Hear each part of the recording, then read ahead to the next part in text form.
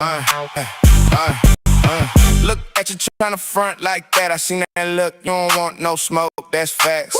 Run the pass on slow for that. You talk big game, then you fall when it's that. Same old green, same old cap, same old lies in a fresh new hat. I came too clean, came too deep. I don't chase noise, I chase my keep. Pocket full, mind on a mission. You outside talking, I'm in position. Wrist stay calm, but the pressure don't. You want that throne, man, but you really won't. Look at you, look at you.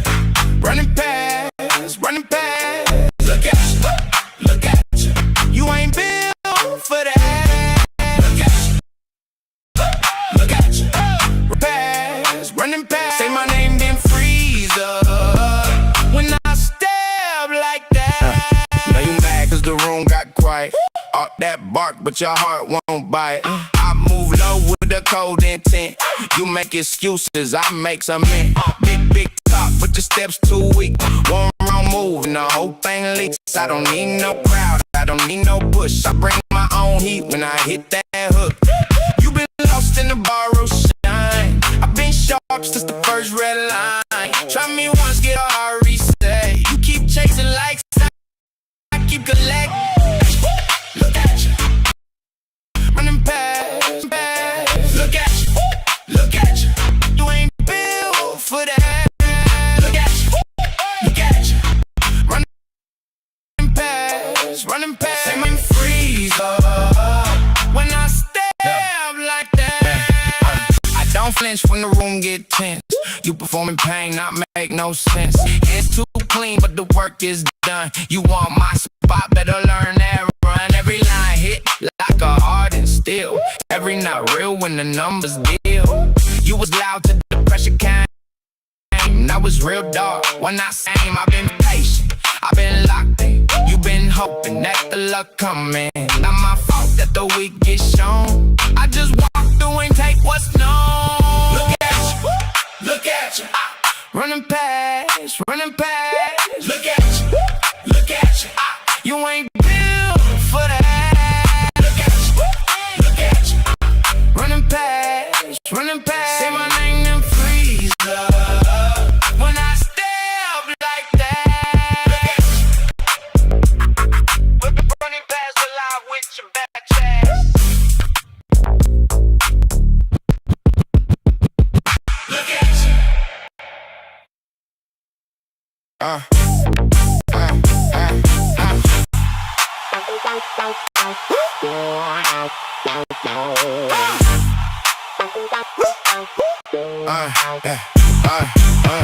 Look at you tryna front like that. I seen that look, you don't want no smoke, that's facts. Run the pass on slow for that. You talk big game, then you fall when it's that. Same old green, same old cap, same old lies in a fresh new hat. I came too clean, came too cheap. I don't chase noise, I chase my keep. Pocket full, mind on a mission. You outside talking, I'm in position. Wrist stay calm, but the pressure don't. You want that throne, man, but you really won't. Look at you, look at you. Running past, running past. Look at you, look at you. You ain't built for that. Look at you, look at you. Running past, running past. Say my name, then freeze up when I step like that. Now you mad cause the room got quiet. All that bark, but your heart won't bite. I move low with the cold intent. You make excuses, I make some in. Big talk, but your steps too weak. One wrong move and the whole thing leaks. I don't need no crowd, don't need no push. I bring my own heat when I hit that hook. You been lost in the borrowed shine. I've been sharp since the first red line. Try me once, get a hard reset. You keep chasing likes, I keep collecting. Look at you, look at you. Running past, running past. Look at you, look at you. You ain't built for that. Look at you, look at you. Running past, running past. Say my name, then freeze up when I step like that. I don't flinch when the room get tense. You performing pain, not make no sense. It's too clean, but the work is done. You want my spot, better learn that run. Every line hit like a hardened steel. real. Every night real when the numbers deal. You was loud till the pressure came. Now it's real dark when I say that name. I've been patient, I've been locked in. You been hoping that the luck come in. Not my fault that the weak get shown. I just walk through and take what's known. Look at you, look at you. Running past, running past. Look at you, look at you. You ain't built for that. Look at you, look at you. Running past, running past. Say my name and freeze up when I step like that. Look up, running past the live with your bad chest. Look at you.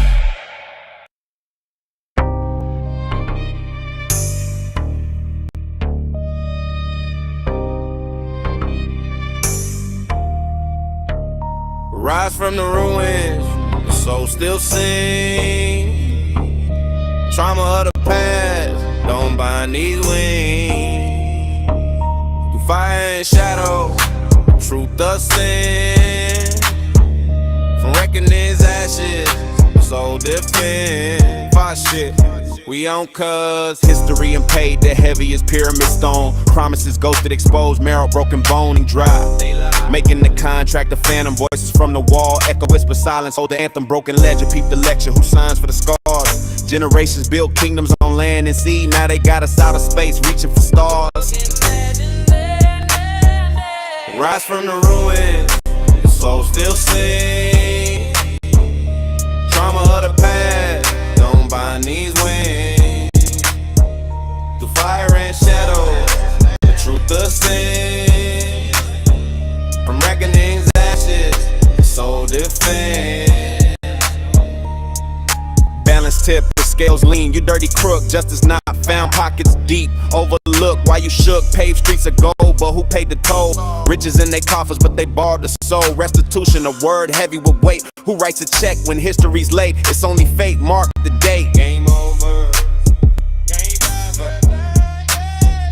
Rise from the ruins, soul still sing.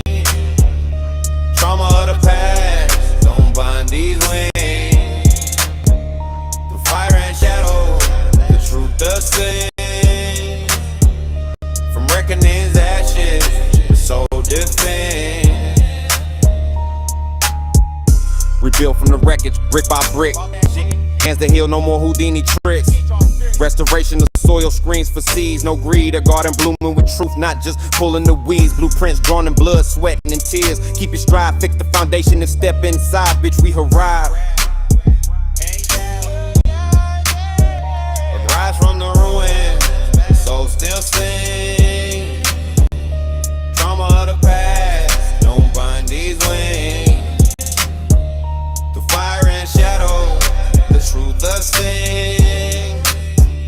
From reckoning's ashes, the soul defends.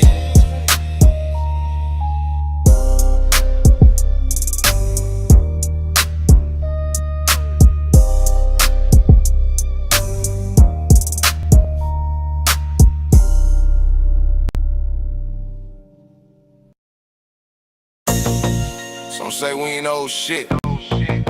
Ain't that a bitch? I challenge you to prove us wrong. My ancestors' bones are buried deep in American dirt. The deeper you dig, the longer the timeline gets. I continue to speak through song, but I will not forget to speak through actions. I'm not a believer. For I choose to know, I know where I stand, I know where I'm from, and I know where I'm headed. I implore you to know thyself. Cause when you find yourself, you find God. Remember that, remember that, remember that, remember that. Reparations, it'll never be in the mail. Restitution, just another tall tale. Restoration of a kingdom, rebuild the throne. Redemption's the seed we've been sowing on our own. Whistles blow, steel mills moan. Blood in the cotton, ghosts of the past still alert. Not forgotten, chains on the mind plus chains on the wallet. 40 acres, you mean a nation, they just stalling. Roots run deep where the magnolias lean. Dirt rich soil, but the soul ain't clean. Every lie denies the birthright of the bloodline. Payback overdue, you running out. Reparations, it'll never be in the mail. Restitution, just another tall tale. Restoration of a king. rebuild the throne. Redemption's the seed we've been sowing on our own. Grandmother prayed by the riverside weeping. Sins of their forefathers in the ground still creeping. Fried chicken grease on the stove still popping. Dreams fried crispy, hard truths ain't stopping. Jim Crow shadow still cast long low. Swamp water whisper secrets only we know. Told us to pull up from the booth that we style. How you fix a scorched field with a seam? Reparation, it'll never be in the mail. Restitution just another tall tale. Restoration of a kingdom, rebuild the throne. Redemption's the seed we've been sowing on our own. Plenty receipts for the pain they inflicted. Plenty receipts for the culture restricted. Took the rhythm, left us the blues, but the rhythm came back, now it's breaking loose. From Delta Dirt to Cahokia streets, we the bricks in the road, we the drumline beats. Copper colored uprising, hands reach for the ground. American justice, aboriginals come around. It'll never be in the mail. Restitution just another tall tale. Restoration of a kingdom, rebuild the throne. Redemption's the seed we've been sowing on our own. Hey, we've been sowing on our own. Hey, we've been sowing on our own.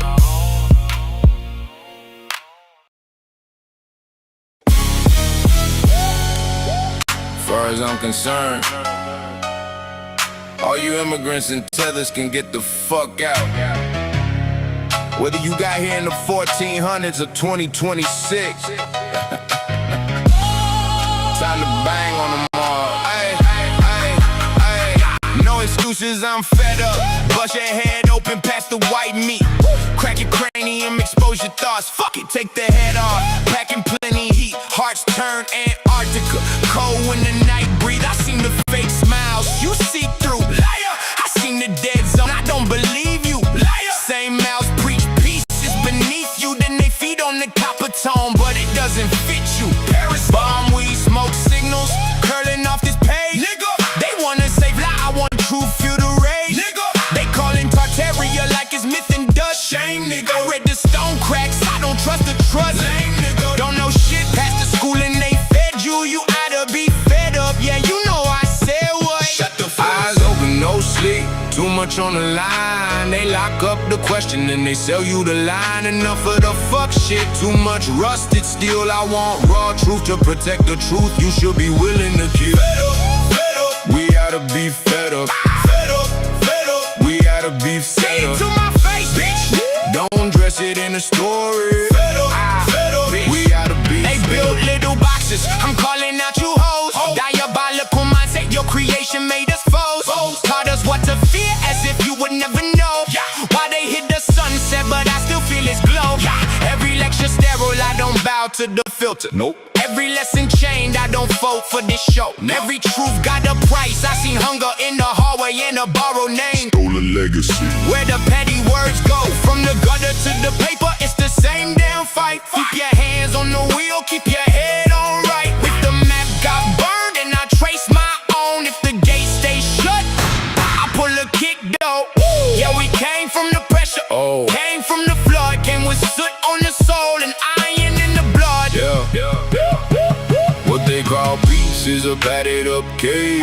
What they call safe is a script on the stage. We don't need permission, what the fuck is a chain? We been fed the poison, now we spit back pain.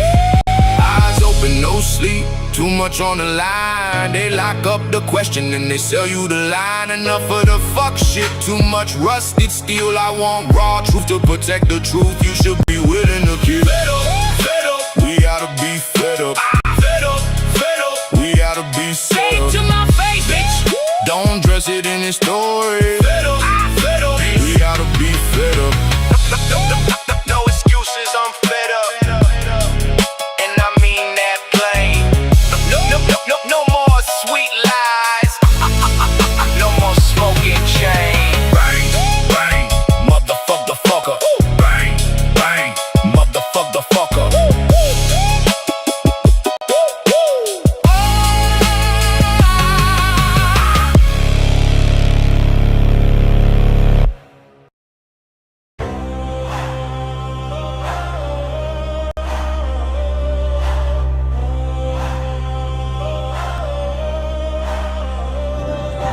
Revolutionary flames burning deep inside my heart. Great fires, reconstruction, and that ain't even a start. Copper fists raised high, aimed arrows let them fly. Navigating the storm, and so is calm in the eye. Man, fools the system, returning fire in the dark. Show some heart, returning fire in the dark. Real niggas stand up, returning fire in the dark. Yelling fear, returning fire in the dark. Ancestors' blood in the soil, ink on the scroll. Kings in the shadows, but the throne's still cold. Echoes of the ghetto, gunmetal swinging low. Freedom ain't free, you know the cost. Skulls and bone, this a mama getting business. Back alleys whisper secrets to the stars. Bullet holes tattoo the hood like memoirs. The block's a graveyard, angels with battle scars. Chasing revolution, but the devil stay on guard. Revolutionary flames burn deep in the heart. From the ashes of the streets where the riots start. Copper fists raised high, tear the system apart. We the fire in the dark, show some heart. We the fire in the dark, break, man, boost the system, return the fire in the dark. Show some heart, return the fire in the dark. Real niggas stand up, return the fire in the dark. Yelling freedom, return the fire in the dark. Poverty's a noose, hanging dreams by the thread. Politicians promise change, but we still end up dead. Fed lies on silver platters, feast on lead. The pen and the pistol, both aiming for the head. Fuck some chains rattling, echoes of ancestors. Rebellion's a symphony, truth is the instructor. Loyalty's a gamble, trust under pressure. Life's a chessboard, pawns measure the treasure. Sins of the father bleed into the son. Cycles of the system, revolvers weigh a ton. Write our own history, ink mixed with the gun. Revolution ain't finished until the war is won. No fun, just run. The rabbit got the goddamn gun. Revolutionary flames burn deep in the heart. From the ashes of the streets where the riots start. Copper fists raised high, tear the system apart. Fuck the system, return the fire in the dark. Show some heart, return the fire in the dark. Real niggas stand up, return the fire in the dark. Yelling flim, return the fire in the dark.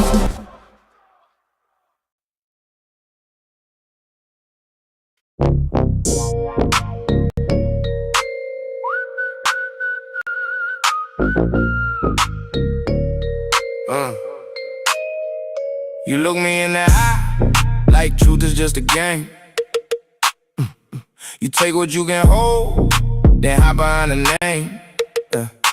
You borrow my trust, then spend it like cash. Shaking hand with a smile, the other hand in the stash. You know what you do, you know what it means. A clean little life with dirty little schemes. Yeah, you wear it so light, like it never cuts deep. But the promise got weight, and you reap what you keep. You want the easy win, unbothered by sin. You want the hidden score. Every lie you tell leaves blood on the floor. A liar is a thief. A thief is a liar. Same breath, same need. Same hand, same desire. You take what you want, then you call it love. Liar and a thief. A liar. A liar and a thief.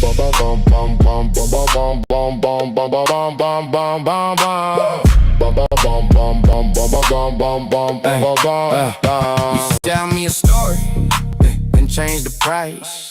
Turn my yes to a maybe. Turn my warm to ice. You smile for the room, then break what you need. A willing heart to fool is a pocket to bleed. You don't just bend rules, you make them bend. Till trust is a door, you know how to trend.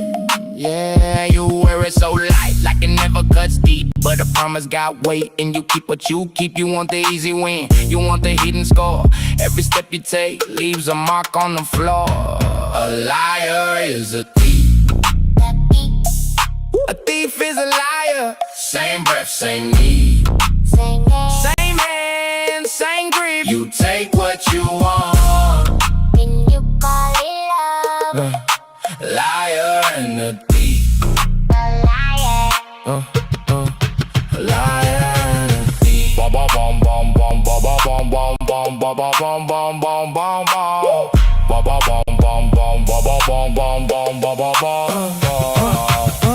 One lie, open opens the gate. One theft takes the rest. You trade my faith away for a cheap little chance, but I see through the glass, I see through the shade. What you built in the dark can be unmade. A liar is a thief. A thief. A thief is a liar. Same breath, same need. Same name. Same hand, same greed. You take what you want. And you call it love.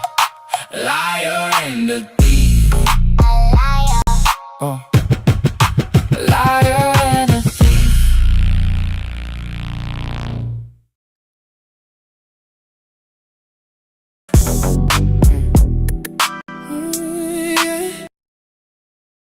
Yeah, yeah. Bizzo is a no shake. Bizzo is a no shake. Bizzo is a no shake. Bizzo is a no shake. Bizzo is a no shake. Bizzo is a no shake. Bizzo is a no shake. You look easy when it's smooth. When the room says yes to you.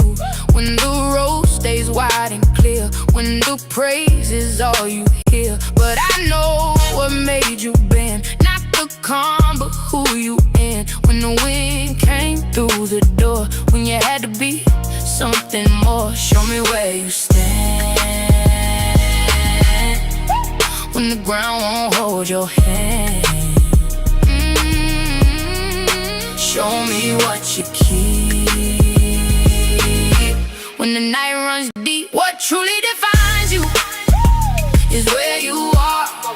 When trouble hits hard, when trouble hits hard, what truly defines you is where you are. When facts get twisted and you still play your part. Not the smile on a perfect day, not the easy road you take. It's the choice when sparks fly hard. It's the line you guard. When the room gets loud and mean. When the crowd won't play you clean. Do you fold or hold your ground? Do you stay or drift around? Show me where you stand. When the ground won't hold your hand. Show me what you keep. When the night runs deep, what truly defines you is where you are. When trouble hits hard, when trouble hits hard, what truly defines you is where you are. When facts get twisted and you still play your part. So let it shake, let it touch your neck. Let the hard days burn if they wake your flame. No easy crown, no borrowed light. Just a steady heart in the hardest fight. The real test of you is how you hold up when things go sideways. When things go sideways. The real test of you is how you hold up when facts start clogging up and you still keep your place. The real test of you is how you hold up.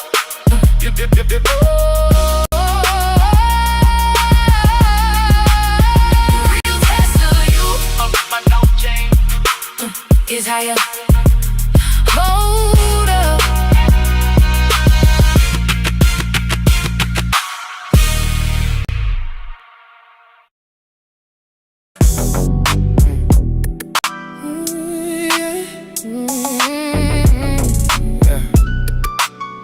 Yeah. Feeling fabulous, bare feet on the grass. Copper on my shoulders, let the good hour pass. I take it slow, let the day unwind. Checking the vision, keeping my mind aligned. Hold it up, let me see it clear. Turn it back, I got the right one near. Checking the vision, hit the rewind, hit the rewind, hit the rewind. Checking the vision, I like what I find. I'm feeling blackish under the sky. I'm feeling I'm that kind. I'm feeling factish, yeah, I am that guy. I'm feeling factish, picture perfect middle life. Yeah, cold drink sweating on a paper plate. Laugh in the backyard, I'm never running late. I know that glow when it lands on me. Every little second feels like luxury. Hold it up, let me see it clear. Turn it back, I got the right one there. Checking the vision, hit the rewind, hit the rewind, hit the rewind. Checking the vision, I like what I find. I'm feeling factish, under the sky.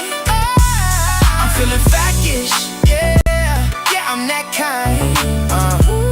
I'm feeling factish, yeah, I am that guy. I'm feeling factish, picture perfect middle life. If the frame goes blurry, blurry, I don't lose my place. One more look, one more look, one more look, and I'm increasing the pace. Checking the vision, hit the rewind, hit the rewind, hit the rewind. Checking the vision, I like what I find. I'm feeling factish, under the sky. I'm feeling factish, yeah, yeah, I'm that kind. I'm feeling factish, yeah, I am that guy. I'm feeling factish, picture perfect middle life.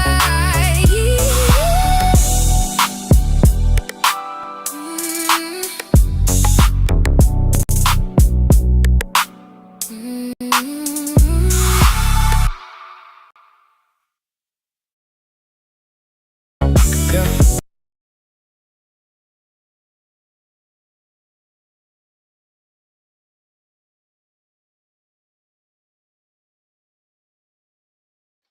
Bada boom, bada bing. Hey, what's happening out there? Going on in the world? Is this microphone? Oh, yes, it's registering. It's registering.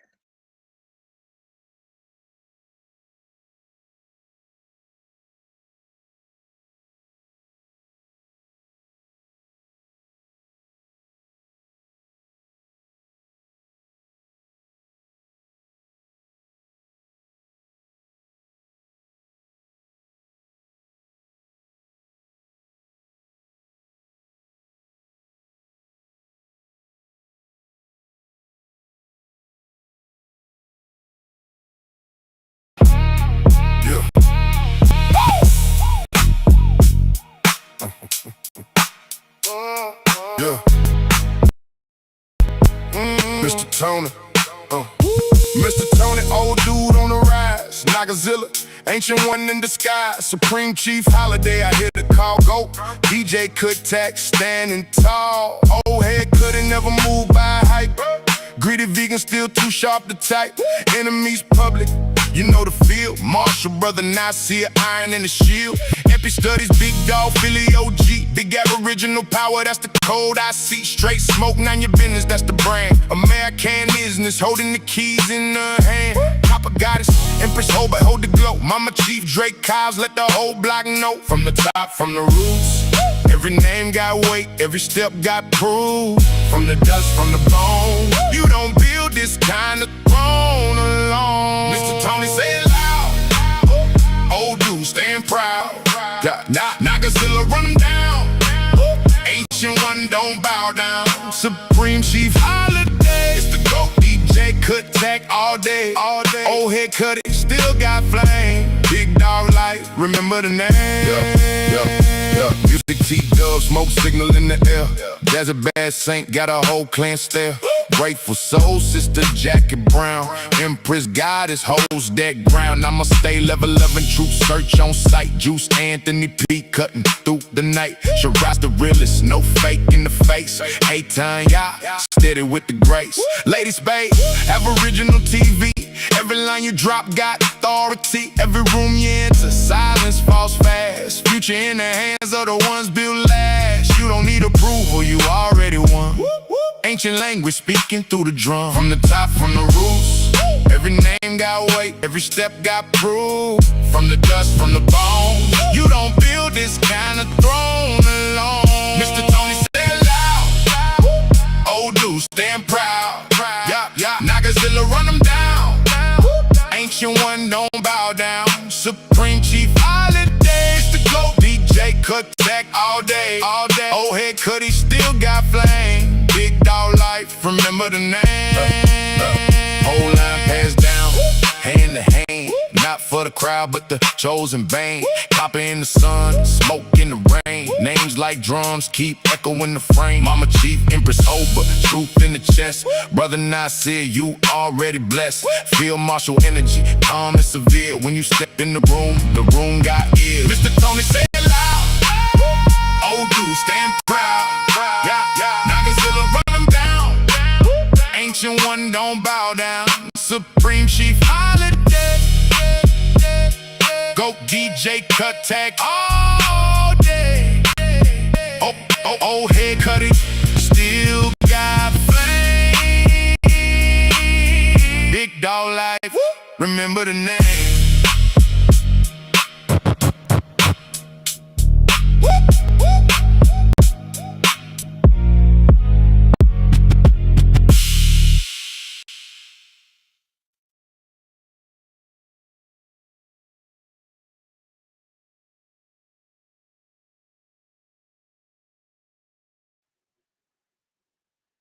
What do we have here? Let me see. Let me get my background jumping. Where we at?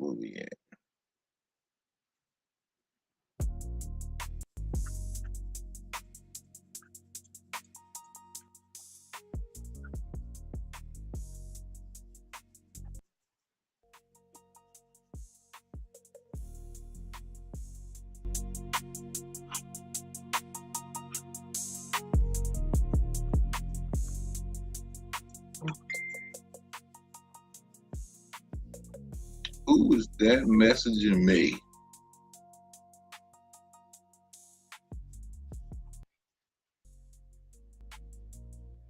So get down to about 12, right there.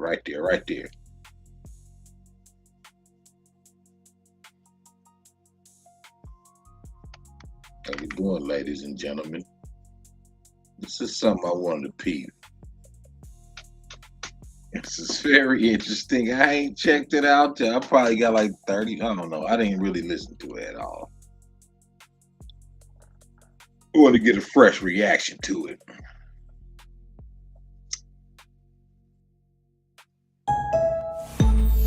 Peter Pan here. You know, I thought growing up would be the worst. Bill!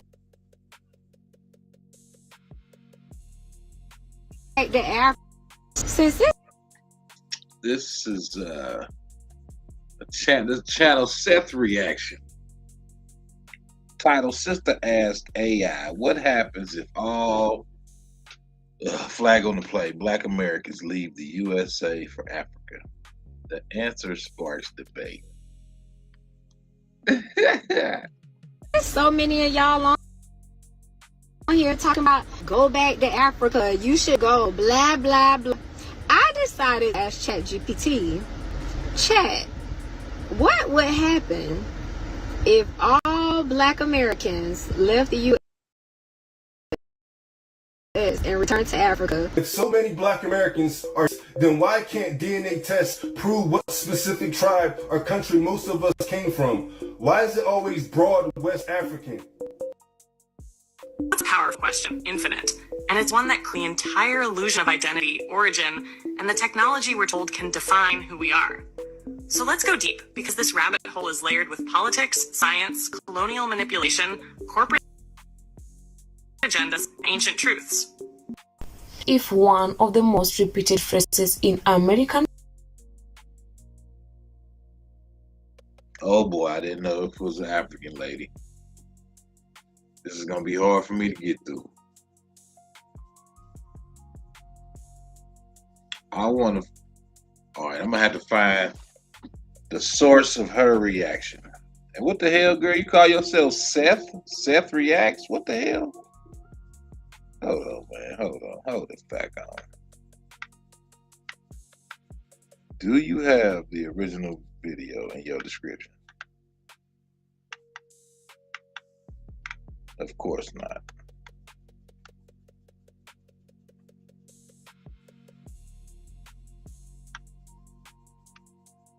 Well, it's gonna be hard for me to listen to. And politics and online arguments was actually taken seriously.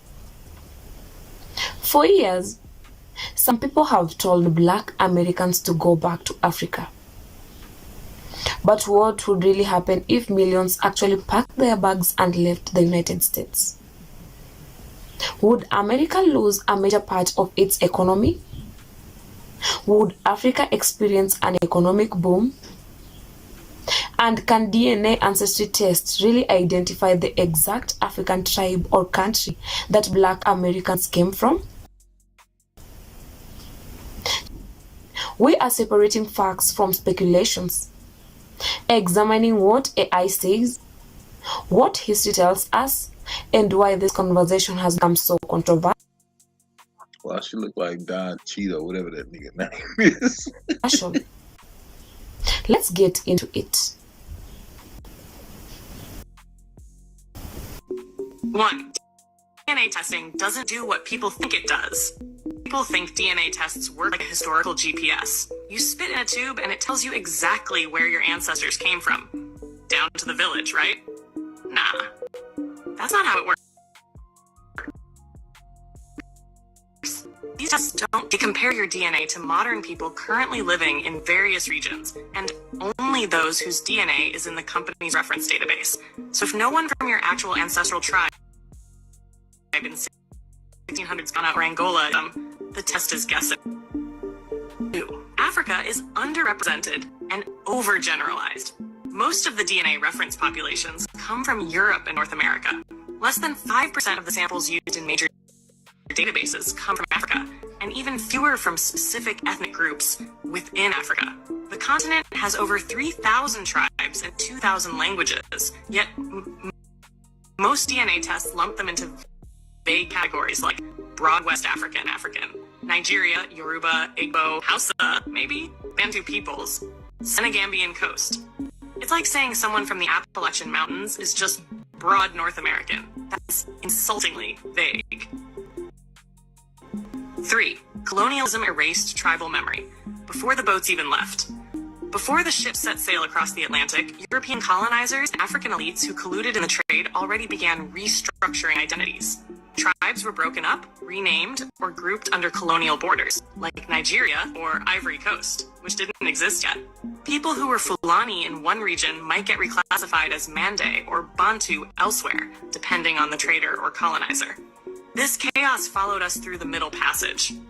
When our ancestors arrived in the Americas, they were stripped of names, languages, religions, and any markers of tribal origin. Most plantations didn't care if you were Igbo, Akon, or Wolof.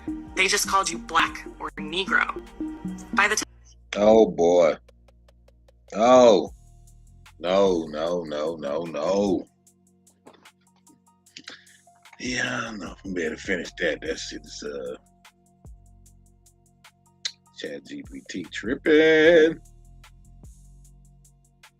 And he's sitting there shaking his head like, yup. Smack you out that chair and set that damn computer on fire. If he was to set it on fire.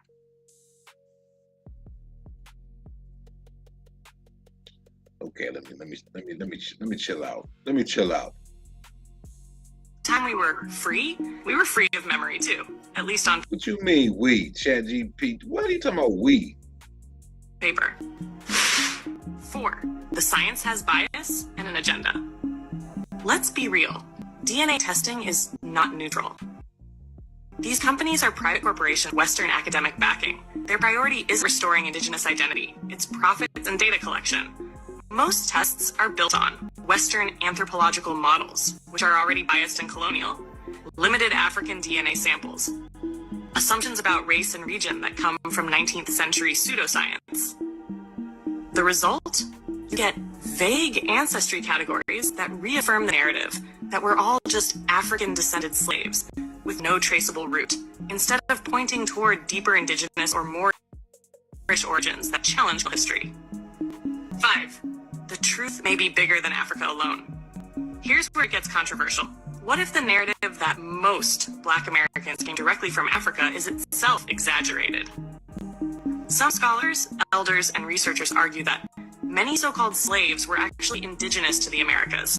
Moors, Washita, Yamasee, Black Seminoles, and others. So, since there's so many of y'all on here talking about go back to Africa, you should go, blah, blah, blah, I decided to ask ChatGPT, what would happen if all Black Americans left the U.S. and returned to Africa? And one thing ChatGPT do not do is lie, baby. So this is what ChatGPT said. This is food for thought for everybody who's saying go back to Africa. Woman, so first, Black Americans make up 14%. For you to think these simulated programs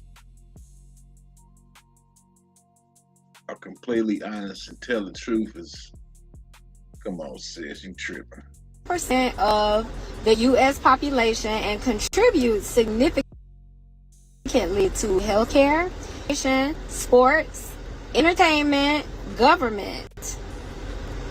And a sudden departure would create significant labor shortages. That's one. Two, Black Americans contribute over $1.7 trillion annually to the U.S. economy.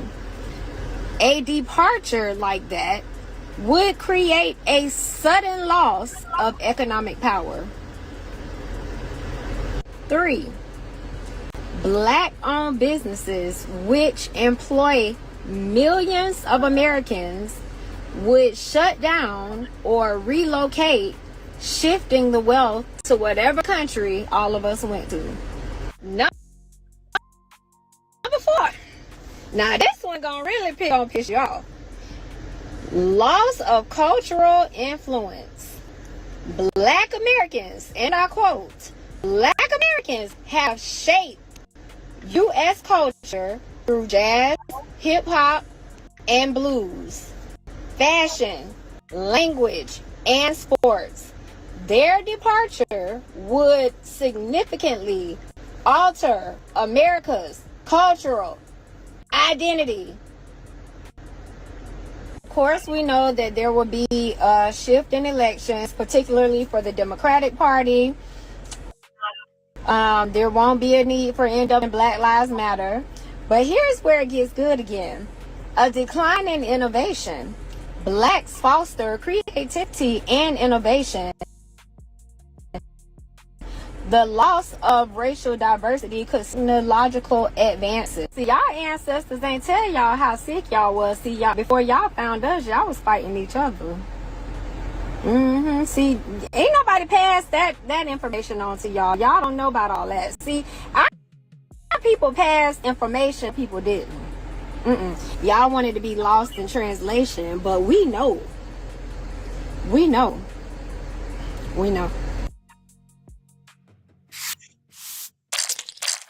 Box me up, bro. All right, we're packing an order for Jerry. The discussion begins with a common. That discussion is disgusting, and I'm moving on. I sure am.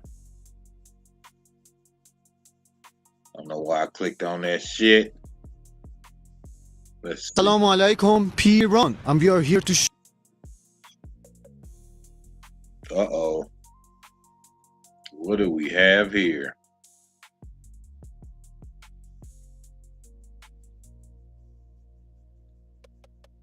Assalamu alaikum, peace. I'm from Iran, and we are here to show you the solidarity and that the US imperialism made us to have through one God, one blood, and one common enemy. All these people, martyrs that you had faced and have experienced, have the same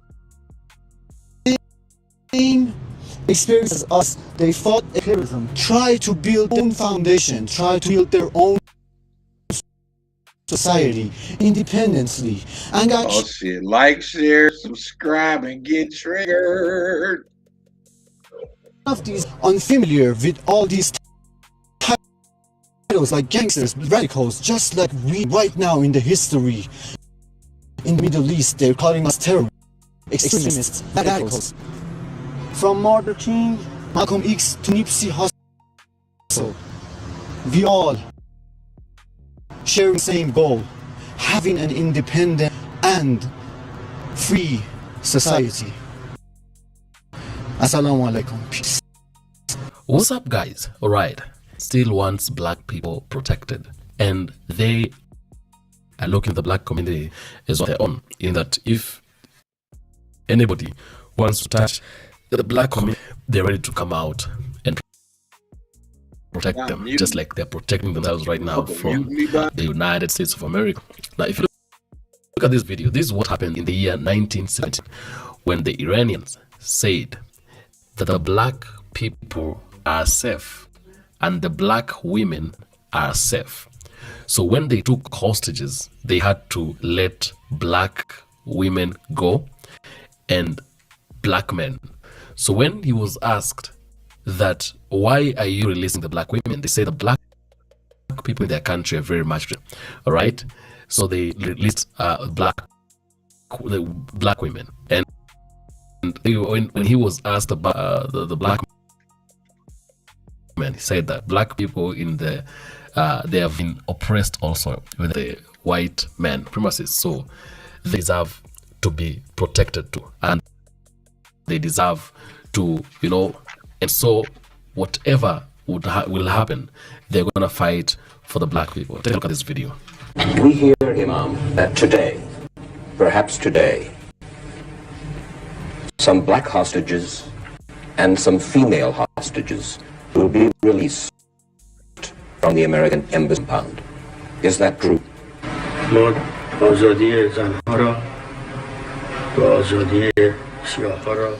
The freedom of the women and blacks. Thanks, Mike. So you can get these delivered? It's literally water.com. Your favorite water brands, on schedule, delivered right. Will be given. Women are given great dignity in Islam, and the blacks have been oppressed in the United States. Great injustice was done unto them.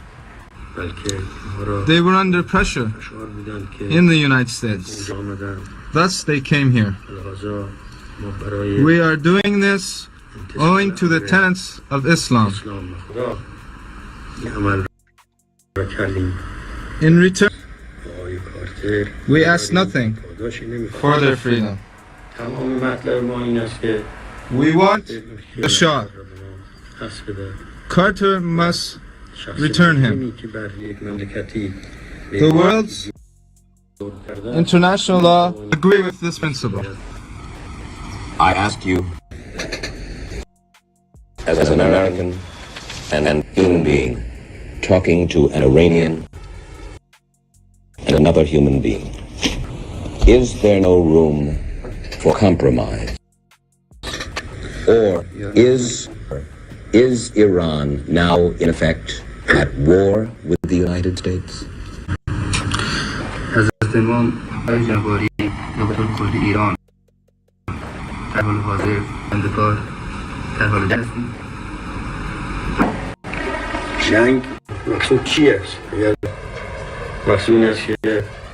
What do you mean by war? If you mean our armies against the United States armies, no, there is no such war.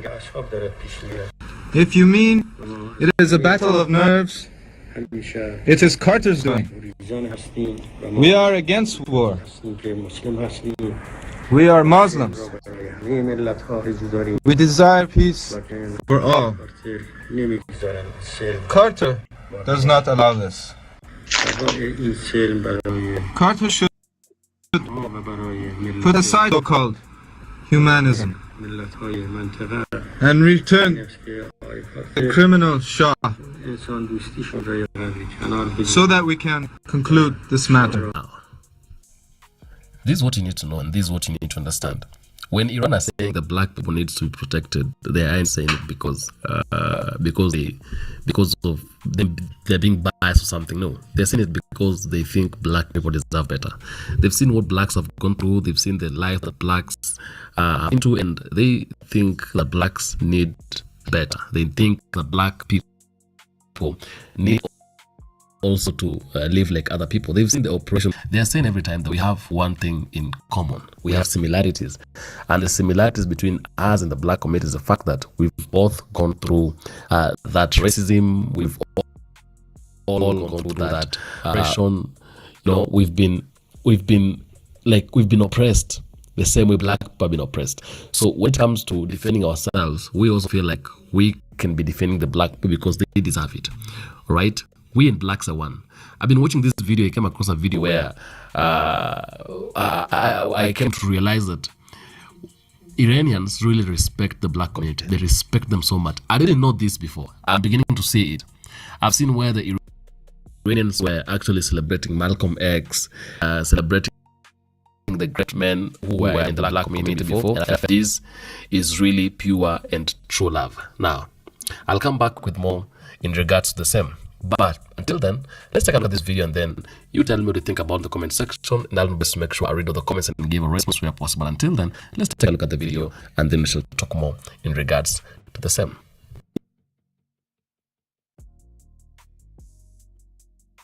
Imagine being able to build an app with your name on it just by thinking about it. Base 44.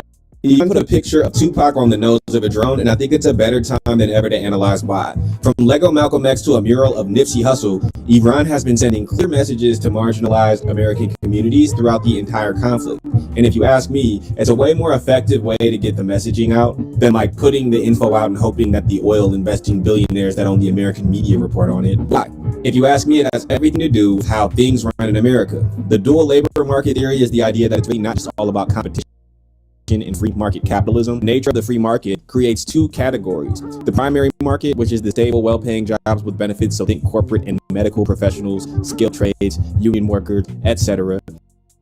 As well as secondary market, low-wage jobs like fast food, domestic work, gig work, and believe it or not, content creation. And when we add the layers of American racism, sexism, and overall homophobia, this is not the rule, but the trend is that you will see more marginalized groups like black people in the secondary American economy than the primary, which is where, in my head, it makes sense that the propaganda aimed to be spread on social media, a space that exists in the secondary economy, is being themed and crafted to catch the attention of black people in America. And it's no secret that black Americans and Americans of color are the cultural engine of this country. There's a reason you don't hear about doctors or bankers coming out with the latest fashion trends or dances.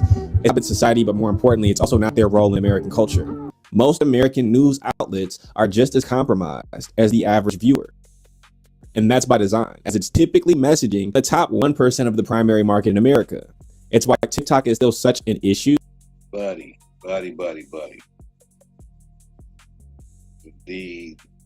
Being a doctor is part of a culture too. Healers. What you mean that ain't us? That ain't got nothing to do with this. Stop it.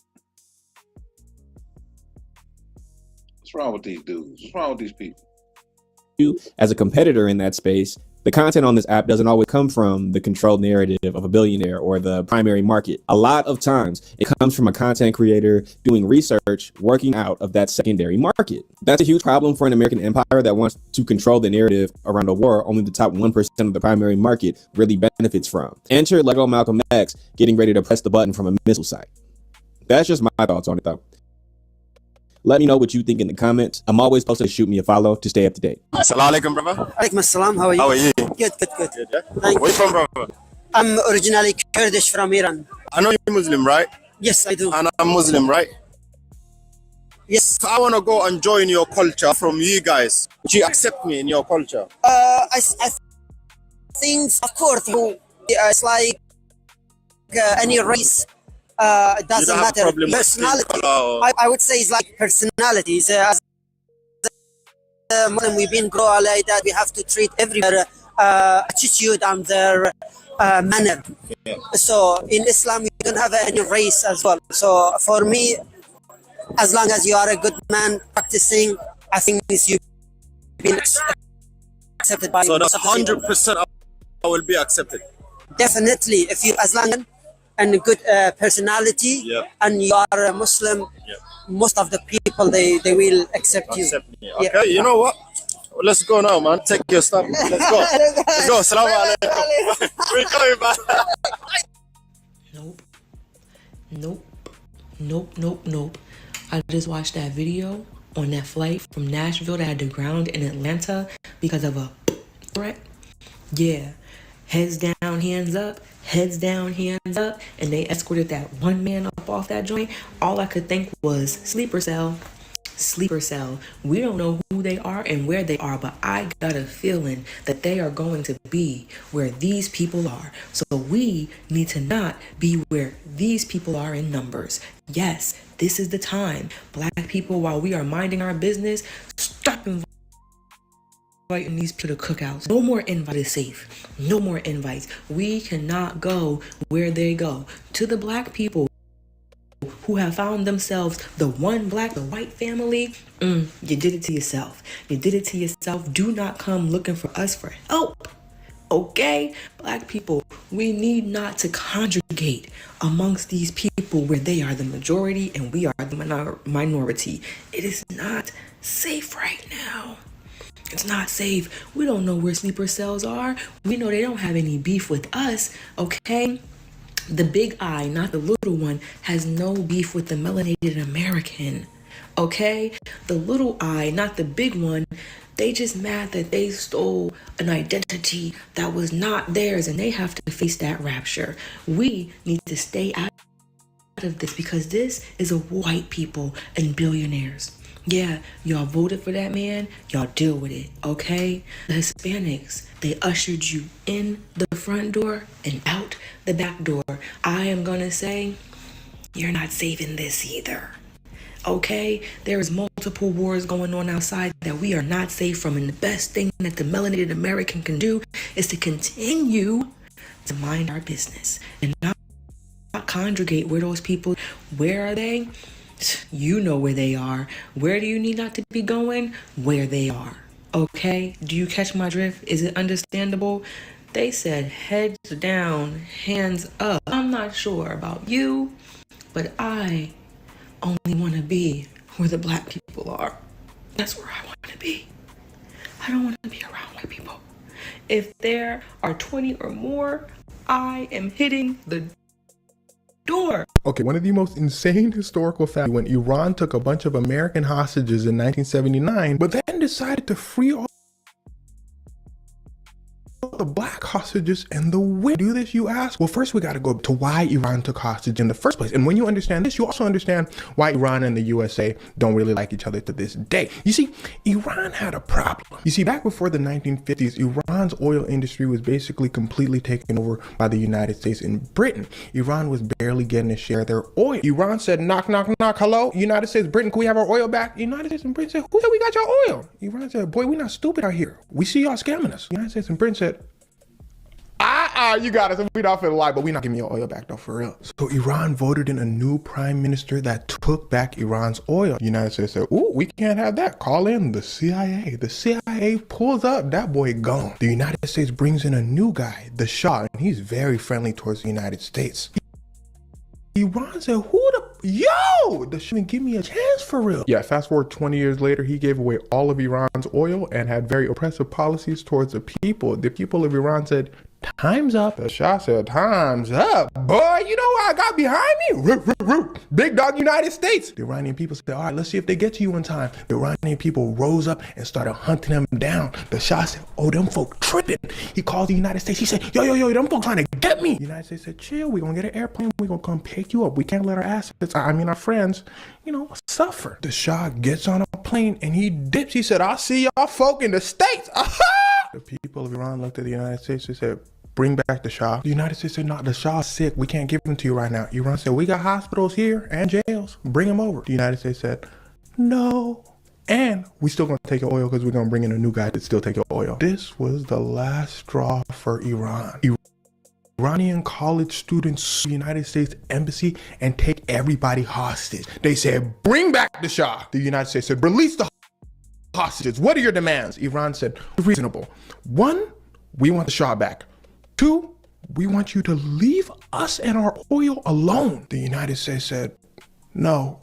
If there's something you gotta know about the United States of America, it's very hard to negotiate with. The United States wants it all at all times. They said, hostage, y'all gonna have to hold it down. The hostage said, United States said, counteroffer, we keep the Shah, we keep the oil, and you give us the hostages. Iran's new supreme leader, Khomeini, said, look at my face.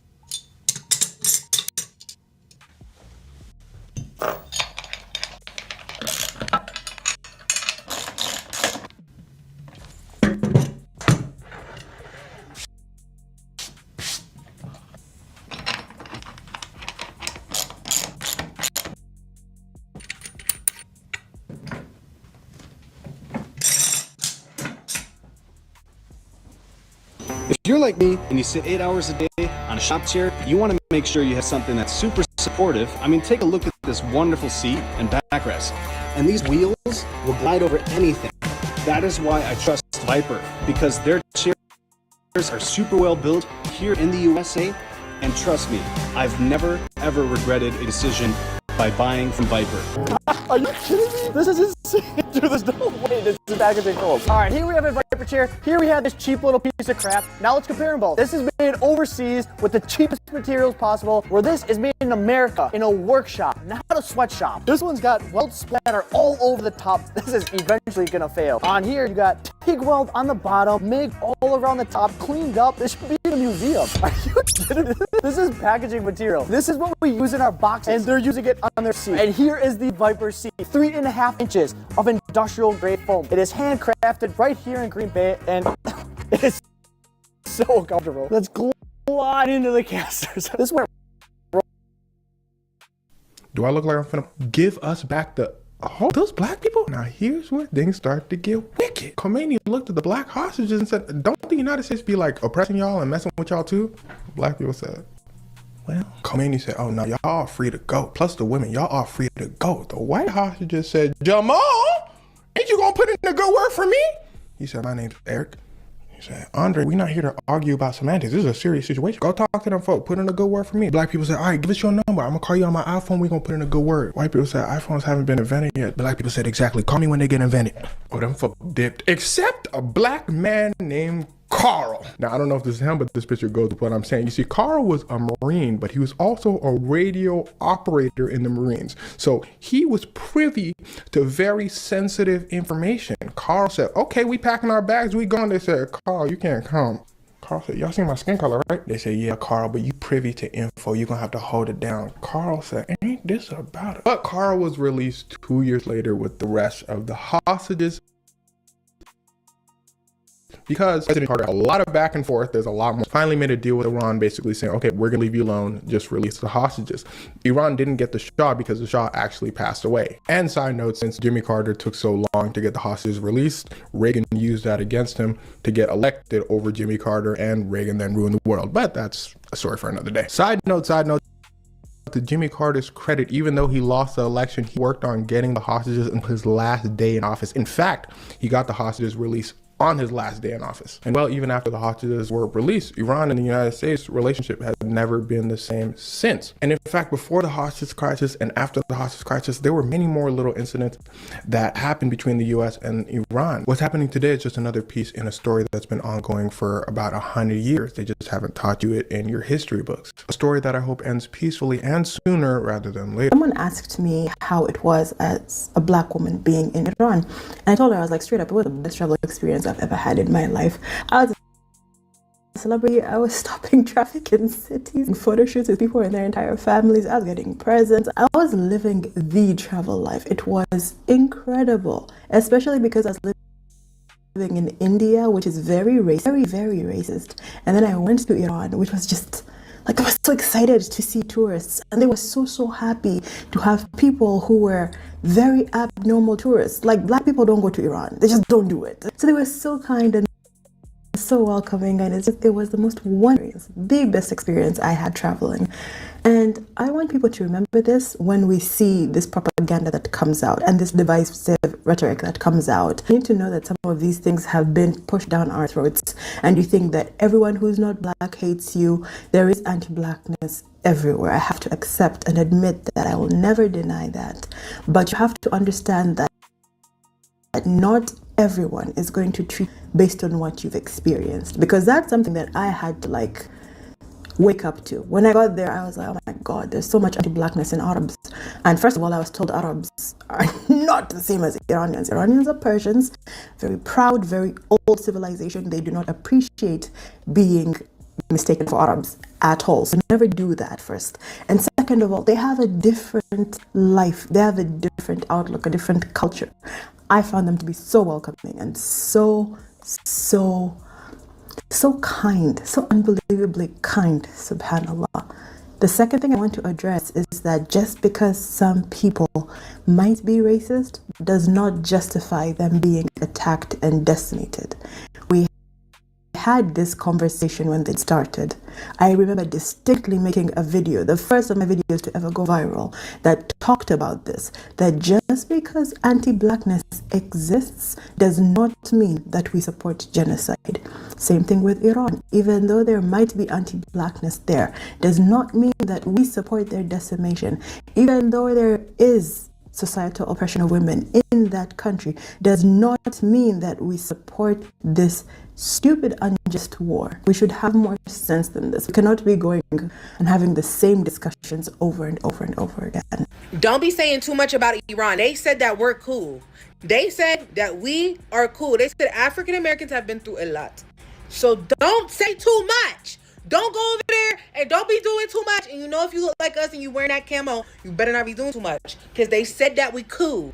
They said that we cool. So I just like, they said that we cool. They know that we kidnapped. They know that we're hostage. We have no nationalism in this bitch. We ain't got no say. We ain't got no motherfucking, I ain't got no say. I ain't got no say. You see, we try to give them a black woman president, an actual, like, and she's still not even African American. The bitch is everything but we got the lightest one. They didn't even want her. Obama doesn't count. Obama is not African American. He's not black American. He doesn't count. His dad's Kenyan. Doesn't. We have no say about anything. Don't even look at Obama. Don't look at Kamala. They don't represent us. We ain't got Iran. I can run. You just need to, you know what I'm saying? Hit a little, okay? Please. I'm telling you right now, I'm not playing. I ain't got nothing to do with this shit. Go get him, though. This is something that really puts the white people at stake, most especially the government of the United States of America or the white supremacists at large, because it's reminding them that, you know, like black people are chosen people. So regardless of how much you're going to hurt them or you're going to oppress them or you're going to discriminate them, still they are chosen people and God still loves them. Look at now other communities from different places far away coming to protect, to say that they are siding with the black community, feeling like these are one of our own. How does it feel to the white supremacists? Because this is something they never expected. This is something they didn't know. You see, like, many people have always wanted to have, you know, that association of black people, all right? And black people don't just give associations, and unless you force them. Look at how the connection is between the Iranians and the blacks, and I'm beginning to feel like these people are very interesting kind of people. I don't know what you think about it. That is my opinion. You tell me what you think about in the comment section. I'll do my best to make sure I read all your comments and give a response where possible. I am Atamba Head. This is African Streamline. Don't forget to like, don't forget to share to the like-minded, and don't forget to subscribe. Until next episode, peace out.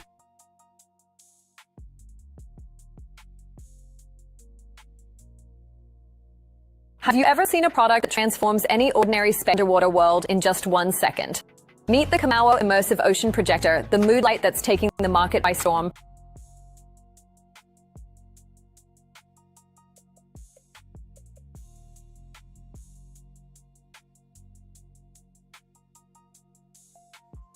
Very interesting, but there was a whole lot of bullshit.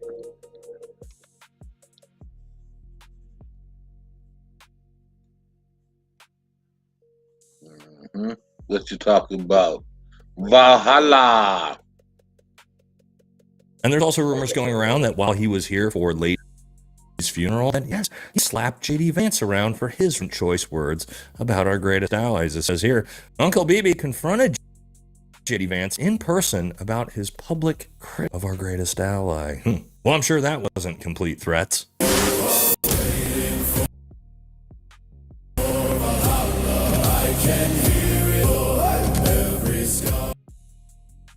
Back to the channel, everybody. An absolutely wild story for you today. Can't believe this is real, but it is. Can in this video to not get it shadow banned, because you're definitely not allowed to talk about the things that we're going to be talking about, so bear with me. Now, we all saw that Uncle BB showed up to Lindsey Graham's funeral, and yes, this is what, the 7th or 8th visit he's made to the United States since President Trump took office. Wow, that's probably like, what, 7 more times than any other foreign leader, but I guess it does make sense because he is the president of the United States. But while here, he decided to literally threaten America with Israeli special forces. Yeah, not a joke, can't make this up. He's also been threatening Spain, Europe, apparently threatening J.D.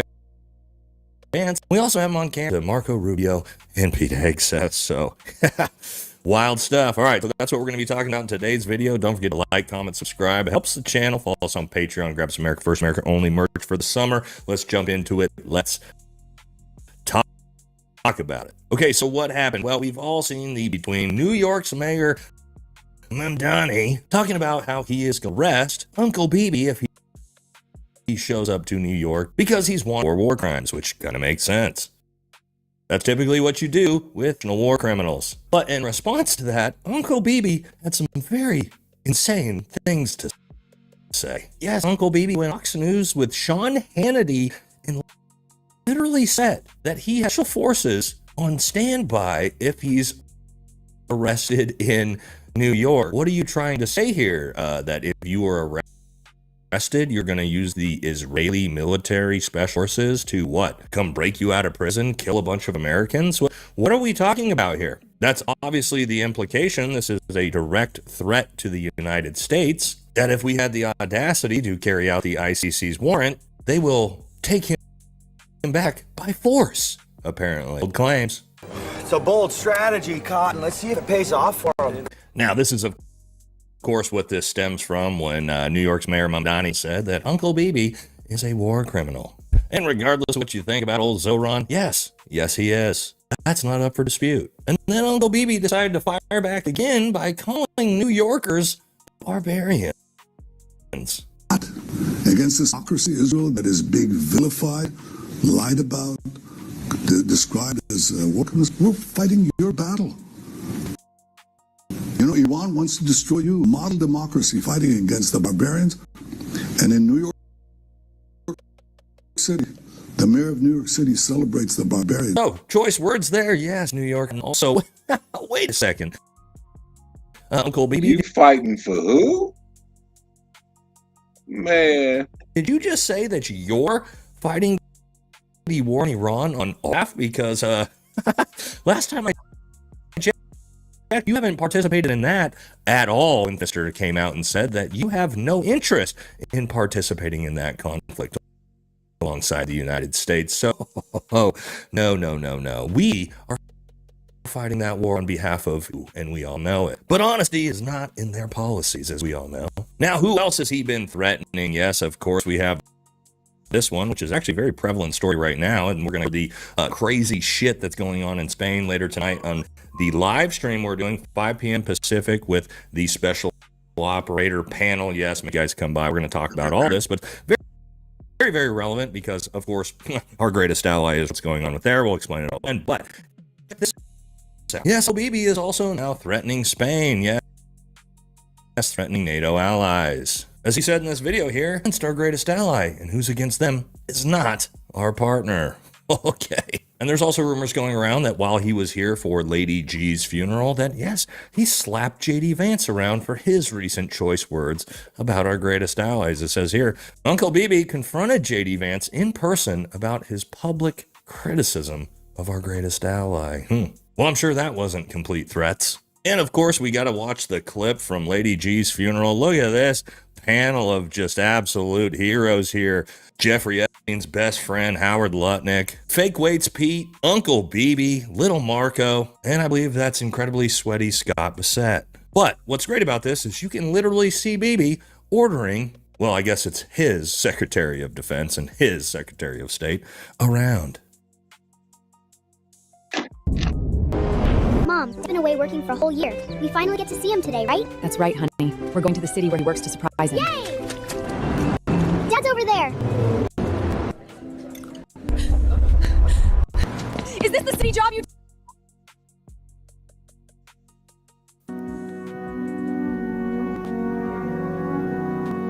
Wow, a lot of pointing.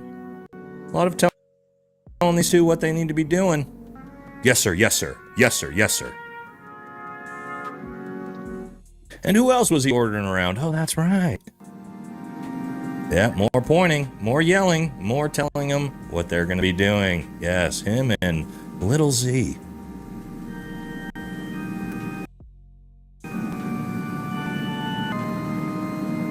Yes, it's almost like he's the actual president of the United States. Isn't that wild? All right, guys, real quick, got to talk about our partners over at Pure Bulk. Now, Pure Bulk is the nutrition company that I think because all protein types of protein reach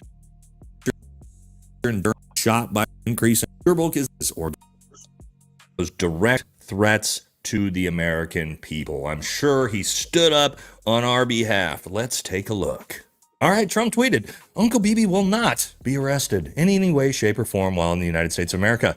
He's fighting against Iran. No, he's not. Recently killed that many people. No, they didn't. And has spent at least 47 years unaliving American soldiers. Not true either. And others. Okay, there we go. Yay. So, of course, no, he didn't stand up and defend the people of the United States. He turned into a giant cuck, as always.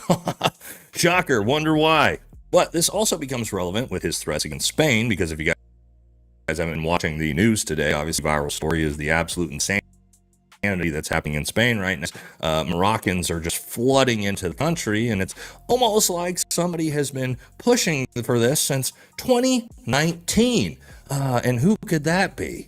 Oh, that's right, Uncle Bibi. Oh, wow. And here's an actual tweet from his son that says, Dear Arabs and Muslims, want to free occupied Arab Islamic lands? Here's a good start. With a literal map, and the idea and the strategy behind this was to force Moroccans to leave all of these areas and, as you can see, infiltrate Quetta, which is part of Spanish territories. Yes, they had this entire game plan. As you can see, this post goes back to 2019. Yes, they've been planning this for 7 years. Wow, crazy. Turns out the CIA and Mossad were behind another refugee crisis. No way. Color me shocked. Now, it's pretty wild that we're watching this and having all this shoved down our throats, especially with the conflict in the Middle East, because if you haven't figured this out yet, well, America does not support any of this. Most polls are showing that nearly 2/3 of Americans do not believe the Iran conflict is worth it. Also, keep in mind that 33% is almost exclusively MAGA that does support it. Pretty much every Democrat, independent, and American conservative constitutionalist that's left the Republican Party does not, of course. But that's not stopping them, of course, from trying to move forward to merge our militaries and, completely end American sovereignty at the same time. Isn't that wild how that's also happening? And again, if you're actually to go look on social media right now, every single MAGA page you will find is flooding the zone with stories about what's happening and why are they doing that? Oh yes, we got to drum up that Islamophobia, baby. Keep a distraction against our greatest ally. Well, again, we merge our militaries together, to act in their interest at all times. Whoa, it's almost like it's one great big distraction, huh? Crazy. But again, we're going to talk about all this stuff later tonight on the live stream. Again, 5 p.m. is going to be an absolute banger. Amazing panel of guys. We're going to deep dive all this, and we're going to talk about this far beyond the surface level of what's actually going on with all of this. Because, yeah, the world is an absolute insane place and is spiraling out of control in a hurry, but we're going to report the news to you guys in a comedic fashion, so hopefully it's a little bit more digestible and we don't all become insanely black-pilled, which I know most of us are at this point. So we're trying our best, and again, this video will probably be immediately shadow banned, but hey, figured I would throw it out there anyway because, well, it's pretty damn relevant to what's going on in this country right now. So that's going to do it for this one. I will catch you guys later tonight. Pacific. All right. Take care.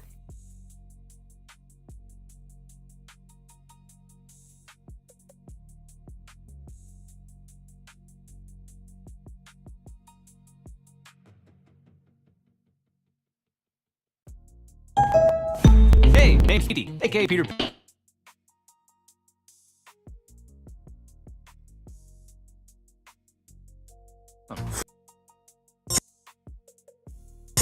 Never do these three things after a car accident. If you don't receive the money at all. I'm giving in.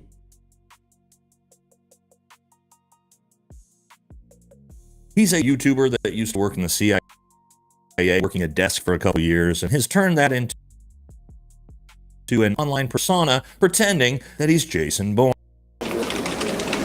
Jesus Christ. That's Jake. Jesus Christ, that's Jason Bourne. Welcome back to the channel, everybody, and a lot of you are going to be excited for this. It's been a while since we've covered the CIA's greatest asset. Yes, Timu Jason Bourne, the day spy, Andrew Bustamante. Bustamante, actually. Oh, that's right.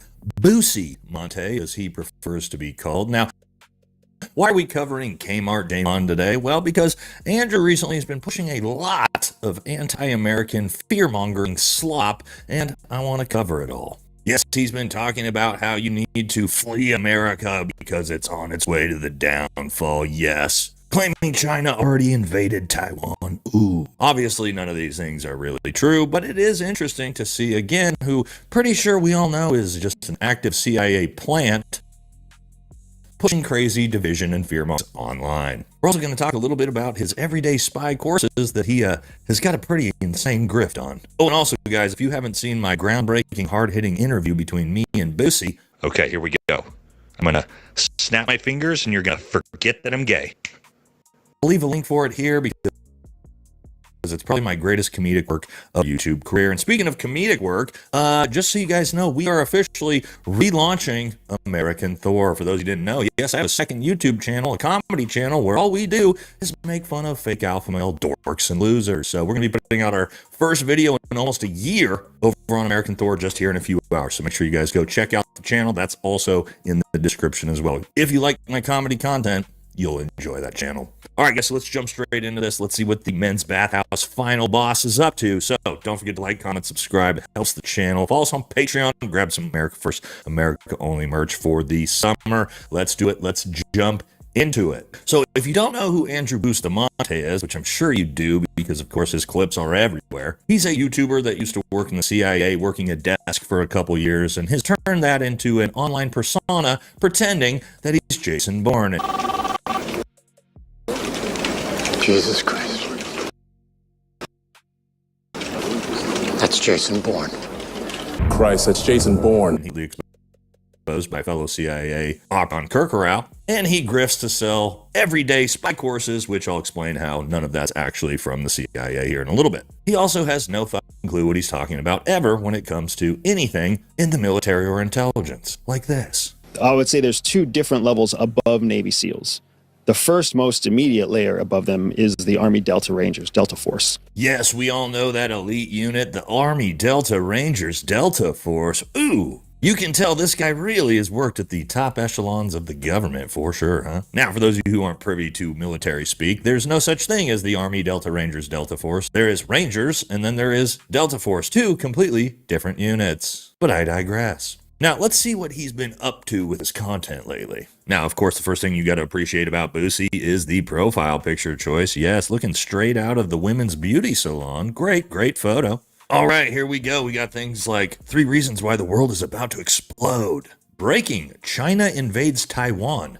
Okay, well, that didn't happen, so that's a crazy fear-mongering title, huh? Here's another one. Final warning, this is your last chance to leave America. We're going to take a look at that. Oh, here's this. Why you-know-whats are about to get worse. So as you can see, his entire channel is about fear-mongering, racial division, pushing divides between Americans. All of the things that, I don't know, the CIA really likes to push as well. It's almost like, I don't know, maybe he's still probably just working for the CIA, but I don't know that for sure. But we'll rely on someone like John Kirk out to give his opinion on that. But the one we're going to be focused on here today is a recent video he put out we just showed, and that is, yes, this is your final warning to flee America. Because yes, if you didn't know, we are 48 hours away from total systemic collapse. Now, let's take a look and see what he had to say. 20 years ago, we thought we could have both because there was a lack of insight into the other's plight. But now that we have so much information, now that you can literally watch a far left and a far right podcast back to back in 2 45-minute segments on YouTube, you can hear it was a gift. What they both truly believe in, and you can, there's not a lot of middle ground there. And those two groups are going to get more polarized. Left, who's still shilling for this left versus right divide at this point, while the elite establishment absolutely rapes us, obviously knows where this rhetoric is coming from. It comes from the Uniparty, it comes from the... And no, actually, as he says there's no middle ground between the left and the right. Actually, no, there is. Most people, both sides, you could say, actually agree on probably 70 to 80%. There's actually a ton of middle ground right now in the United States with a us versus them mentality when I talk about we the people versus the power establishment. But no, people like old Boosie Boy don't want that to happen, do they? No, they don't want the populace banding together because, oh, that would be terrible for the, wouldn't it? Is that why you're taking the family and leaving? That is why we have plans to leave the United States, because it's in the United States, being an American is difficult, but being an American outside of the United States still comes with unique opportunities. So if I'm, as a parent, as a business owner and as a parent, when I think about the impact that I want to make in the world, I want to shape for my children, because I can't shape the world, but I can shape the world for my kids. I can give them a better life, better opportunities, and better worldview outside of the United States than I could ever give them inside the United States. Wow. That sound like someone who's a patriotic American to you, who's concerned with the betterment of the American people? Yeah, no, I don't know. The guy who's already got plans to flee America with his family because what did he say? It's so hard to be an American in America. Okay. Yeah, regardless of all the bullshit we're dealing with as Americans, no, it is most certainly not difficult to be in America comparatively to most places in the world there, Andrew. But again, of course, what's he going to do? Yes, he's going to flee. Abandon your post! Flee for your lives! Because it's easier being an American in foreign countries right now? Yeah, I don't know about that, bud, because the entire fucking world hates America right now, thanks to Donald Trump. But anyway, isn't that interesting, right? If you listen to someone like me, who I say all the time, no matter what happens, I am not leaving America. I am going down with the ship. If the empire is burning in, then we're burning in together, boys and girls. But no, not old Boosie Boy, not the everyday spy. He's gonna run away like a little girl. Because again, that's what true patriotism looks like from a CIA asset. Now, the next one we're going to look at, we did on this one the other day at the absolute insane clickbait fear-mongering from this video. I actually titled my video just what his was, just to make fun of how much clickbait it was. But that's him claiming that China already took Taiwan. Let's take a look. China has moved on Taiwan. Chinese forces have surrounded the island, missiles have been launched, and Taiwan is asking for immediate American military support. Okay, and so everybody knows, obviously, that never happened. And if you look at the comment section of that video, people are going, what the fuck is your problem, dude? But yes, this ultimate fear-mongering, I wonder where that's coming from. Yeah, no, the CIA would definitely never push rhetoric like that, would they? Now let's talk about who old Boosie Boy is himself. Yes, he claims to be the real-life version of Jason Bourne, but fellow CIA operative, who everybody actually does respect and believe, John Kirkorow, had some choice words about this. Now, we're going to use our good friend Jameson's video on this because it's got almost 1 million views, and yes, Jameson loves to have a little fun at Boosie Boy's expense as well. Let's take a watch. Swipe at the Bustamante. See, but this is coming from a guy who never recruited a source in his entire career. And you look like Sideshow Bob from The Simpsons. You're not doing cover very well. People ask me regularly if Andrew Bustamante is still on the CIA payroll. And I say, I have no idea. He sure sounds like he is. Uh-oh. You think he sounds like he's on the CIA payroll? Boy, he's an interesting character everywhere, right? Everyday spy. John Kiriaku's kind of eclipsed him, but John seems real. Seems like a normal guy. Andrew seems like he does work for the CIA.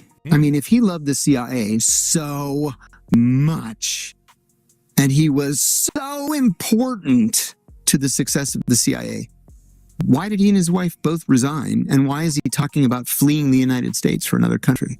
Now, that is a great point by John. Why did him and his wife retire from the CIA? And why are they now talking about fleeing the country? I don't know. But what does John think about his credibility?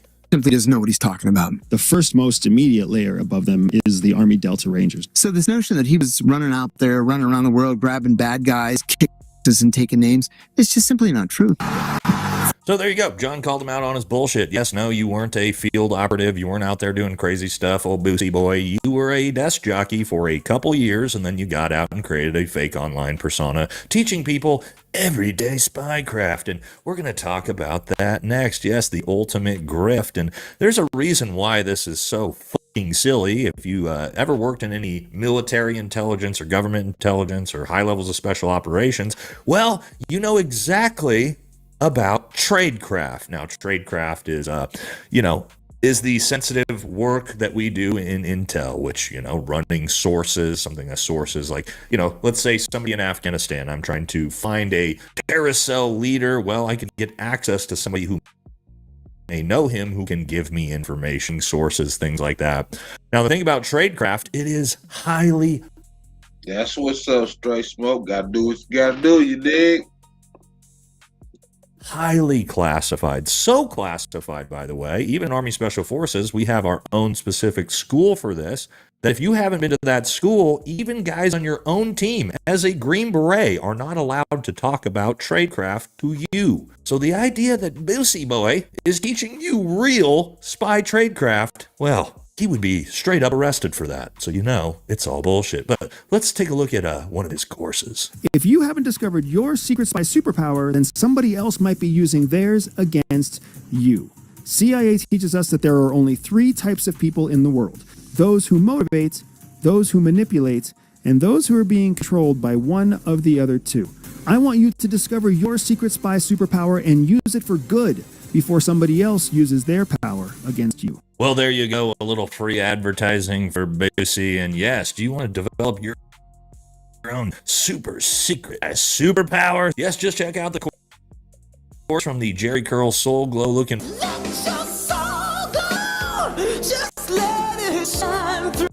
who will teach you all of the tips and tricks that he learned in the CIA that he is literally not allowed to teach you. So whatever is in that course is completely made up, not by the CIA, but by Boosie. So final point of this whole video, don't fall for this bullshit, guys. Obviously, it's very clear what's happening. Why are we purposely trying to sow left versus right division from somebody who used to work for the CIA? I don't know.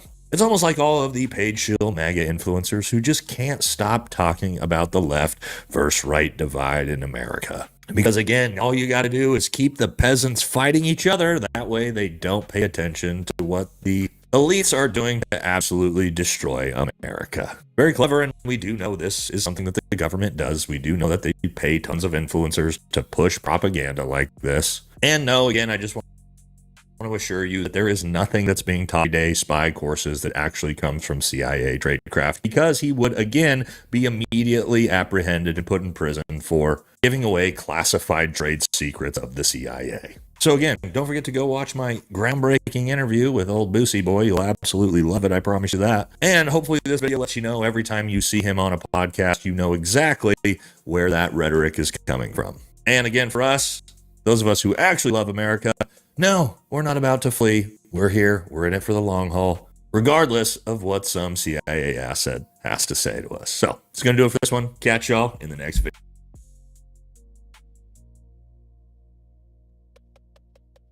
Pretty much. Ain't nobody fleeing shit. Ain't nobody fleeing nothing. What you got, bro? What you got? Let's see. America, America, God share his grace on me. This shit is over. Did y'all see the new National Defense Authorization Act? The yeas and nays have been requested. Those favoring a vote. Shit, I'm on for the foreseeable future. I've been on about an hour and a half. I just came back. I was off like 6 hours earlier. But I'm on this bitch. I ain't going nowhere. I'm just gonna be running through a bunch of videos, watching them. React to whatever I see. I mean, you know, whatever pops up to me or registers in my brain I can speak on. About to see what this brother talking about with this National Defense Authorization Act. I need to find it's some shit I seen from old Patrick PB. As I say PB.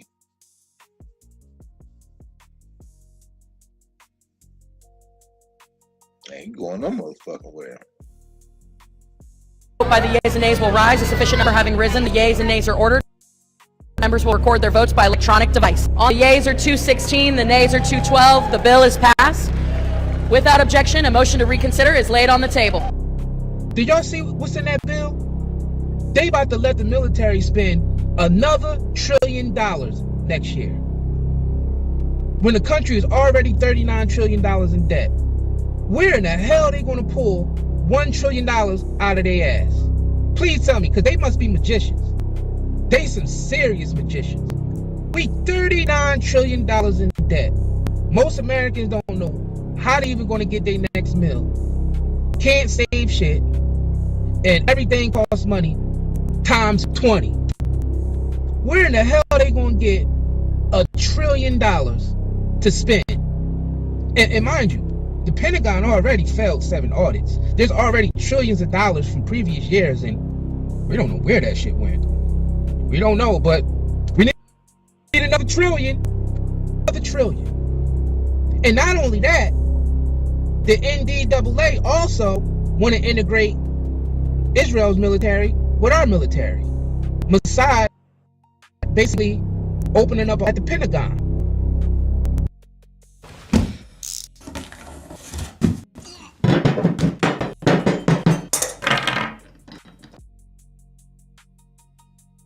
Will that drawing down of foreign aid from the United States to Israel be compensated by the proposal to have a merging of some sort between our Pentagon and your military?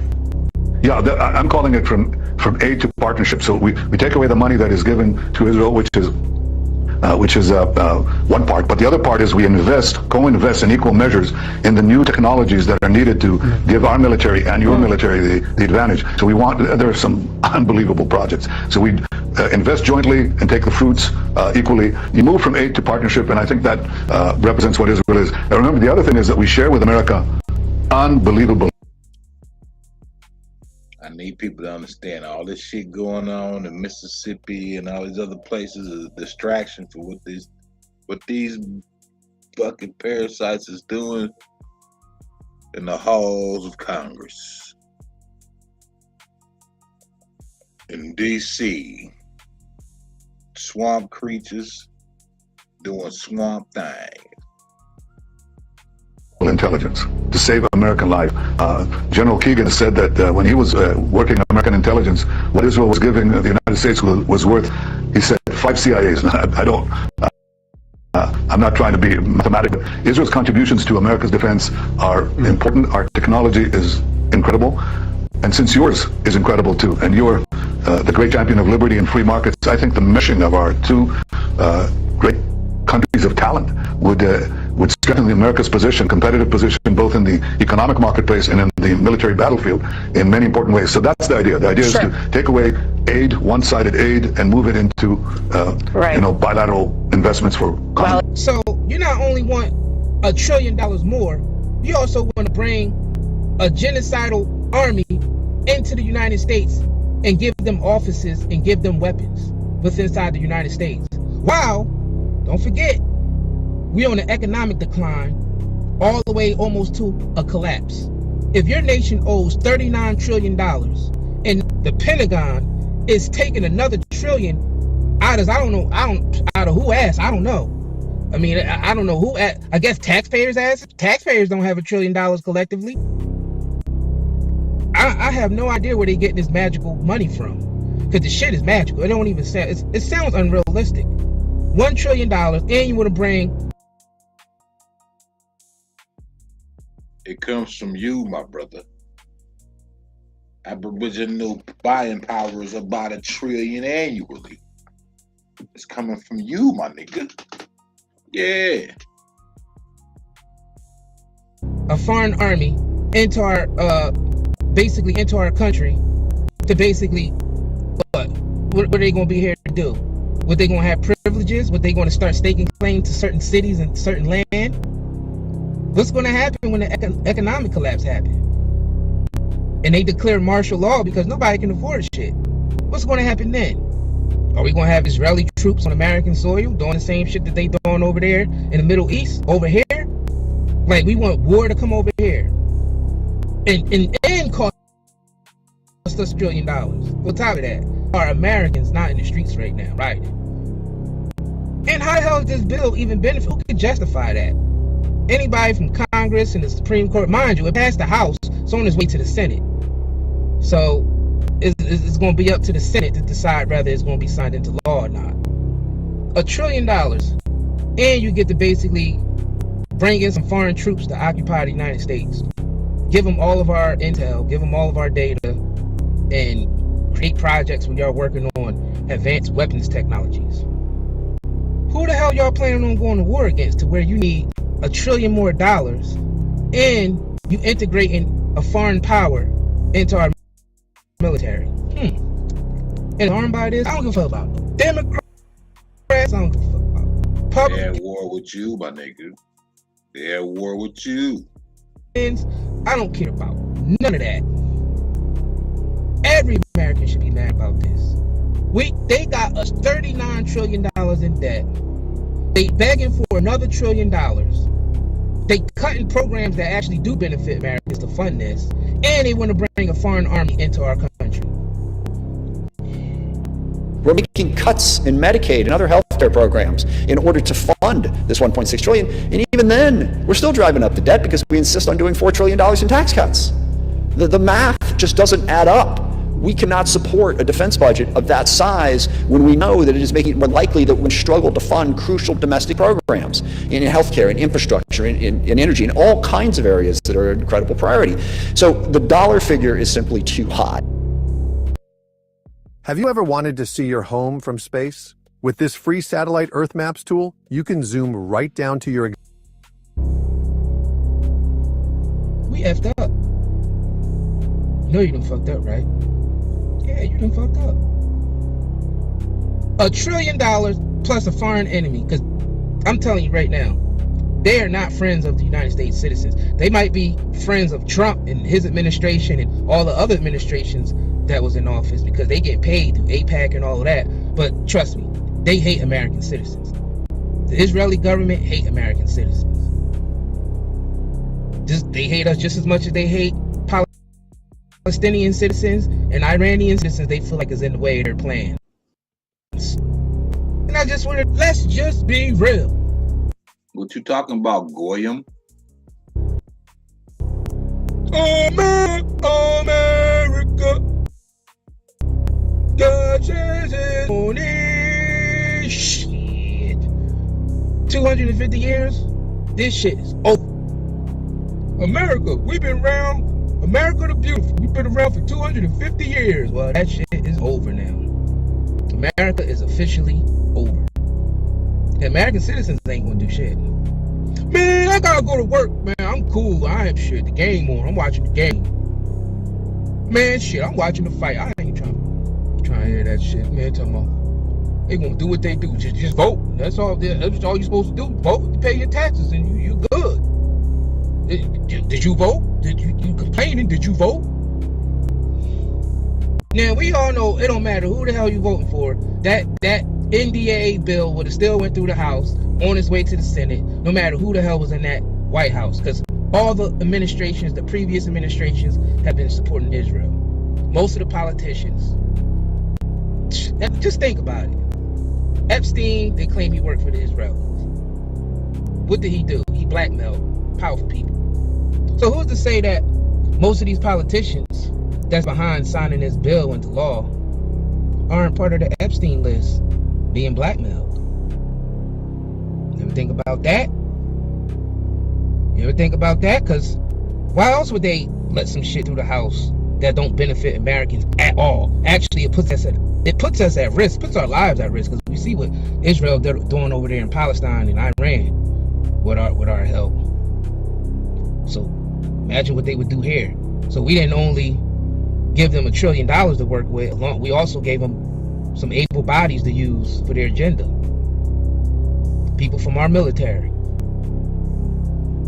I'm wondering how people from our military feel, like the people who's the real patriots. How do you guys feel? We need to hear more. What about you celebrities?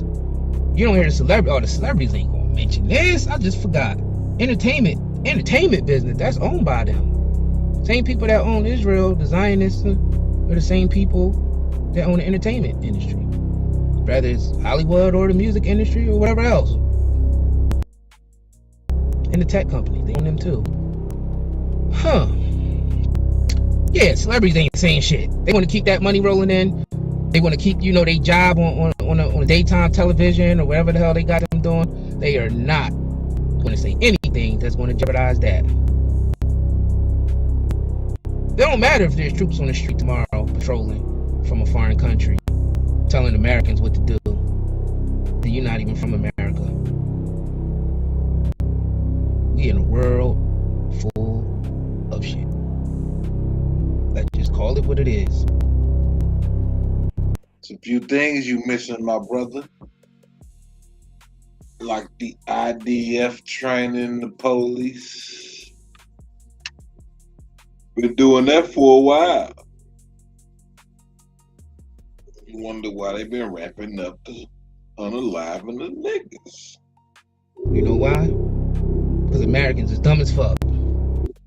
If you often feel your blood pressure is on the higher side, we recommend eating 2 pieces a day. If you want to maintain your cardiovascular health, we suggest making it a regular part of your diet. This is a deep sea. Americans dumb as fuck. For the simple fact, getting bombarded by chemical warfare and water, you're showering and shit that make you dumb. Fluoride, calcifying your pineal gland, all kind of shit. So there's no big surprise why a lot of people walking around just dumb. Flat out dumb.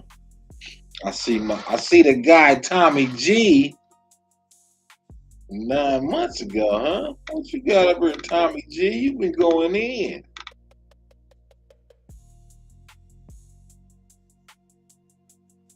Investigating how the Pentagon wastes trillions of dollars.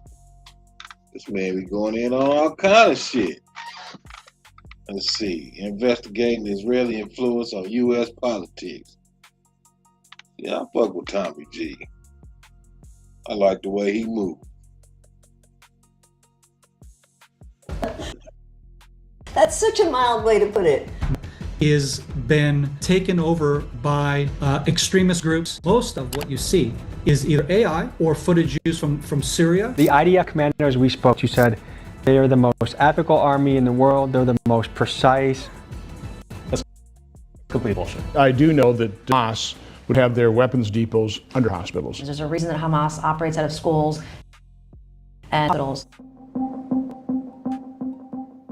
With Israel being questioned now more than ever, I went to Washington, D.C. to investigate the claim of whether Israel is our greatest ally and looked into the influence of AIPAC, the American Israel Public Affairs Committee, on our elected officials. And we also examined the war in Gaza, asking whether Israel truly lives up to its claim as the world's most ethical army, or whether we are witnessing serious human rights violations funded in part by our U.S. tax dollars. To look into this, I spoke with U.S. senators like Ron Johnson and Rand Paul, with IDF soldiers, a Jewish woman turned anti-Zionist, and one of the greatest conspiracy researchers of our era, Ian Carroll. I asked the questions that are scary to ask, and I do so as a proud American. Let's get to it.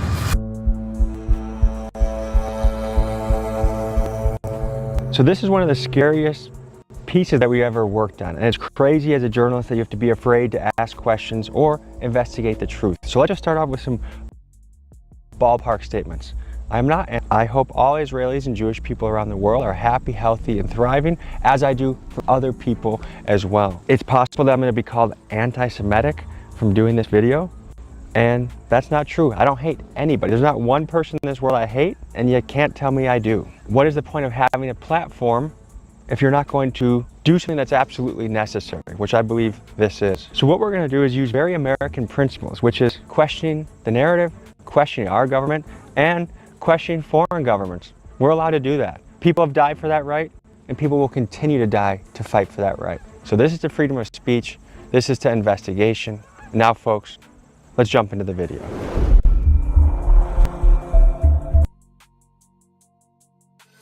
The next level, when America's #1 nicotine pouch brand goes ultra.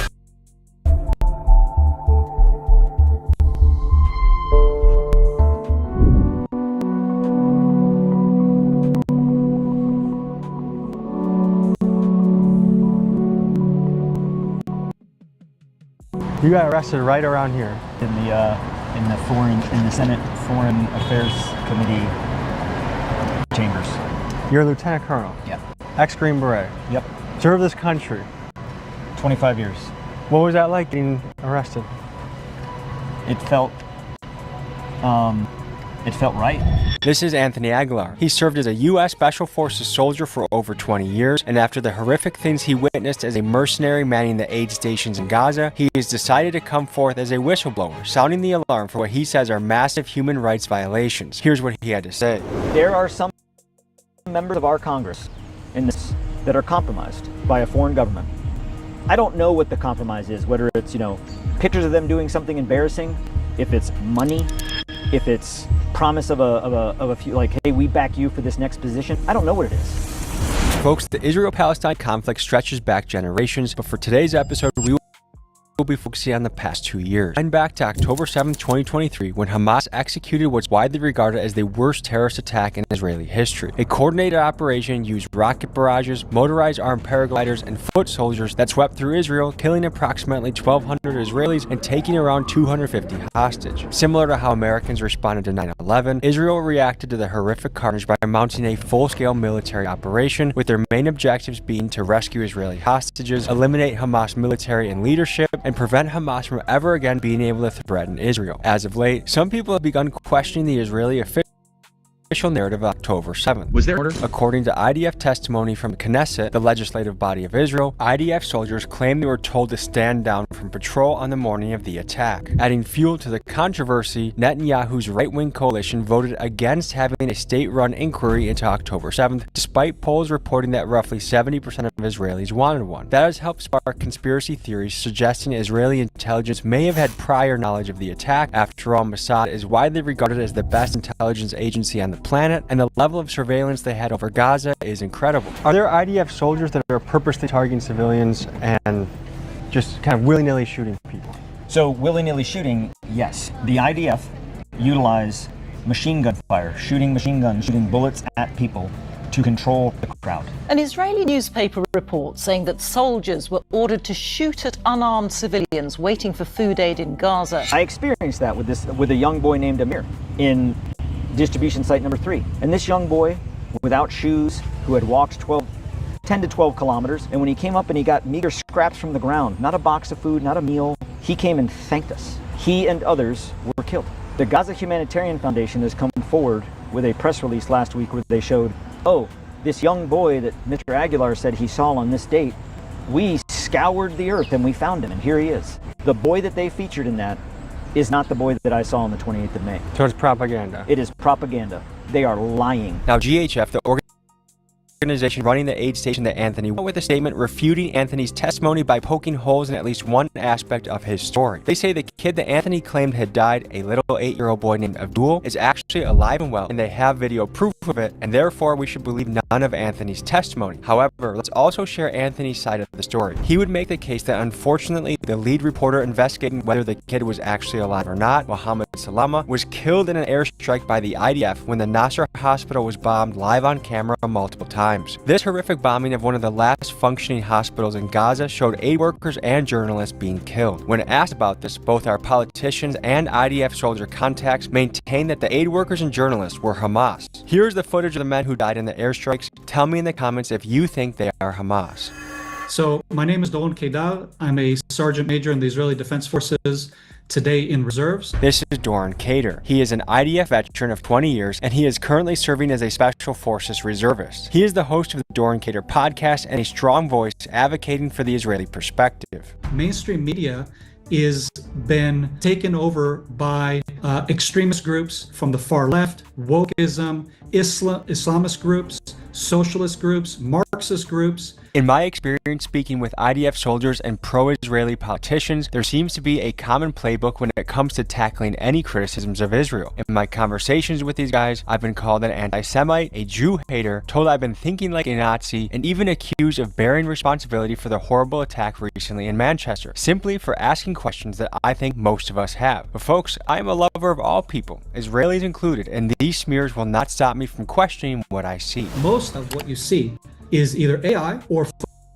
footage used from Syria and or other countries. What do you think the true number of dead civilians is? That is probably looking more at maybe 20%, maybe 30%. By war standards, it's still pretty darn high, right? No, the opposite. What they will tell you is that Israel's ratio for civilian to combatant is lower than the war in Afghanistan and Iraq. Basically, our ratio has been 1 combatant to maybe 2 civilians. The case Doron is making here is that the numbers out there that were allegedly leaked within Israel are actually false, and the civilian casualties are not so horrible, and that these numbers are fabricated by woke/Hamas-influenced media. So we sat down with Dr. Aziz Rahman, a man who volunteered at Nasser Hospital in Gaza for 2 weeks, and we hear what he saw boots on the ground. Dr. Aziz Rahman, I practice here in Wisconsin. Yeah, I was in June 2025. I was in Gaza at Nasser Hospital, which is in Khan Yunis, which is in the south of Gaza. I probably saw thousands of patients. I probably treated hundreds of patients. I actually did surgeries myself on maybe 5 patients. The IDF commanders we spoke to said they are the most ethical army in the world, they're the most precise, that the minimal amount of civilian casualties are being expended with them. What would you say to that? That's complete bullshit. Imagine being able to, just by thinking about it. Meet Base 44, a complete AI creation platform made for anyone with an idea and a drive to bring it to life. Describe what you want and watch it take shape. You can plan and expand in any direction.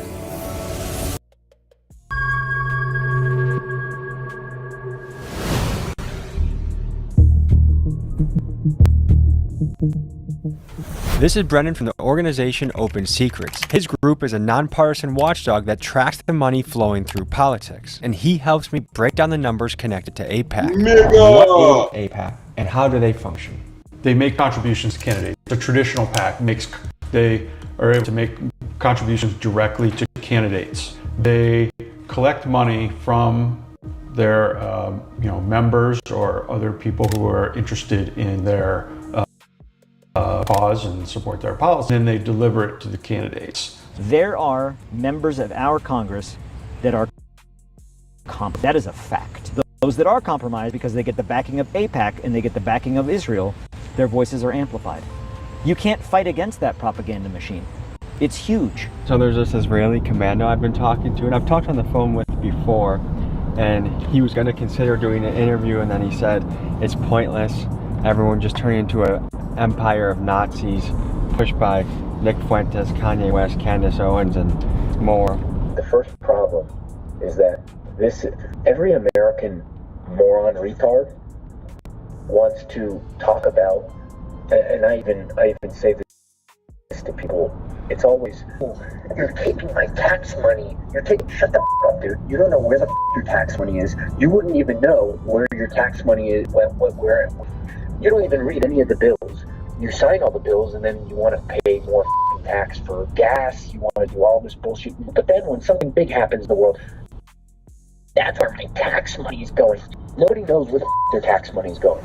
Ian Carroll is one of the internet's top conspiracy analysts. His critics label him an anti-Semite spreading false information about Israel, but to others he is a fearless journalist that speaks on what some perceive as an extremely strong Zionist pressure on our government. Here's what he had to say. There are 100 U.S. senators. Last year, 93 out of 100 U.S. senators were people whose campaigns had been funded by Israel, AIPAC, and the Israel lobby. 93 out of 100 U.S. senators were taking money from a group that represents a foreign government and foreign interests in order to operate our government on behalf of someone else. And they all work here, in this building. This is Representative Ro Khanna from California, and he does not take AIPAC money according to the website Track AIPAC. Here's what he had to say. It's too much. I mean, it's too much. All these super PACs and PACs are too much. I don't take a dime of PAC money, lobbyist money, since I've been in Congress. And I don't believe in super PACs. And so I can vote my conscience. But if you have people who have a particular point of view, in AIPAC's case, they're basically whatever Netanyahu does is right. That's their point of view. And they're saying, okay, if you don't take that view, we may come after you. We may have millions of dollars spent against you. Now, ask any American content creator what the scariest subject to cover is, and the answer is Israel. Even YouTubers I know who support Israel say their channels were shadow banned for months after covering them. And folks, the plot around free speech thickens. News just broke that Larry Ellison, co-founder of Oracle, will be buying TikTok, a platform where young people can freely exchange unfiltered ideas. No Israel connection here, right? Wrong. Ellison is one of the IDF private donors, giving the army tens of millions of dollars through IDF, a nonprofit that brands itself as a non-political, non-military, or somehow also is the official U.S. partner of Israel's soldiers. Is it hard to trace who's getting money from AIPAC and how much?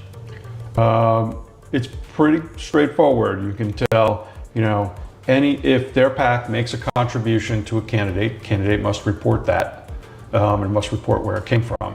Can we see some of the numbers, like to what level AIPAC is funding our politicians? AIPAC would fall under a what we call ideology single issue. So these are, groups that are focused in on particular issues.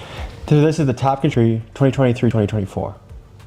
Yes. So it's fair to say that actually the left was much more heavily funded across the board, and that if you break it down further to AIPAC, it was about, what is that, 25 million to the Democrats and about 17 million to the Republicans.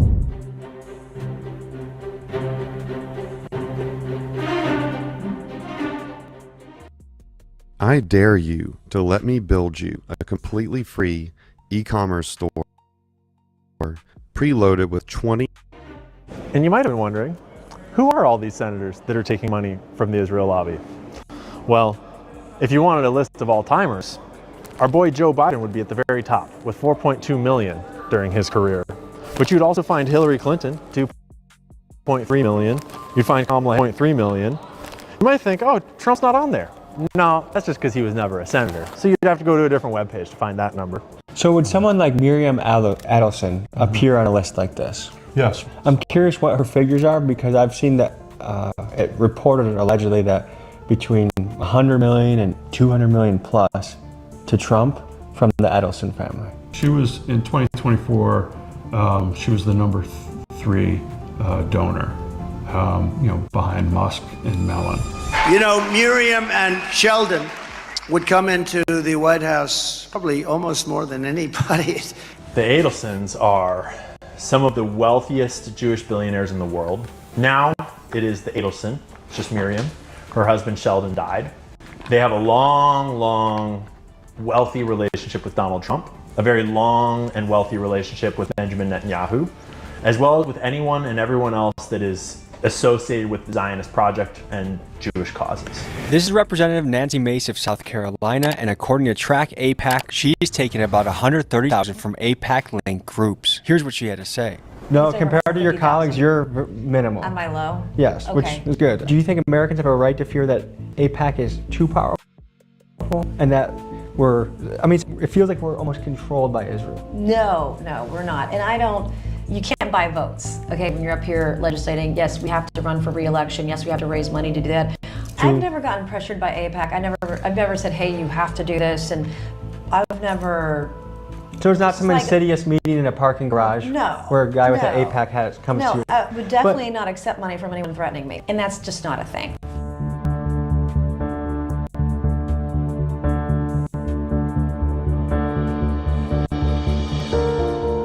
Mr. Johnson, Tom. Hey, nice to meet you. Good to meet Thanks you. for seeing Certainly, us. certainly. Rep Hank Johnson is my handle, by the way. At Rep Hank Johnson. First guy to do the good plug, so check him out, guys. Yeah, check it out. This is Representative Hank Johnson from Georgia, and he does not take AIPAC money, according to the website Track AIPAC. Here's what he had to say.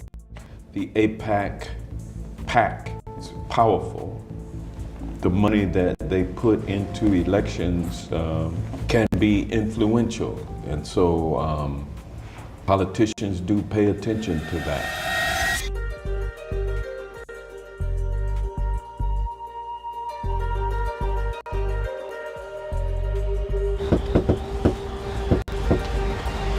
Hey there. Hello. How are you? Come on in.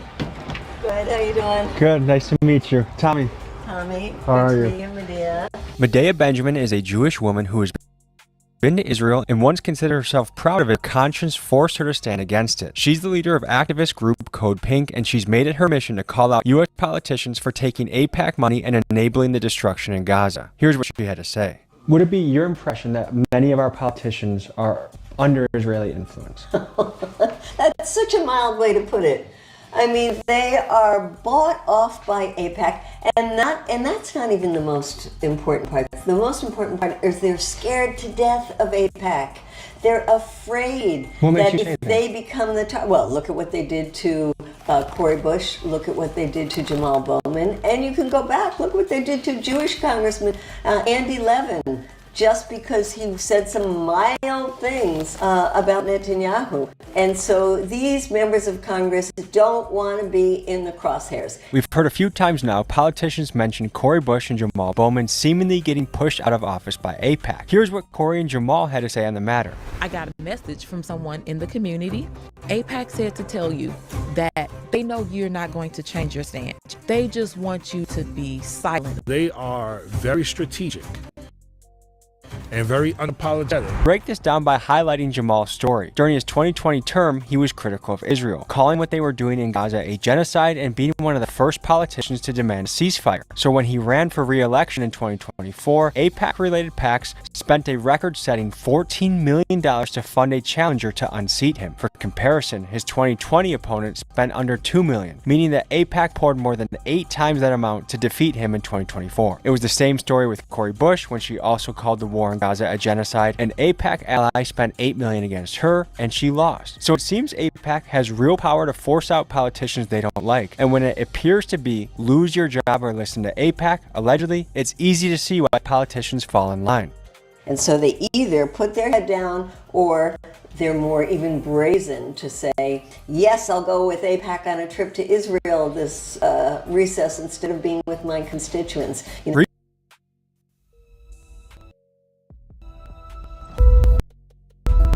EVE Online is a vast universe.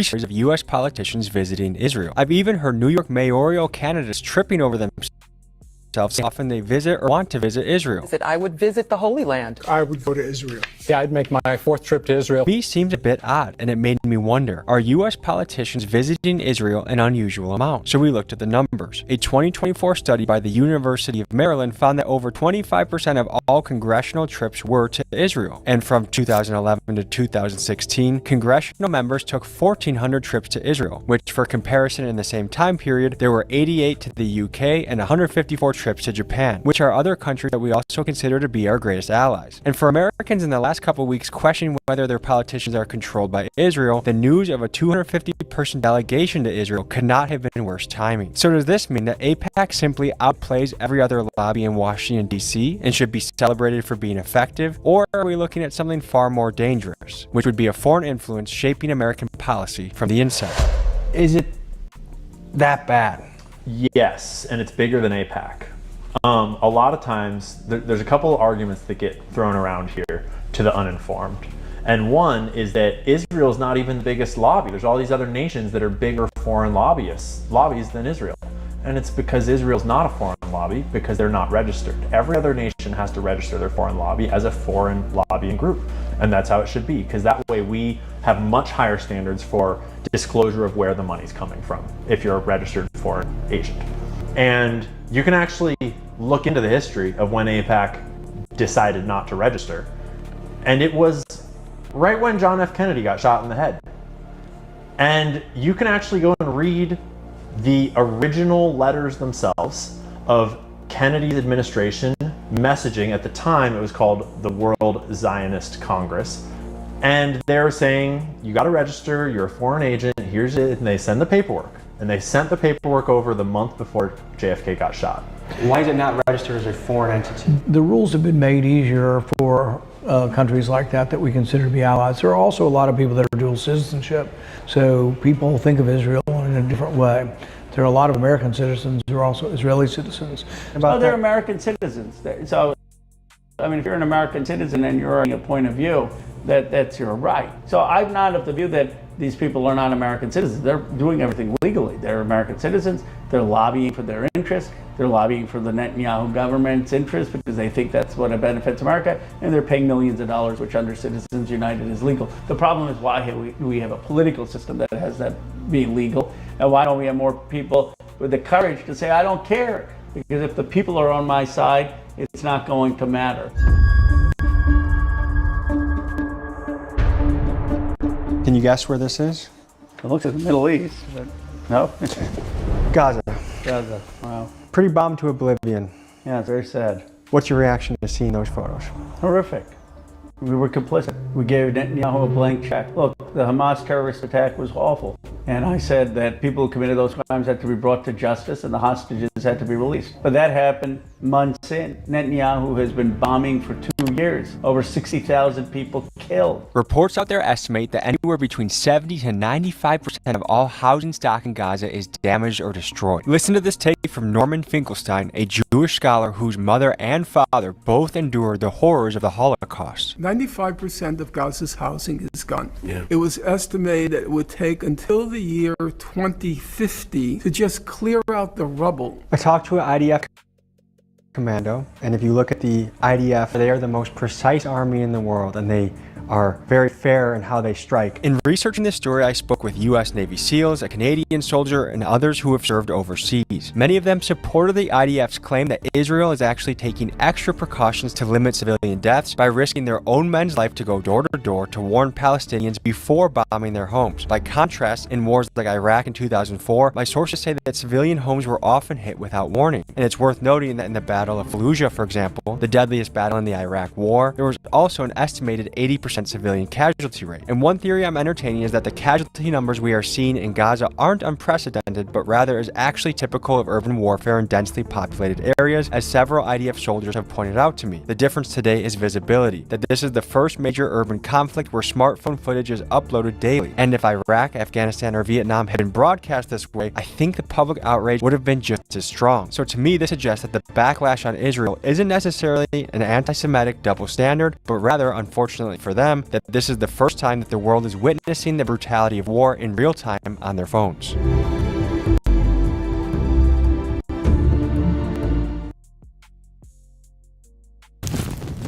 mankind, humans have had one obsession: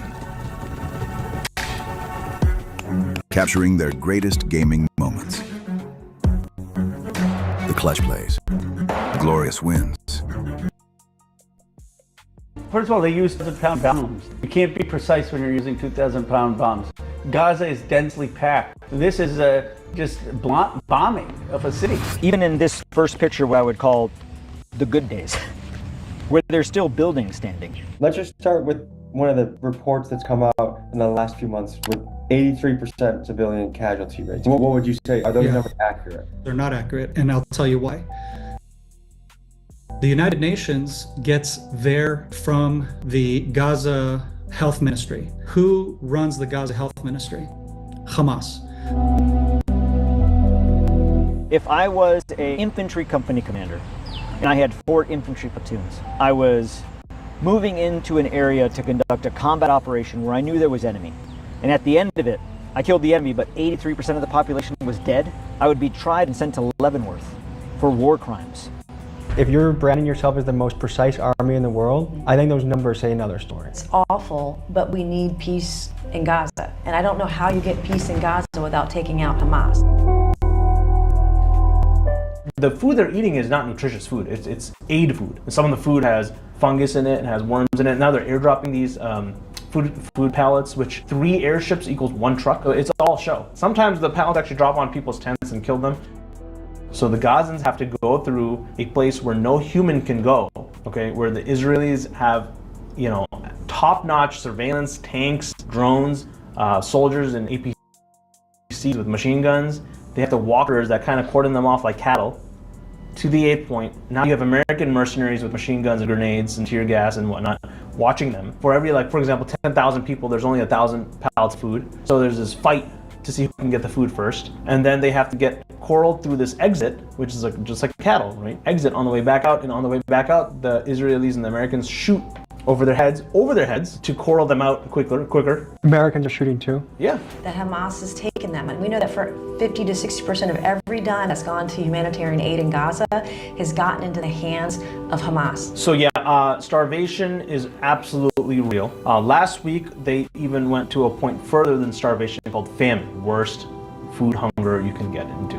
We saw 2 babies in the neonatal ICU, Zainab and Hassan. Yeah, they were at the end stage of their life. We were requesting baby formula to be brought in. And we actually told the doctors who were coming in next to bring in baby formula, and it got confiscated at the Israeli borders. I myself, just being there for 2 weeks, I lost 12 pounds. Who says we're going to starve the people so much that they suffer that we're going to force the surrender? It's sick. And your tax dollars, my tax dollars are funding them because both Biden and Trump gave Netanyahu a blank check. Israel could not give them humanitarian aid. Israel could choose not to provide humanitarian aid to the Gazans. Did you know that that the United States did not provide humanitarian aid in Afghanistan or Iraq? How many kids did you come across with bullet holes or bomb residue? Yeah, so again, I don't know the exact number. For every 100 patients, I would say 10 to 15 were kids, 10 to 15 were women, and then you have 10 to 15 elderly / handicapped, and then the rest men. Almost in the very young men, just past 18 years old, who are just the strongest person in their family, and they were tasked to go get the food, the aid at these GHF sites, the Gaza Humanitarian Foundation, and they're supposed to walk kilometers in the heat with their sandals or they're barefoot, and they're the ones who are supposed to go get it, and they're shot. Take a look at the writing in blue. Wow. Highest number of child amputees worldwide? I mean, it's just sickening that we're doing this to kids. What crime did they commit? These are crimes, and there needs to be accountability.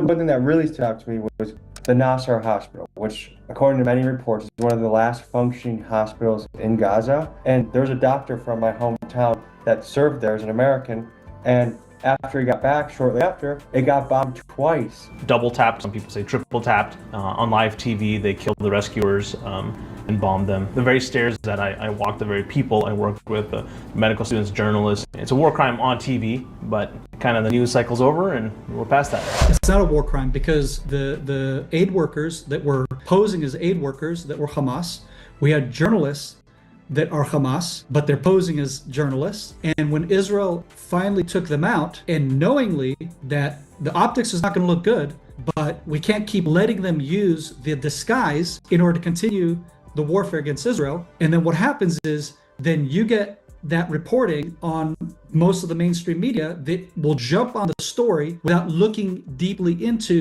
the facts on the ground and discovering, oh, that guy was a Hamas person. IDF soldiers often call themselves part of the most ethical army in the world. But would the most ethical army be linked to killing over 240 journalists? According to the UN Human Rights Office, 242 journalists have been killed in Gaza, making this the deadliest war for journalists to cover in history. The most common defense I hear from IDF soldiers is the journalists were Hamas. I do know that Hamas would have their weapons depots under hospitals. They put citizens at risk. Let me ask you about this. Let's just establish some reality, okay? I don't want to get steamrolled again. If you were in a restaurant with your entire... I'm not steamrolling you. A little bit. If you were in a restaurant with your entire family and there was one terrorist in there, would it be acceptable for anyone to bomb that restaurant to kill the terrorist if they also killed your innocent family? Is that ever an acceptable answer? So war is hell, which is why you want to avoid it. Okay. The only way you end war is you have to defeat the enemy. To say that they're using civilian grounds, I think is an excuse to invade these areas, to bomb these areas, to level these areas, to get rid of the buildings, to eventually have their plan of occupation and settlement and eradication of the Palestinian people. Do you think Benjamin Netanyahu is guilty of war crimes? I think that there's definitely been war crimes committed in Gaza, and that he's the prime minister. But again, the legal determinations the International Court of Justice is going to do, and there should be a court and there should be a process. Everyone has like stuff like this. This was gift wrapped in a house in Gaza. We found like hundreds of these, and this is like Hamas terrorist, right? T-shirt, okay? This is like what the kids wear for their summer camps in Gaza, right? And this is recruiting, yeah? So their summer camp is recruiting for terrorism. Every home had an affiliation for one of the terrorist groups. Who's the masterminds behind all these groups? This right here, the Muslim Brotherhood. It's easy to label Hamas as terrorists, and they've undoubtedly committed terroristic acts. But let's ask ourselves honestly, what makes a man grow up to hate another country? Because I don't think the Taliban darkened simply because we had freedom, but rather because we bombed and occupied their homeland for decades. After all, a freedom fighter only exists when someone feels they have no freedom. And when you look at the reality that Palestinians have faced for several decades, blockades, military checkpoints, homes demolished or taken by Israeli settlers, electricity and water being cut off, and entire generations growing up under occupation, is it really surprising that resistance movements would form? And furthermore, one could argue Israel indirectly propped up Hamas to encourage division in the country and prevent the more reasonable and democratic PLO from uniting the Palestinians. Now, this does not in any way excuse the innocent Israelis dying in the horrific October 7th attacks, but as an American who regrets what my country did in the Middle East since 2001, I do think this context is important to consider. You got to spend some time with IDF soldiers. I did. Did you feel they conducted themselves professionally, or did you feel like they had a callous attitude towards killing? I felt very, I would call it an inhumane approach to killing. When I first got into Gaza on the 24th of May, I was at site number 1 in an IDF infantry squad was moving past the area. He was like, hey, and he spoke in a Boston accent. I was like, oh, you're Israeli? And he was like, oh, I'm from Boston. I'm here serving in the IDF. An American serving in the IDF. And he's like, oh, you're part of the new American food thing? And I was like, yeah. And he's like, why are you feeding our enemies? And I was like, well, I think we're here to prevent Hamas from getting the food. He's like, everybody here is our enemy. What Anthony is pointing out is a little unsettling. There are Americans, not dual citizens, who go to Israel to serve in the IDF. I've personally spoken with 3 of them. And folks, to be precise, these guys are not acting as paid mercenaries. They are enlisting as soldiers in the IDF. Now, I can understand a Jewish American having a profound emotional tie to Israel, a nation central to their heritage, faith, and identity. But let's flip the perspective. Imagine Americans taking leave from their jobs in Boston or California, traveling to China to become Chinese soldiers and fight under the Chinese flag for a few weeks, then returning home to resume their American lives. Would that strike you as odd? To me, it raises serious questions. Like, if these Americans are willing to fight for Israel, but not in the United States military, where does their loyalty truly lie? People saying we're committing genocide, right? Fact check. look at population growth in Gaza since 2023, October 7th, and you'll actually see that the percentile of the population growth has grown. That sounds almost unbelievable to hear given the numbers that are coming out of the conflict, that it's not people dying there, it's actually the population's growing and flourishing. While 1.9 million people are displaced, there's near famine and starvation conditions. That's where it feels like, okay, we're getting propaganda. That's impossible. That's right, you're getting propaganda. So these are facts I'm giving you, right? It doesn't mean people aren't dying. In fact, now they're creating these humanitarian cities, corridors, which are basically concentration camps. And they want to eventually get everyone from the north of Gaza down south to Rafah into these camps where they can come in, but they cannot leave unless they voluntarily emigrate to a different country. And by the way, a refugee camp was just recently bombed as well. Yeah. When you look at that in terms of, okay, what is a concentration camp? Well, when you take a population away from where they live, and you take the population away from where they live in the whole country, and you concentrate the entire population into one area, onto one camp, that is a concentration. How much are you risking right now by coming out and speaking about this? Everything.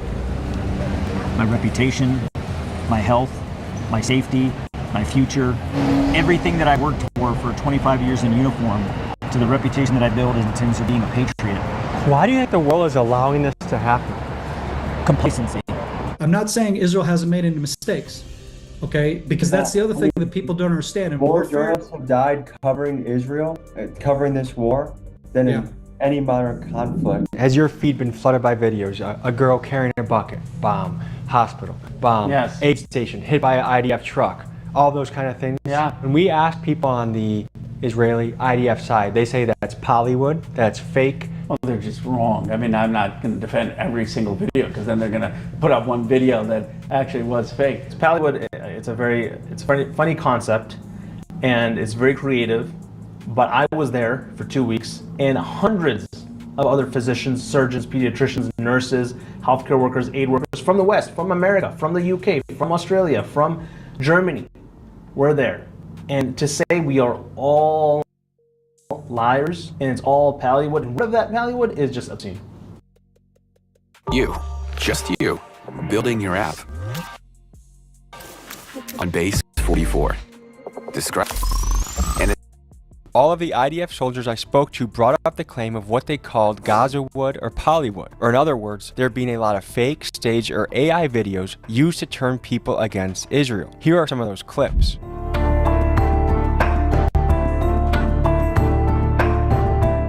And after seeing some of these videos, I do agree something feels staged or off. However, most would argue, as with any war, propaganda is used by both sides, and this still does not negate the hundreds of real and horrible videos we've all seen circulating our feeds, where refugee camps and children are getting blown up, entire cities appear to be bombed out, and the countless other examples of humanitarian carnage. Iran-backed Hamas terrorists have been holding civilians hostage for 706 days. So this is really the crux of the conflict right now, according to the official U.S.-Israel narrative, is until everyone here is released, we will not stop, which I think is fair. If my people are somewhere else and they're being tortured or whatever it is, you want them back. There's no question about it.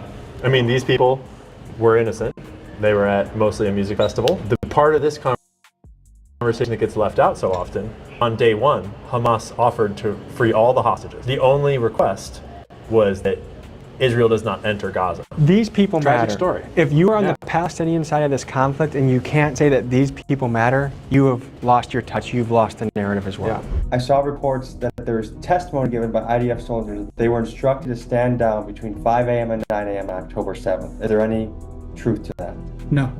There were some troops that were asked to stand down. My unit, for example, was asked to stand down and not to participate in rushing to the scene, and there's tactical reasons for that. The concern was that we would have an attack from the north by Hezbollah and or in Judea Samaria, and if we sent all the forces and all the units to Gaza to thwart off the attack that was happening there, we wouldn't have any forces or units to send as a response to the north or to the West Bank in uprisings there. And folks, the fact is, conspiracy or not, October 7th attacks left over 1,000 innocent Israelis dead. And that bloodshed continues Israel's campaign to root Hamas out of Gaza. What's the solution with Palestine? You want to propose a Palestinian state. What does that mean for Palestine, and what does that mean for Israel feeling protected that another October is going to happen again? Well, that should be the policy. No October 7th again. That, and not militarily eliminate Hamas, which is where Netanyahu's policy is. It means Israel is a secured state, Jewish homeland, democratic state for the Israeli people. Palestine, no Hamas, democratic elections, demilitarized, is a Palestinian state with the help of Jordan and Egypt and other Arab countries, Saudi Arabia, to help make sure that it is secure, that it isn't overtaken at all by terrorists or Hamas, and that it will not threaten Israel. And it recognizes Israel's right to exist as a Jewish homeland. And people say that's hard. Yes, it's hard, but we have to work towards peace. There's no other alternative. Was there another American political commentator recently speak on podcasts about the disruption and dissent against Netanyahu before October 7th? Yeah. Who was that? Charlie Kirk. There's many young men in America that are actually questioning, have decent reason to ask that Israel is on the suspect list of who killed Charlie Kirk. Which is insane. And where did you get that? Mainstream media that are trying to throw Israel under the bus into another conspiracy. They also said that Israel is behind 9/11. Of course, Israel also controls the mainstream media, right? Also Israel controls all the banks. That's why Israel demonizes Israel on the mainstream media. Make perfect sense, so which right? one is it? Is it kind of what you're saying? Yeah, I mean, just use common sense. There's a lot of Americans that are starting to question how much control the Israeli government has over our administration. I mean, you talk about the freedom of speech, you talk about there's contractors in certain states that if the state boycotts Israel, the contractor can't work for them or they can't receive aid money if their house gets hit by a tornado. What is going on?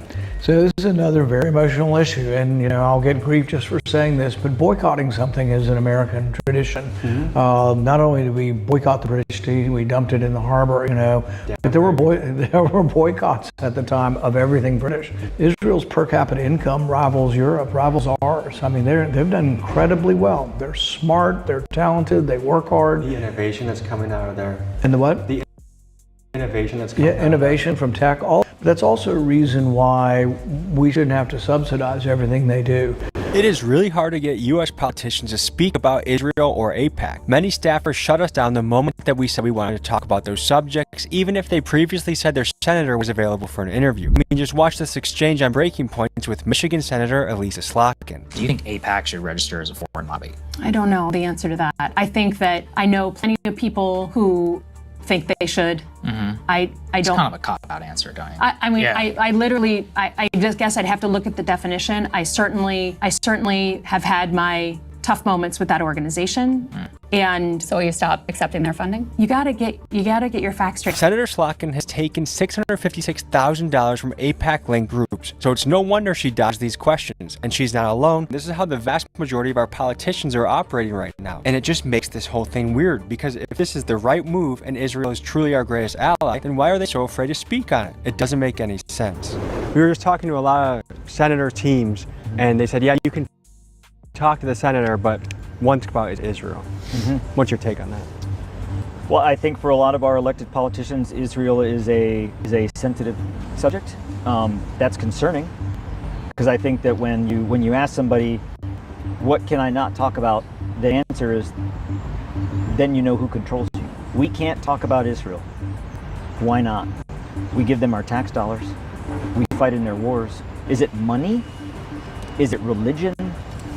Is it politics? Is it power? Is it a combination of all of them? I don't know. But in my mind, there is not a dollar amount on the planet worth turning a cheek to a genocide.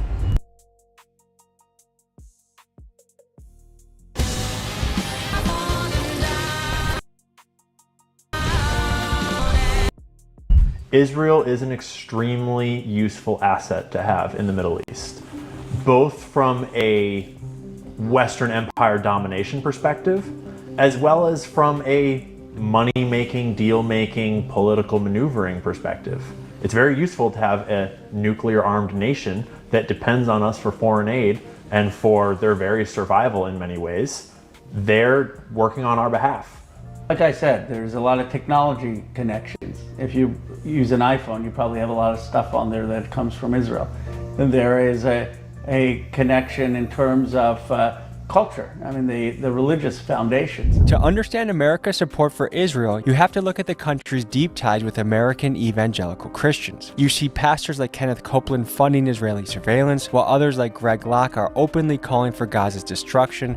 Israel should make the Gaza Strip a parking lot by this time next week. It's evident that many on the Christian right fiercely defend Israel, and it's worth asking why. One theory is because evangelicals interpret biblical prophecy to mean Israel's survival is directly tied to the second coming of Christ. They take verses like Genesis 12:3, Ezekiel 37, and Revelation 16 to generally conclude that the end times will be centered around a battle for Jerusalem. So evangelicals supporting Israel is not just a political stance, but it is a way of aligning with what they believe is God's unfolding plan for history. Every president in recent memory, from Obama to Bush to Trump to Clinton, says Israel is our greatest ally.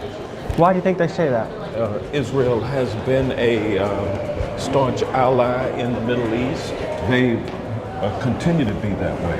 But what has happened with the state of Israel is it has come under the control of a right-wing extremist who's not interested in peace. And that has led this country to where it is now committing genocide. Are they our asset, or are we theirs, or a combination? Isn't that the question? The Zionists would say that it's a partnership, right? The Zionists would say that we love Israel and Israel loves us and we support each other and we both promote Western values and we're both, it's the only democracy in the Middle East, right? Sort of. Assets are relationships based on manipulation, coercion, control, inherently. Allies is a relationship built on friendship and shared growth and shared gain, and ally is a word that I would not use to describe Israel. Do allies spy on each other secretly? Maybe. Do allies spy on the terrorists that conducted 9/11 and then not tell you what they're seeing? Maybe. Do allies send Jeffrey Epstein into the White House 17 times to apparently develop a relationship with the President of the United States and then probably blackmail him? Definitely not. And let's just say we do want to be allies with Israel. Are we not able to hold them to standards that we should hold every other country to for war? Yeah, war is ugly, I get that. And you got to take out what they view as the bad guy, the militants. Okay, if you were taking them out specifically. As Americans, what do we want in our legacy? We want to be honorable people who defended the voiceless, who defended the downtrodden. That's kind of our story. We're always rooting for the underdog. And then when it comes to this genocide, we are aiding and abetting the eradication of civilians. And I think us American citizens want the best for people, for humanity. Yeah. One big thing Americans need to think about as we continue to fund Israel and stand by during the destruction of Gaza is this. Is our support of them helping us or hurting us on the world stage? Can we honestly say that backing Israel is winning us allies, or is it isolating us and turning much of the global community against the United States? Because at some point, we have to ask whether our loyalty to one nation is costing us the respect of the rest of the world. The thing that makes conversations about Israel so complicated is that we are having this conversation inside of an information war. We are in the nexus of one of the largest propaganda campaigns the world has ever known, because there is an entire nation's future on the line. And so the first thing you need to understand in order to understand the Israel conversation is that Israel knows that winning the hearts and minds of the American people is the most important victory that they can possibly have on the battlefield. And they spend billions of dollars targeting American minds through politics, through media, through brands, through celebrities, through every piece of messaging that they can possibly use. Because if America starts to genuinely question our relationship with Israel in any meaningful way, Israel has to rewrite their entire playbook of how they do what they do and what their goal is. Folks, the truth is this is a very complicated issue that would take an entire college course or hundreds of podcasts, I feel like, to really understand what we're talking about. So this would just be the tip of the iceberg, a springboard for you to start your own investigation. But I want to empower you, the viewer. You also are a journalist in a way, or an investigator. When you speak with your friends, when you look up things, you are also discovering the truth for yourself. So take nothing I say as the truth. Figure it out for yourself. But hopefully this points us in the right direction to ask questions that a lot of us feel deep in our gut, like something is off here, something is wrong here, and I will not be intimidated into not asking questions. After all, I'm a goddamn American. I feel fiercely proud to do this because so many people sacrificed their lives that we have this freedom. So may we always have it, or may we fight for it. Love you guys. Thank you for tuning in, and we'll see you next week.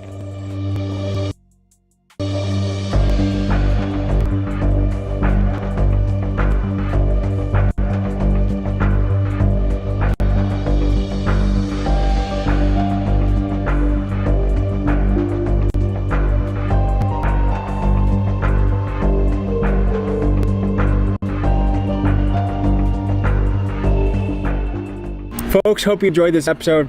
You want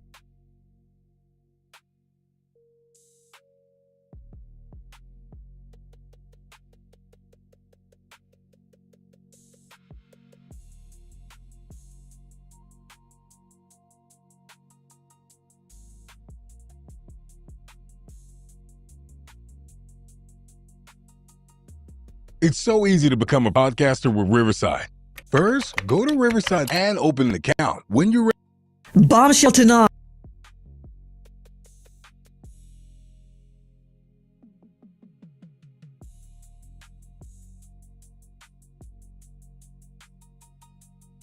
An investigation of the death of a young man in Nolan Wells.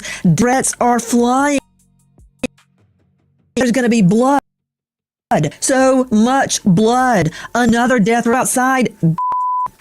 How can anybody do their jobs when they're getting dead? Not only that, we understand this case is headed to a grand jury. We also learned tonight that the state's autopsy is complete, but is being kept secret. Isn't an autopsy a public document? One kept hidden from us, the public. What is in that autopsy, the first autopsy of Nolan Wells? Good evening. I'm Nancy Grace. This is Crime Stories. I want to thank you for being with us. The young lady Katie that he was hanging out with, I saw a text message from her alluding to the fact that she never saw him get on that boat at all. They could have been saying don't die or is it dead, referring to the bilge pump. Somebody would have seen something if there was a dramatic commotion like this occurring on the boat. I hope Nolan Wells died by accident. I'm not shutting down our Crime Stories investigation until I know.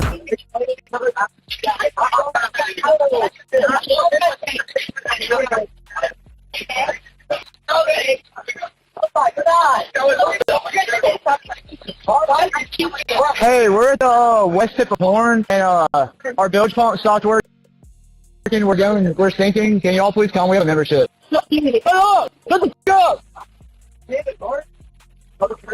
What'd you say?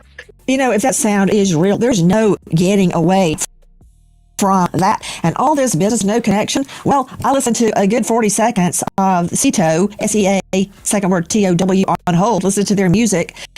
There was plenty good connection, but before I can even get to the death threats of blood, so much blood everywhere, and don't step outside, and more before I can even get to the grand jury, before I can get to the autopsy that's being kept hidden from us, I want you to meet someone very important, critical to this investigation. Her name, Janetta Brantley. Miss Brantley is the audio engineer who enhanced the 911 call, the CETO call, in the Nolan Wells case. So everybody claiming some ding-dong on YouTube did it, or somebody on Insta or TikTok, she did it. I've spoken to her. I've read her statement. I want you to judge her credibility. Credibility is normally the sole province of a jury, and tonight you serve in that function. Miss Brantley, I'm sure that you're getting all sorts of abuse, threats, and so forth. It's a cacophony that seemingly won't cease. That said, thank you for being with us tonight. explain to me where you got the audio, how you got the audio, and what, if anything, you did to enhance the audio. First and foremost, I basically downloaded it off of YouTube from WLOX News's YouTube site. And when I downloaded it, I ripped it off of YouTube. That's the terminology that we use when we take something off of YouTube. But when I ripped it off of YouTube and I pulled it in. Pause, please. Objection. Ms. Brantley, isn't it true that the audio you got was taken directly by XLO from MDMR, correct? The Mississippi Department of Marine Resources. Isn't that true? Yes. Okay, please continue, Ms. Brantley. So when I downloaded it from YouTube, I pulled it into my DAW, which is Logic Pro X. That's my DAW of choice. And when I first listened to it, I realized that it was like a dual mono recording, which most, most phone services or operators utilize when they're recording conversations. And so it was already split between the caller, the dispatch, and the callers in the background. And so that's what made it easy for me to isolate it without having to do much to it. So that isolation, when I separated the left channel from the right channel, that just made me be able to really focus on everything that was on the call. And then what I was hearing was I honestly could not believe what I was hearing. Ms. Janetta, same audio that was released by the Mississippi Department of Marine Resources. Yes, that is absolutely correct. Let's listen to it one more time.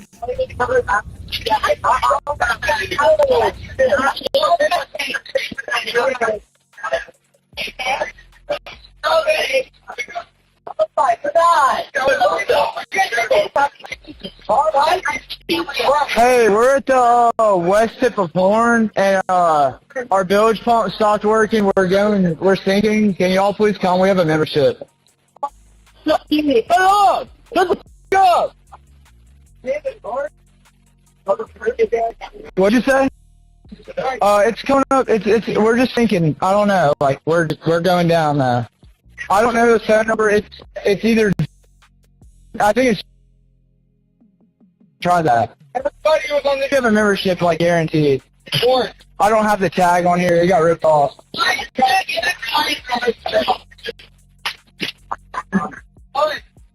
What? No, we do not need that.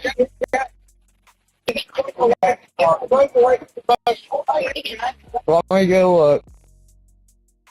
Why are women everywhere choosing Abby X, the new tummy tuck alternative? I got the tummy tuck. Hey, try to jump in and pull the plug while you're going. Hold on. Take it out of here. Take it out of here. Hello. Take it out of here. Okay, what's going on? What's up? Hey, we're at the west tip of Horn, and our bilge pump stopped working. We're sinking. Can y'all please come? We have a membership. Shut up! Shut the up! It's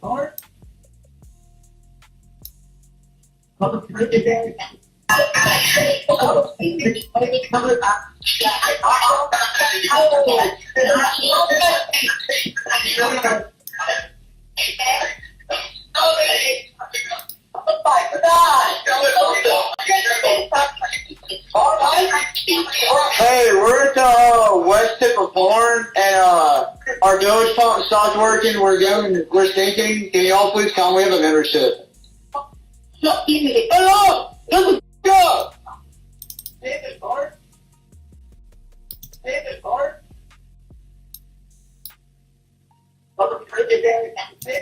David Bart?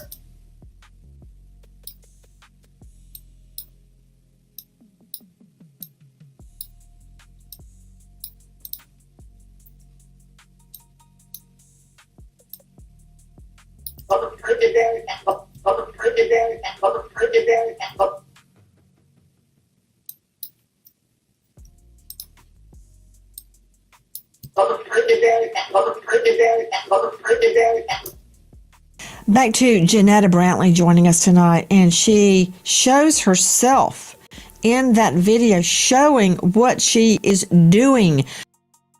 What is adding EQ, Ms. Brantley?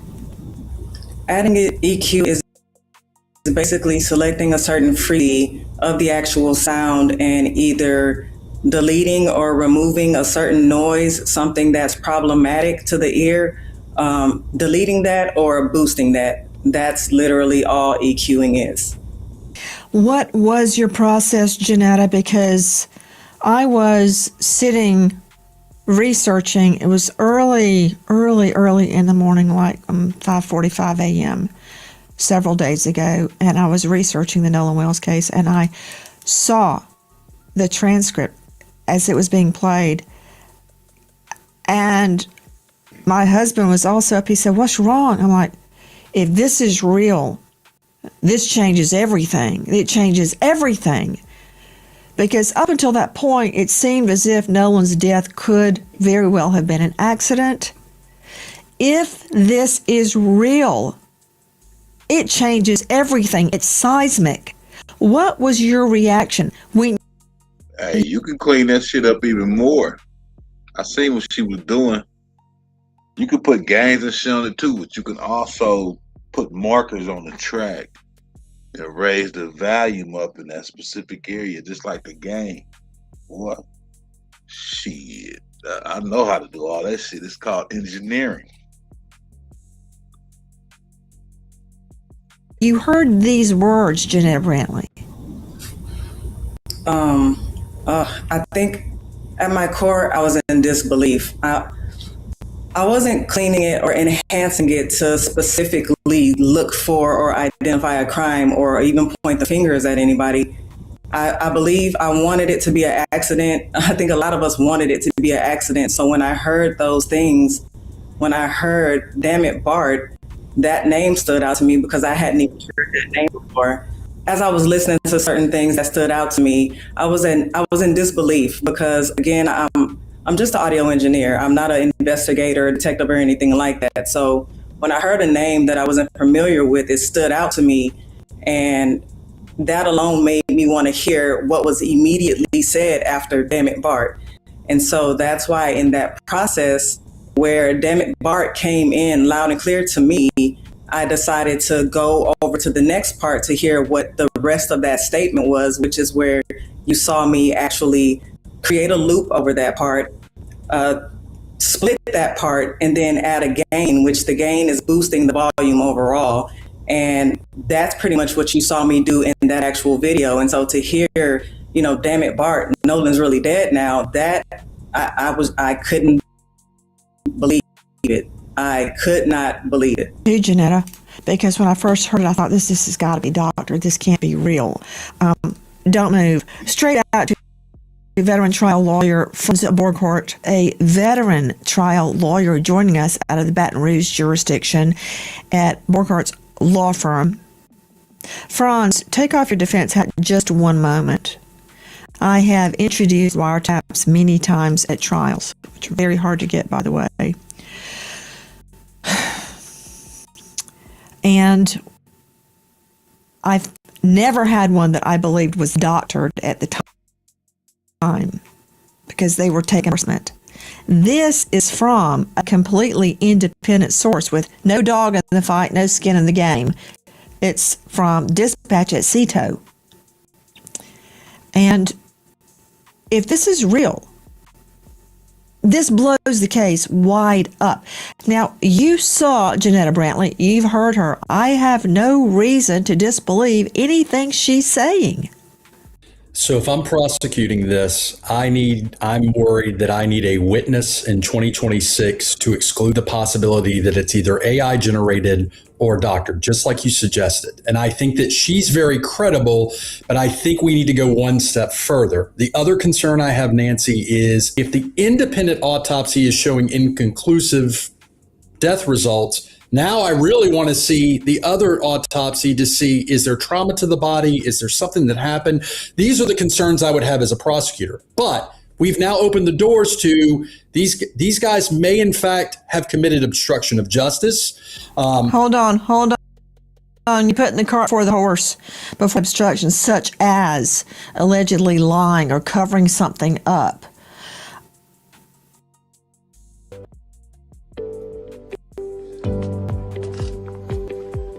At the start of the game, you can choose any shelter you want, but once you pick a spot, there's no turning back. It's upgrade or... You've already mentioned two distinct lines of inquiry. One is that the audio that Janetta Brantley enhanced innocently, I believe, had been already AI or doctored. Okay, let's follow that through to its logical conclusion. You just throw that out there like a stink bomb at the circle.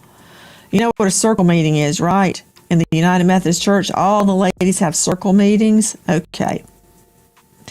To suggest this was doctored before Janetta got it means it had to have been doctored or AI created by who? The Mississippi Department of Marine Resources. No, don't just go, that doesn't work in court, Burkhartz. You can't just throw out, that's like the side defense. Some other dude did it. What dude? What are you talking about? So you're saying AI doctored by who? If it's not Janetta, then who? She got it. The same sound that was released by the Mississippi Department of Marine Resources. What? You think they doctored it? There is nothing normal about this case.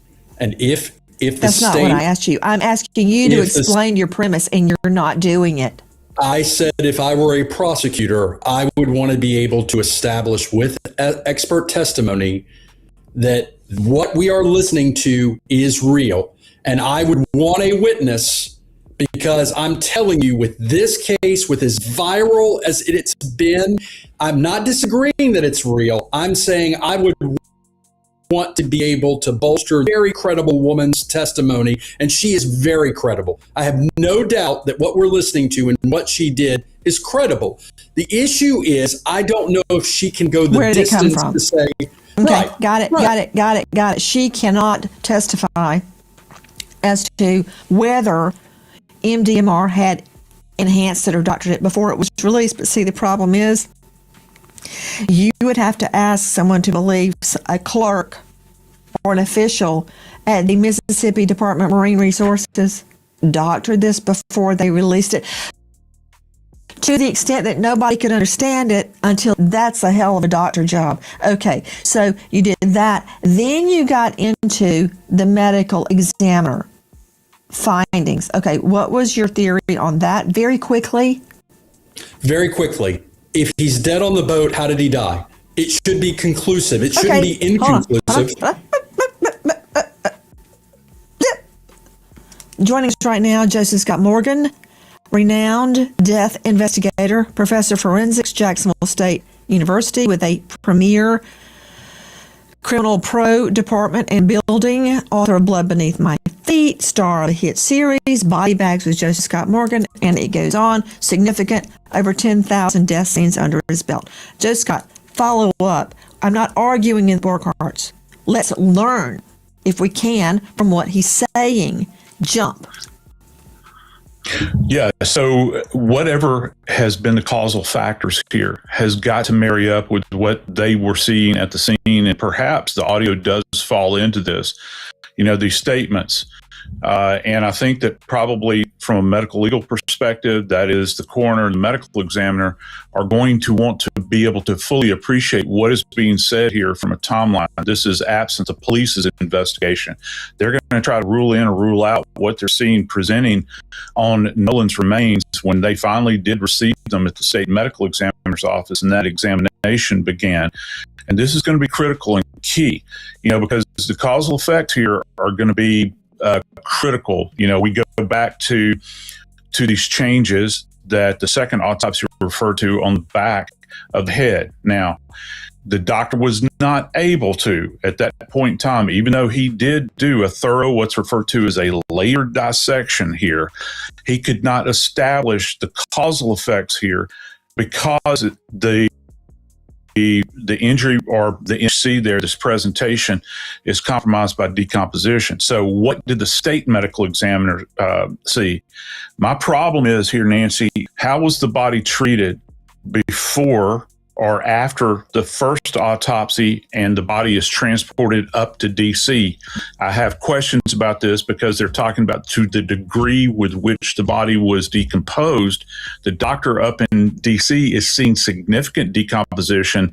We don't know what they saw in Mississippi, but I do know that you're only talking about what, and I'm ballparking here, please give me some grace, maybe 48 hours tops before the medical legal authorities have seen the body. So how far degraded is the body to compromise any of this? And this evidence is going to have to be borne out, not just with the physical findings that you see with the unaided eye, but also whatever's going on toxicologically. I want you to take a careful look at this video we have obtained. Let's see it. Look how tightly everyone is packed in. There were hundreds of people out on Horn Island on July the 4th. Nobody saw what happened to Nolan Wells. They all just left with him standing there stranded, waving his arms like Gilligan. That did not happen. Now that you're seeing this, what is an innocent explanation? I'm trying to figure that out. Joining me, and I'll circle back to you, Joe Scott, because I got a lot of questions regarding the way he could have died innocently and been left behind, and that sound being true, the sound that Janetta Brantley enhanced. Is there any innocent explanation? Is there a way, as my favorite judge often said, Luther Alverson, it is your duty to make all witnesses speak the truth and impugn perjury to no one. Is there a way that can be done? I don't know that it can. Thirsty for more? Rhinestone tumblers are also available, but not for long. Grab one at RaisingCaneSkier.com.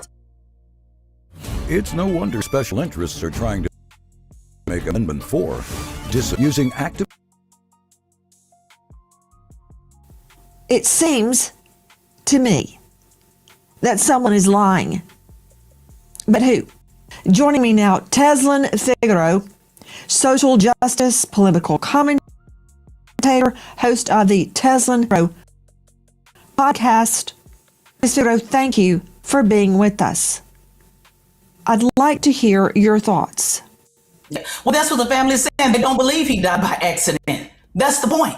That's the reason why Nolan Wells' mom is saying, I don't believe this. I don't believe he died by accident before we had the audio. The audio simply confirms that there are additional questions that needs to be asked. It wasn't just one thing they said in the audio. They said Nolan repeatedly in the audio, Chess in the audio. They said, is he dead in the audio? And also, notice this, Nancy. Did you notice that the operator also said, is anybody breathing? Who says that? What operator says, who all is breathing on the boat? So is this all the audio, Nancy? Is there more audio? That's my question. I want to look specifically, Teslin, at what was said. At one point, we think, you killed him? He's already dead. He's already dead. Is he dead? Yeah. Nolan, OMG, wake up. And as Janetta stated, then she hears a completely different name, Bart. Now, we also hear, and I'm very curious, the phrase, no. Teslin Figaro, was that a nickname of Nolan Wells? I could not confirm if his or not. But what I do know is we heard Nolan. What I do know is we heard check his chest. What I do know is that we said, is he dead? What we do know is we heard screams. There's folks out there suggesting that perhaps they were talking to a seagull or perhaps talking to some random bird that was flying around that's called No. There were folks out there that suggested, well, maybe they were talking about the boat. Come on, we got to knock this off, Nancy. We heard what we heard. And so we were to put this before a jury. Also, we hear, damn it, Bart, No-No's really dead. Damn it, Bart, No-No's really dead. Repeating it over and over and over. According to reports, his nickname, one of them, is No-No. Back to Tesla and Figaro. What is Nolan's mother's theory? What happened in light of these tapes? Before we even had the tapes, her theory is I told my son, I've raised my son just like I raised my 19-year-old the same way, Nancy, like I'm sure you raise your children. Come back with the people. Her theory has always been that he is a fantastic swimmer, that he is an athlete. Her theory has always been that he did not drown. Her theory has always been that there's something wrong with this picture. Her theory has always been that the fact that, he left his phone and left his keys. Her theory has also always been that he did not just go off with some random stranger and say, guys, don't worry about it, just leave me on an island. Her theory is the same thing before this audio. This audio only confirms what this mother already knew. Hi guys, Nancy Grace here. If you are a homeowner, you probably thought, sure, I can find because their equity finance 66. Go online to else bar details P : who save over. Susan Hendricks, investigative journalist, author of Down the Hill, My Descent into the Double Murder in Delphi, who has been on this case from the beginning.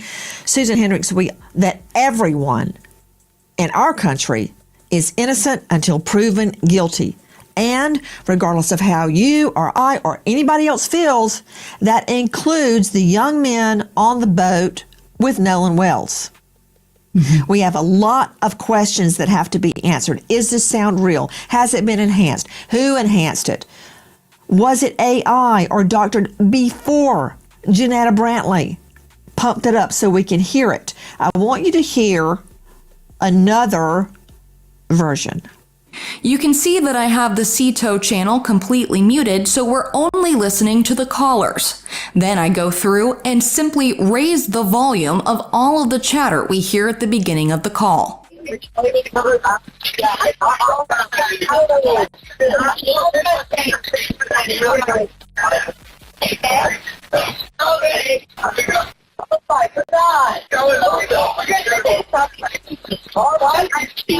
Hey, we're at west tip of our bilge pump stopped working. We're sinking. Can you all please come? We have a membership. Shut up! Shut the up! Damn it, Bart. So you want to start a podcast, but you're not sure how. Riverside's got you covered. First, go to riverside.com and open an account. And when you're ready to record, just hit. Susan, that was enhanced by my producer, Sydney. I know her like that. I asked her, enhance it the best you can. She, again, has no interest in the outcome of this case. She pulls up, quote, want me to cover him up? I mean, Susan, weigh in.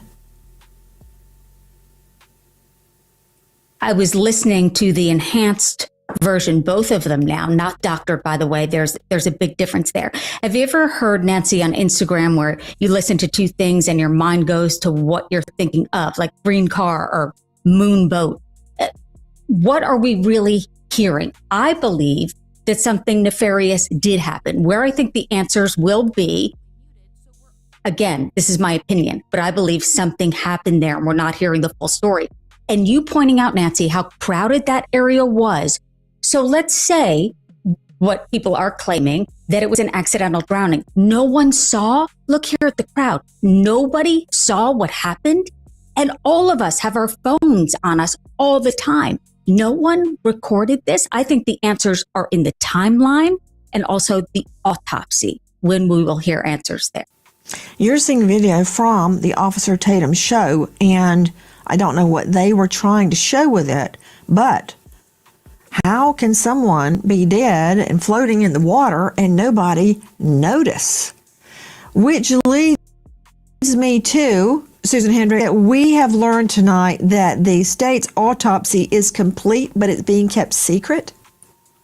Mm-hmm. Yeah, absolutely. Being held for the grand jury to look into that. And the fact, as you brought up, Nancy, earlier, that part of his throat was missing, will that be key? There's so many questions around this, but right, it's a public record, but we're not hearing about it. I guess they're waiting for the grand jury to show them that first. Joe Scott Morgan, death investigator. I've never known an autopsy report not to be a public record unless they're claiming ongoing investigation. Yeah. Now, in the D4VD David Anthony Burt case, the LAPD ended the medical keep it secret because the medical examiner's office allegedly was leaking information, possibly for money. Don't know that yet, but I will.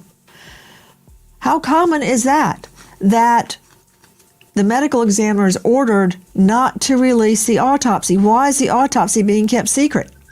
Because it's continued investigation. They're going to get a grand jury with this. I can tell you that. I'll bet you dollars to donuts if that's the case. We see it with, we saw it with Idaho 4, right? We didn't have it there. We don't have it with Charlie Kirk. You know, that's an ongoing event. This is being investigated.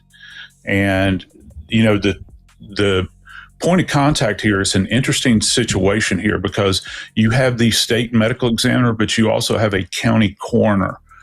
The state medical examiner provides a service to the county coroner. The coroner is an elected official. He does not do these autopsies. And so the coroner is going to be the gatekeeper relative to any kind of document. But with that said, under state statute, the DA, the prosecutor, they can say, look, you're going to hold off on releasing this report. So it's being held at this point in time. Now, the reports that we're hearing are saying that it is complete. Now, what does that mean? Well, if you have a complete autopsy report, that means they've got tox, they've probably got histology, which is going to be the tissue studies, and they actually have the anatomical autopsy report that has been completed. That's what, I think it was ABC that was reporting that. I can't validate that, but that's what is being leaked out at this point in time. So they have this report. I think the question is, and this goes back to you, my friend, is that if this is going to be a grand jury thing, when is it going? And when is the medical examiner going to be called and summoned to speak to this? That's what everybody's going to be hanging on, in my opinion. Hold on. Joe Scott, you mentioned the tox report. That's a blood panel done. Was he drinking? Was he using drugs? Or had he been given something? Witnesses stating Nolan was drunk. Okay. Does that really change anything? Does that change anything unless he died of acute alcohol poisoning? Because I guarantee you, ain't anybody on that boat that's afraid of a cocktail. Okay? So if he was drinking, what difference does that make in whether he was killed or whether he died of an accident, Joe Scott? Well, listen, Nancy, I know you're a teetotaler, but let me tell you something. The drunker you get, the more alcohol you take on board, it lessens your ability to defend yourself. It lessens your ability to make good decisions. And so we see this played out all the time in the medical legal world. And that's going to be the measure here, I think, relative to tox. Everybody wants to see the toxicology because that's going to give us an idea what is in this young man's system. Was he able to do for himself at that point in time? And that's another problem that arises here. It's a double-edged sword, Joe Scott. You can argue rightly. He was drunk and could not defend himself against an attack. Right. You could also argue he was drunk and hit his head, and then they go, oh, my stars, he's dead. Yep. But wouldn't that have shown up in the autopsy if he died by a blow to the head, be it accidental or nefarious? Wouldn't that have shown up? Yeah, and keep in mind the second physician that did the autopsy, who, by the way, is highly respected, the former chief medical examiner for D.C., that was retained by the family.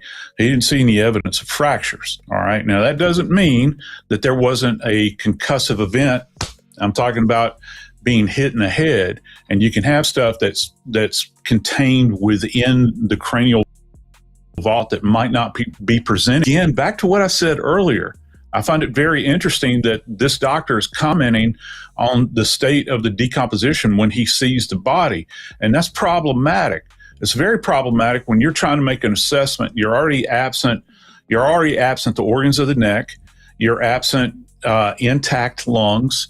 And, because the specter of drowning is on the table as well. So if you want to make a thorough scientific assessment, he's kind of handcuffed, isn't he, at this point?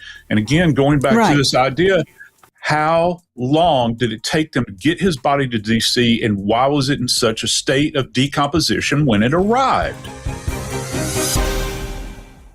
Hi guys, Nancy Grace here. Please join us on Crime Stories and stay on top of the analysis. Crime Stories with Nancy Grace. Stream it. Franz Borgart joining us, veteran trial lawyer out of the Baton Rouge jurisdiction. Speaking of toxicology, they don't take that long unless you want them to. Number two, there is doubt if he died by accident, having consumed a lot of alcohol. Was there a cover-up? Or did he die from a nefarious act? So the alcohol intake could cut Franz. I think you're spot on. I think that the reasonable doubt if someone gets arrested and accused of this crime is going to be if the toxicology shows a high BAC in the absence of anything else. What you yourself said, could it have been foul play where he couldn't defend himself, or foul play in so much as he got injured because he was quote unquote drunk? That remains to be seen. But I don't discount the fact. Put him up, please. Let me see, Workhart. You're saying foul play, but it could have been something as simple as horsing around on the boat and him hitting his head. It could be somebody whacking him in the head. It could be finding him in the water face down. The mark on the back of his head is some type of fluid disbursement, which I don't believe, because it was nowhere else on the body except right there. And if your blood is going to sink to the lowest level upon death, it would be all over the body, but we're not seeing that. So why is just the occipital have the deep red markings? So many questions. And let me stress, before you bother sending me another death threat,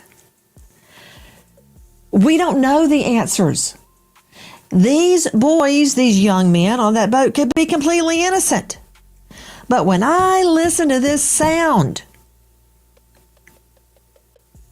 there are a lot of questions. Back to Teslin Figaro, who is joining us. She's the host of the Teslin Figaro podcast.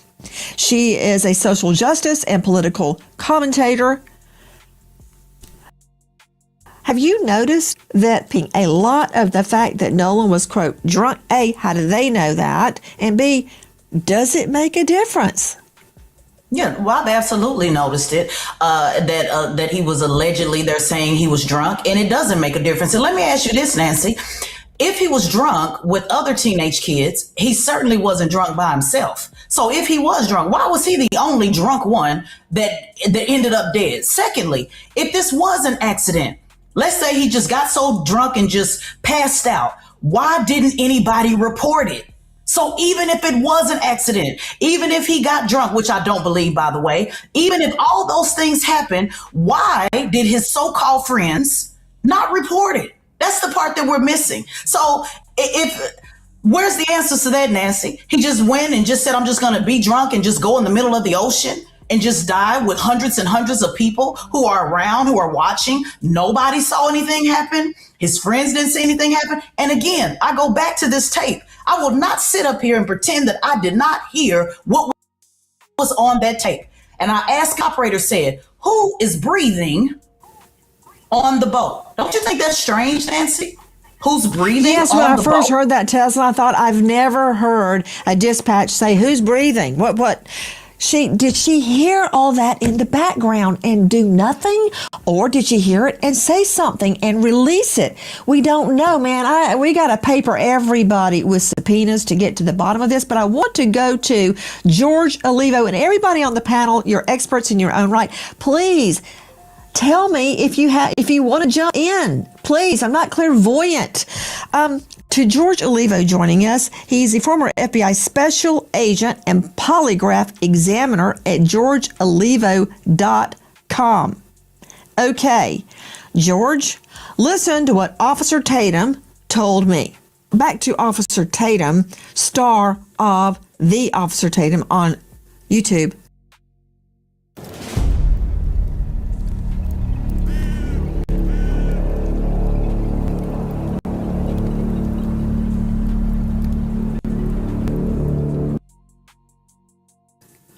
Have the friends taken polygraphs? Well, from my understanding, all but I believe one took a polygraph, and from what was told to me, that they all passed. And all of the ones that took a polygraph took one without a lawyer. And they cooperated with law enforcement. So from my understanding, everybody took a polygraph test. Why do you say that's from what you understand? Did they tell you they took a poly and passed?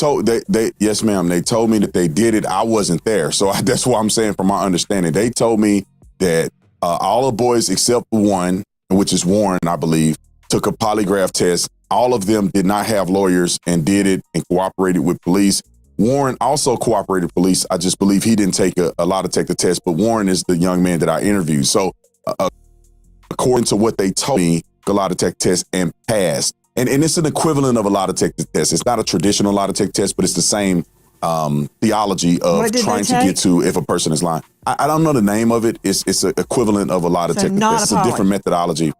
I don't believe it was a polygraph test. I believe they took other stressors in order to analyze if the people were telling the truth or not. Did they take a polygraph would be, he's charming, he's well-spoken. But that was no. That was a no. They did not take a polygraph test, and not all of them took as he is calling it, the equivalent. Okay, George Olivo, in my experience as a trial lawyer, there is no equivalent for a polygraph. Tell me the various bodily indicators a polygraph measures. So a polygraph does have very specific markers, and we're looking for physiological changes in baseline or truth signature. So we're looking at things like respiration, heart rate, electrodermal activity, which most people interpret as sweat gland activity. We're looking at peripheral movements to try and determine if someone's trying to cheat on the test.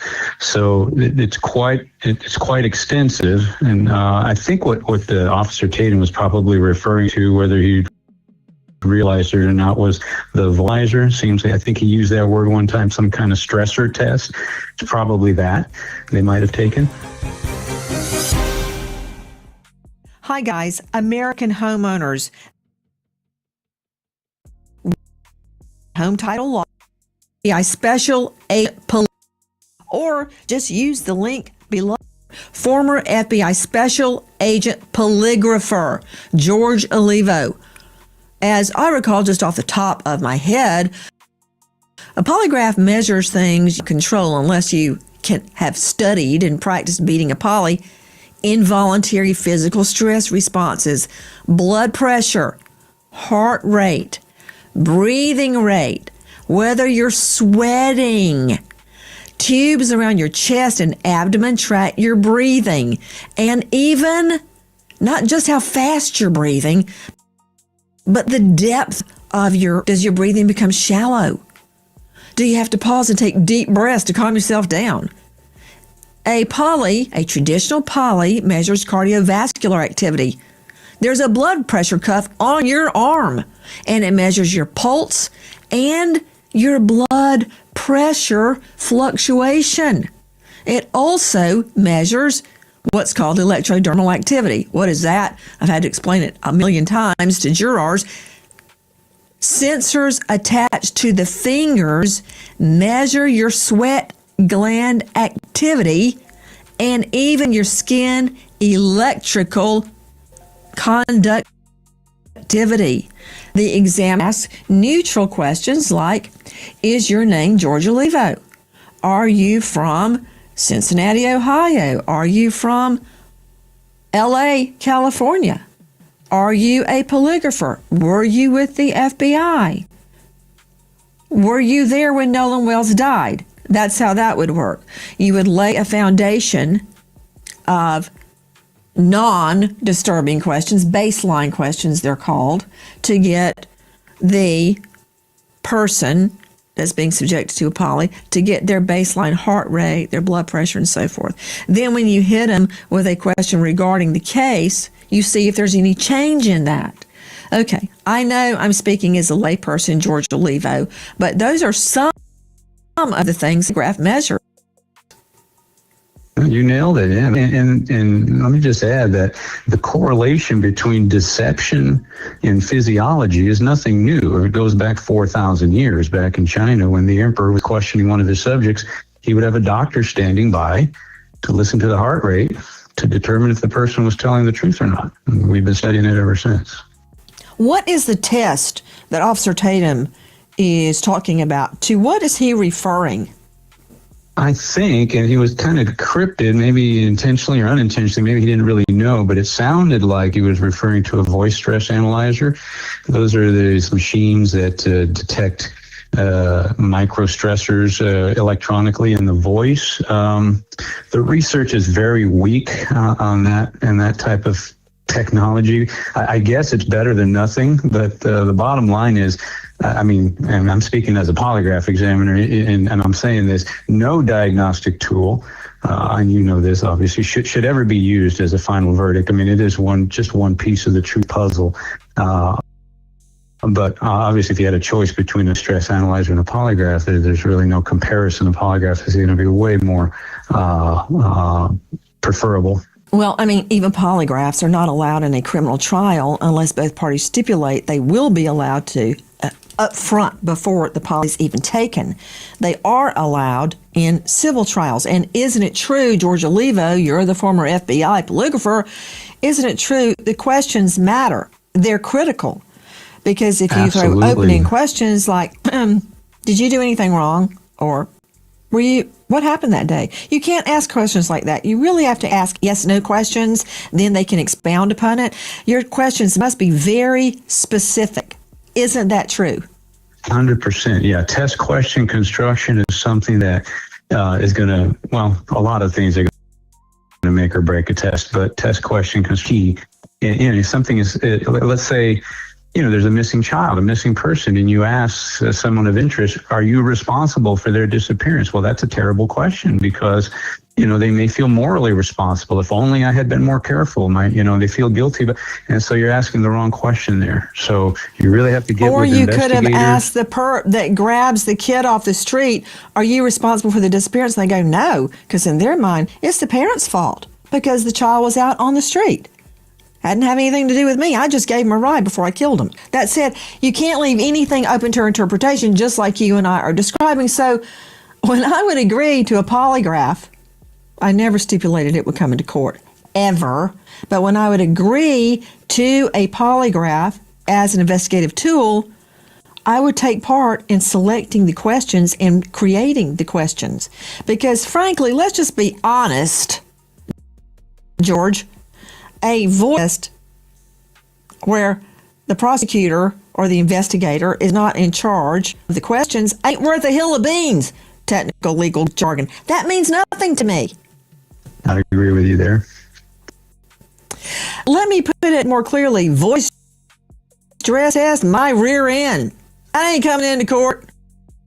In fact, I wouldn't even pay any attention to it. Now, you polygraph where I help fabricate the questions? Maybe. I want to know who is the polygrapher. Is he somebody the defense hires all the time so they're beholden to the defense? No. I want somebody like Olivo that did it with the FBI. So, telling me these boys, call them, they're young men, took, first it was a poly, then I find out it's a voice stress test, took a test, and they passed. Oh, except one of them didn't take it. That means nothing.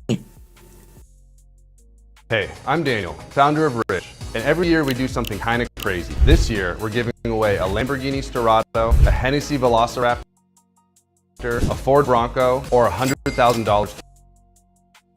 On a poly with questions approved by the state, then I'll pay attention. Right now, it's really not worth the salt bread. You know what? If I wanted someone to pass one of these lie detector tests, I'd go with a voice test like these young men took. I wouldn't let them take a polygraph. Susan Hendricks joining us, investigative journalist and reporter. Death threats, including one that says, blood will be everywhere. What was that? That was from a man out of Sacramento and threatening the judge who is the stepmother of Warren. And talk about frightening, saying a lot of blood. There'll be a lot of blood like there was on the boat, but yours will be much faster.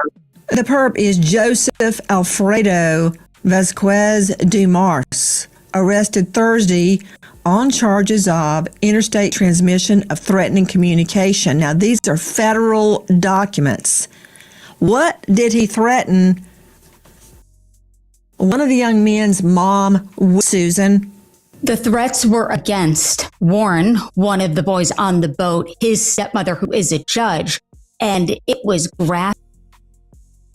It was brutal, saying there will be Blue Bear, threatening her life, talking on the boat, saying it really does. It says that he is sending a bomb to her office that will, quote, blow you away when you see it. Once that package is open, the timer will start. Then you have 10 seconds or less to ask God for forgiveness. So much blood everywhere, hard to clean, especially from a boat. That was in that letter. And there is another death threat, Susan Hendricks, to Mississippi law enforcement saying, don't go outside. What happened with that? Yeah, Cincinnati, Ohio woman calling two officials out of Mississippi several times, more than 25 times. Here is her mugshot. And you're right, don't go outside, saying there's a bomb. So the threats are they're taking them seriously, as they should, and two arrests so far. That's right. A woman now accused of bomb threats to government offices related to the Nolan Wells investigation. This is an Ohio woman facing federal charges. Michelle Freen Edwards, just charged in the U.S. District Court, Southern District, Mississippi. One count, transmitting, threatening communication, commerce. Okay. Nobody can do their job appropriately when they're under a death threat. That's against Mississippi law enforcement. Trust me, there are people within law enforcement that are trying to do the right thing. Threats on one of the young men's mothers. That's not all. Teslin Figaro, Nolan's family, has gotten threats too. Absolutely. And, you know, I don't condone violence on anybody, but I do want to put some context behind this, Nancy, as well. I was a police officer in the Air Force. Government officials, meaning I'm sure the judge has received threats. I'm sure the police officer has received threats, although they should not happen. But these are individuals that have taken, just like you and I, have taken on, you know, positions that it comes with the territory. You have received death threats. I have received death threats. So the people that's not being talked about that's receiving the death threats is Nolan Wells' mother. Why is nobody talking about the death threats with them? They report. Why isn't anybody arresting the people who are accessing available for people? So I just find it very interesting that there's so much sympathy for a police officer who not only do they receive death threats, they put their life on the line. They signed up and raised their hand to say, hey, pick me for the death threats and pick me to give my very life, as I did in the Air Force. So it is not right, but we also have to shine a light on the actual victims.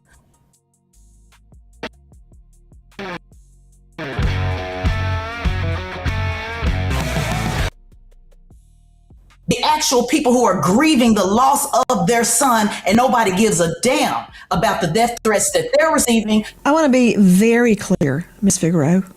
You say nobody cares. That's not true. I care. I care. I care about the death threats on Nolan's mother and his family and his team. I also care about death threats on one of these boys' mother and on law enforcement. And yes, my first death threat, oh my goodness, came back in the 80s. But guess what? They faxed it to me from the Fulton County Jail. So that wasn't much of a mystery. But with every time you take a position, you make people angry. The thing is, if these threats, including the ones on Nolan's mother, the mother, you know what I'm doing all night long till 2 o'clock, Miss Figueroa? I'm packing my children to go away to college. That's what Nolan's mother should be doing tonight. She should be getting him ready to go back to school. Instead, she's visiting his remains. And now, death threats.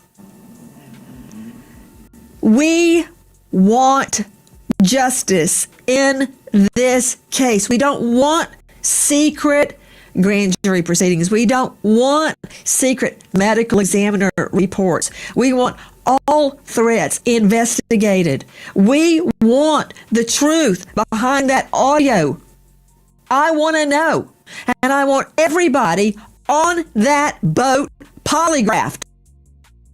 We want answers.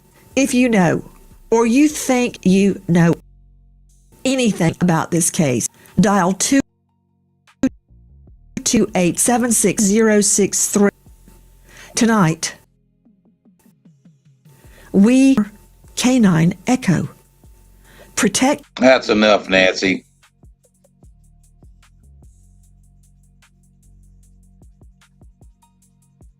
I see my guy Tommy G went to a Hebrew Israelite camp. Cowards in our camp, only man prepared to die. Let's see. No, I can't, only man prepared to die.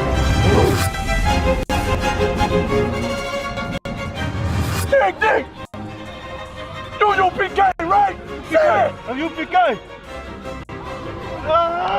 This world thinks that we're a cult and that we're crazy and that we're criminals simply because we teach what Jesus Christ taught 2,000. In 2024, with access to the internet, if you hate another group because of the color of their skin, you're a fool. Let's go! Let's go! Let's go! I want 100, let's go! Above your head! I imagine Shabbat! I imagine! This brother has a shirt, this is IFCPK, and that's called Real Nigga University. How come we're missing out on the push-ups? Don't you want to get drafted? Yeah, get down and get some push-ups. Yeah. See, I just told a white man what to do. Oh, down!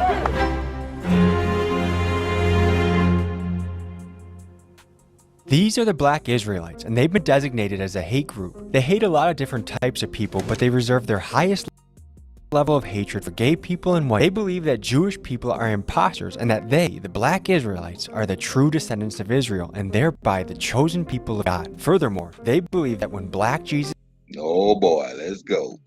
comes back for the rapture, that they will take over the earth and enslave the Caucasians and Asians. Now, they call themselves the Black Israelites, but probably because recruiting numbers were awfully low, they began to include Latinos and Native Americans under their umbrella. To better understand how these guys think and operate, I thought it would be a good idea. Wait a minute, you saying ISUPK blocked you? No. You Captain Tazariak camp blocked you, nigga? You gotta be shitting me. Stay in line, woman. Hush your mouth, woman. It's ISUPK or ISPUK, some shit. ISUPK. Ooh, that's crazy. to send the whitest guy in my crew, Keegan, to spend 3 days with them in Harlem, New York. What you will see in today's episode will be a combination of me personally meeting this faction of black Israelites and fly-in-the-wall footage from Keegan after he embedded with them a couple of weeks previously. I'm genuinely perplexed on how people can hate each other in 2024, especially with things like internet access and most of us being able to learn from the ugly parts of human history. So let's unravel this mystery together and buckle up, folks, because this episode gets intense. The white man has gotten so good at just saying stuff and people believe it that he just says shit like everybody. The so-called white man decides to be rich. What will the white man do to be rich? Anything. I'm about the kingdom of heaven where black people rule instead of white. And we get to do all the wonderful things that white people did to us, we get to do it to them. I tell the black man, you the greatest man that ever walked the face of the earth. And God loved you more than he loved the white man. God hates the white man because of what he did to you. There's a lot of not in the outside world. Your inner mind is your sanctuary, and you must protect it at all costs. One of the ways I do that is by popping in my Raycon earbuds. You pop these in, twist them like podcast with canceling all the time. So I like a head and they're charged, which makes. Let's get into this episode. It's gonna be a doozy.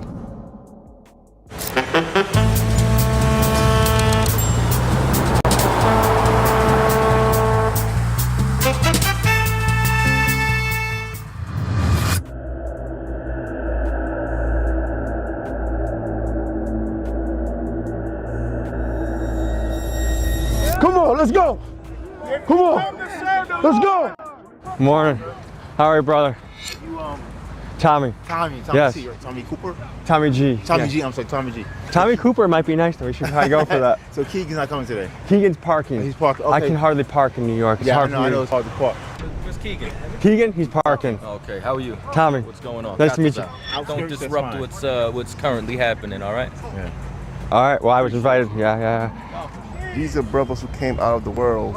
These brothers going through a process where you're purging the old man out of you to become the new man that you want to be. And that does not happen without pain. Apparently they've been here since 6 a.m. I admire discipline, I admire dedication, and I admire people that are willing to wake up early and get after it. This is the first day for the year 2025. This is to help get brothers prepared to strengthen themselves physically, but also to keep them motivated to continue. Hustle up.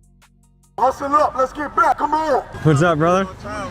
Good to meet you. Good to meet you too. How are you? I'm all right, yourself? First, I gotta say, your fashion, man, is unbelievably on point right now. Thank you, I appreciate it. Can you just? Oh, okay. I'm gonna give you this visitor's pass. That way we don't whip your ass in. Yeah, I was actually seeing if I could join. No, you can't join. Why is that? Because you're not the race that we're allowed to join with. What race you gotta be? Just say, let me give you this pass so we'll whoop your ass up in there.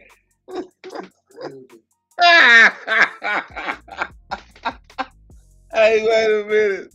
I gotta run that back. You gotta be your ass in. Yeah, I appreciate it. Can you describe what you got going? I'm gonna give you this visitor's pass. That way we don't whip your ass in. Yeah, I was actually seeing if I could join. No, you can't join. Why is that? Because you're not the race that we're allowed to join with. What race you gotta be? You gotta be one of the 12 tribes of Israel. In North Central and South America, they're primarily blacks, Hispanics, and Native Indians. So if your father's like of Negroid descent, Native Indian descent, Dominican, or something like that, then you could join in. But if he's not one of them, you can't join in. What percent do I gotta have? Your daddy just gotta be there. It's no percent. Even Jewish people say that you're Jewish according to your mother, but the Bible says it's according to your father. Bob Marley is a white man. Can you break that down for me? Because if you ever look up Bob Marley's father, Bob Marley looks like his father in blackface. Because So Bob my Marley's father my is mom white. could be a beautiful black queen, but if my dad's white, I'm out. That's right. I'm gonna need your help reading one of these words, but can you say what that shirt says? This brother has a shirt, this is K, and that's called Real Nigga University. Nice to meet you. I'm Tommy. How you doing? How are you? No problem. Now, a lot of people, of course, the word nigga has always been a derogatory term for black people in America. But this is also an identifying marker for who the children of Israel are in the Bible. When you go to Book of Acts, verse 1, they call Barnabas Niger, which is where nigger comes from. How long did it take for you to acquire your real nigger status? they call Israel in the Bible. You go to the book of Acts 13, verse 1, they call Barnabas Niger, which is where nigger comes from. How long did it take for you? Called Barnabas Niger, which is where nigger comes from. Nigga, what? Oh, come on, dog. How long did...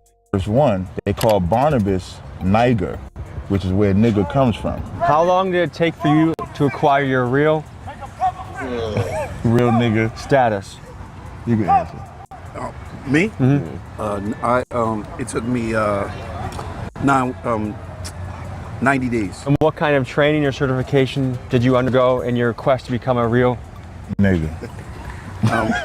I attend class for 90 days, and then that's when I'm born again. And what made you say, I want to become a real nigger? It was nothing out there for me to navigate to become and understand who I was, and looked at the word nigga as a negative term until I found out that it was an identity marker. You know, it's a shocker when you wake up and you find out that you're the descendant of Moses. Was Moses nigger? Hell yeah. Was Jesus Christ a real? The realest nigga. Was Malcolm X a real? No. A real? No. Malcolm X had a good spirit for brother. Hey, can I get my coffee? Let's go, turn it up. You're moving too slow. Malcolm X was Hold on. Can I say something? Well, I was expecting your coffee to come straight black.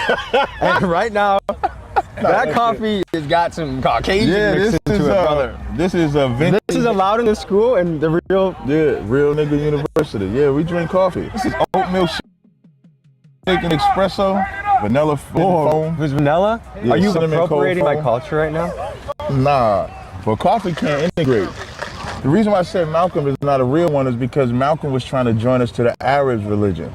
Malcolm had the right spirit of brotherhood, but the wrong religion. So he was leading us to Islam. It's like Martin Luther King leading us to Christianity. So we don't like either one of them. Neither one of them are real niggas. You love Martin, don't you? I think he was a good man.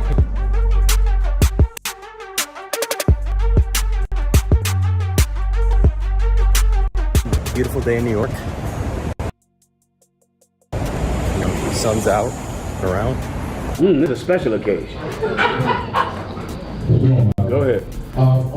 Martin Luther King. All false apostles that have deceived many. You understand? They deceived so many people that you would think they actually were sent by God. Because so many people believe. This nigga sitting up here sipping cognac and preaching from the Bible, though. This nigga got a cup of drink. Nigga sipping Crown Royal and preaching. Boy, that's some crazy shit. Them. It's actually many. All. Go ahead. Martin Luther King. Nigga gonna sniff it, take a sip, put it down, and get to preaching. Well, y'all need y'all ass. All false apostles that have deceived many. You understand? They deceived so many people that you would think they actually were sent by God. Because so many people believed them. It's a sea of people that believe that Martin Luther King was truly a man of God. And if you are not careful, you will get caught up in that wave. And the march he had was so magnificent. And the statues of him, and he's on TV every day, they transform themselves into the disciples of Christ, but they're not. I'm about anyone that wants to unite the people. So that's why I like Malcolm X. If you read and the end. enslave us to y'all, right? No. Let me reverse Uno card. You want to enslave us, right?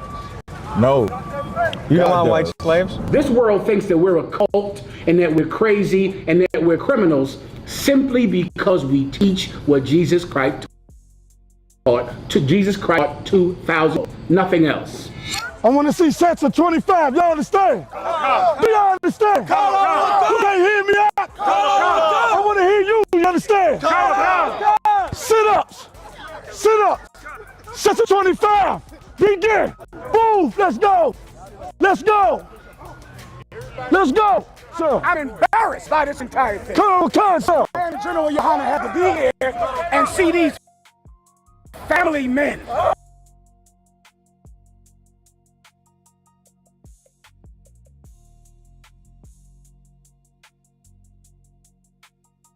These are family men, husbands and daddies, wasting their weekend with my cult. They will never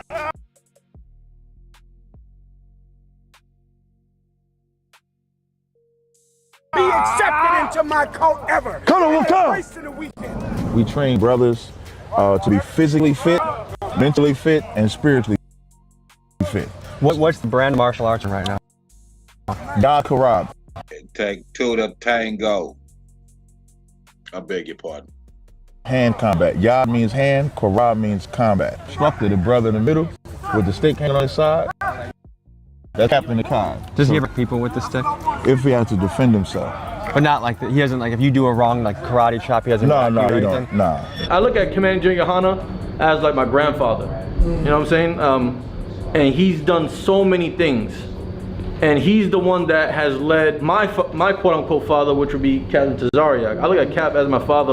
Like you know, if I were to disappoint Cap, I feel pain. Like I never felt disappointment or being ashamed of doing something with my mom or my stepfather. But you know, growing up trying to shape myself, the person I am right now is because of Cap, and he learned from Commander Yohana. So you know, I look at Captain Tazariak and Commander Yohana as my. Oh boy, you was lost. You lost with that shit. Grandfather.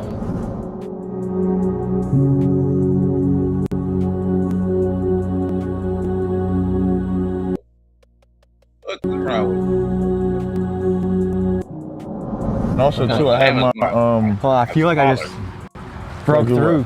You ain't break through shit, man. You just filming. You just a white guy filming. How come we're missing out on the push-ups? Don't you want to get drafted? Yeah, get down and get some push-ups. Yeah. See, I just told a white man what to do. Oh, down. Now you should take a picture. My slave. Get in position. I'm not doing what Master says. In the kingdom, when he says I'm not doing what Master says, that's what happens. So you believe white people are destined to be slaves? Fast. He that leadeth into captivity shall go into captivity. He that killeth with the sword must be killed with the sword. I've never put anyone in captivity. You niggas are so smart. You should understand that creates a perpetual will of constant. He who put in a captivity shall go into captivity. It creates a fucking hamster wheel, you goofy, stupid ass nigga. Captivity, I never enslaved But anyone. your ancestors is No, why actually you they benefit. didn't. Actually they did. Where you from? Poland. I came from the Polish poor farmers in South Dakota. They didn't have shit. They came from Poland, have shit. But also, I don't believe in collectivism. I don't believe that. That would mean like if one black guy in Pennsylvania did something, I'm gonna be like, oh well, you have to pay for the consequences. Someone that did something 200 years ago, just because you happen to look slightly like them, that is a dumb idea. Nah. Thank you, Master T. Thank you, Master T. How happy are you right now? Master T. Master T. I don't want to do no more Jack. Master T. You feel better? You feel good? No. Does that make you feel better when I'm a slave? No, but when my audience What does that say watches, about they'll you say, if you want me to be a slave? Master T. to my audience Yeah, or to Master your T. audience? Master To your T. audience, I'm not having compassion. To my audience, it's like he's getting prepared to be a good slave. Man, I'm recruiting for the black Israelites. I mean, neither of us are technically qualified. I think we can make an exception. Would you like to join? Oh, I'm good, thank you. We could join them and we could be on their side. Otherwise, they're going to enslave us, right? Would you enslave her too? You're a Latino, right? Yeah. No, she's saved. Oh, so she would be considered a black Yeah, Israelite she's one too? of us. Yeah, she's one. I'm Latina, so that is part black. Yeah, He wants to enslave me. He wants to slave you? What do you think about that? I said God wants to enslave his people for what they did to our people. No, it's time to forget. Every man wants to be like us. Right. And that's to be married to us. Right. Because we're willing to suffer, to have pain. You are not. You should go home. You should go be with that one measly woman who's willing to be sexually deprived every day because she's married to you, and those children who are future drug addicts and whores. You should go be with them. You shouldn't be out here with my cult. Do you think you can get my arms as big as yours? I mean, I don't know. I might. We can see. I don't know. Give me 50. Like he gonna serve. He gonna serve. Like he good to serve. We want no coward in our camp. Only men prepared to die. Ooh. We want no cowards in our camp. In our camp. Only let their colors fly. This shit is embarrassing. Niggas embarrassing. Niggas.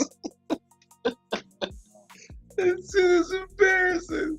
Ooh. We want no cowards in our camp. In our camp. Only men prepared to die. Go. We want no cowards in our camp. In our camp. And we let them colors fly. Ooh. We want no cowards in our camp. In our camp. Let's go. Prepared to die. Ooh. We want no cowards in our camp. In our camp. That'll let their colors fly. Ooh. We want no cowards in our camp. In our camp. Only men prepared to die. Ooh. Let's go! No cowards in our camp. That'll let their colors fly. Ooh. We want no cowards in our camp. In our camp. Only men prepared to die. I don't qualify for non-black status. These are the... Do you want to join? Of course not. Why not? Why not? Because I'm the same as you. They want to enslave us. That would be restoring it to paradise. Oh, okay. Well, is any interest in joining? Nah, there's certain things where slavery still plays a part because we're all in the system. I feel like everybody's a number. We live in certain areas where in reality it's segregated. And I personally feel like there is slavery still. I imagine Shabbat. I imagine. Slap to it.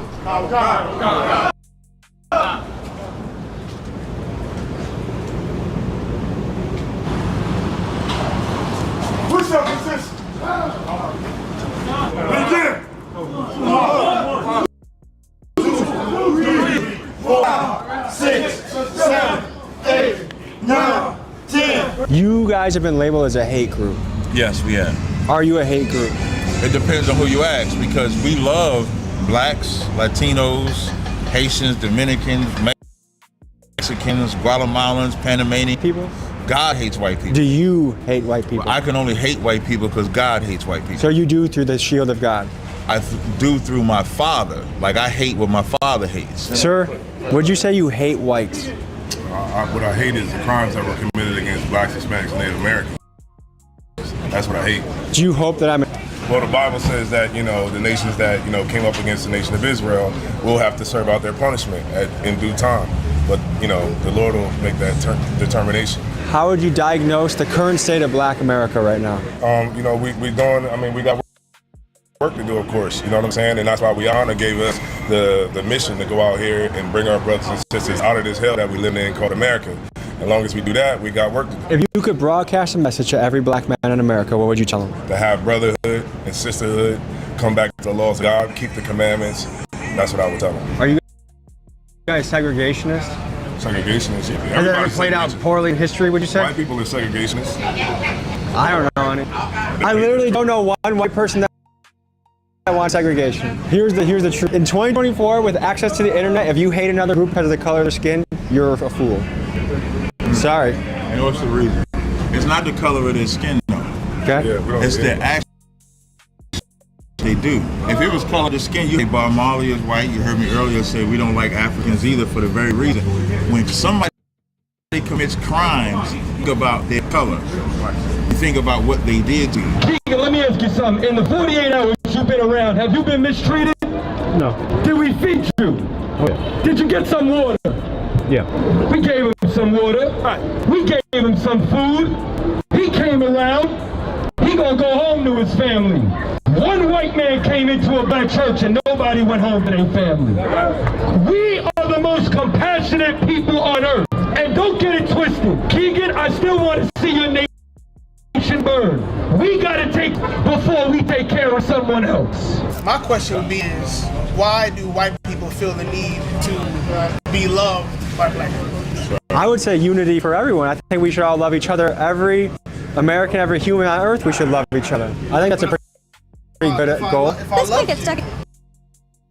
You really improve the average black person. Listen, I'm square yelling they hate white people, so that's what I'm asking about. If you can love, how would you The world would be a better place if we loved more. Hey, I did want you to ask my general, my leader, if you had a couple questions. Yes. Man. Hello, General. If I could, this is Commander Johnny Hanna. This is the leader of IFCBK, the organization that I'm in. This came to do a documentary, and of course, I wanted to bring him to you, sir. Ask you a couple questions. I don't know what he's gonna ask you. Yeah. But I did. What's your mission? What are you about? I'm about the kingdom of heaven, where black people rule instead of white. And we get to do all the wonderful things that white people did to us, we get to do it to them. Such as? You tell me. What have white people done to black people? What time period are we talking? Any time period. Really? Any time period. Yeah, I gave a guy like a handshake and a hug yesterday, so maybe that qualifies? Could qualify, possibly. What else? Well, let's talk about the bad things that you did, though. Are we talking about slavery? Oh, are you talking about slavery? Are you mentioning slavery as one thing? I feel like that's a key subject around here. I agree with you. Slavery is one. You gobbled up the world, and we seek Christ's kingdom for a day that our roles reverse. The scriptures say this: let the saints sing aloud on their bed with a two-edged sword in their hand to their kings into fetters. So we seek the day that the changing of the guard comes. See, we seek the Lord for our revenge. Right.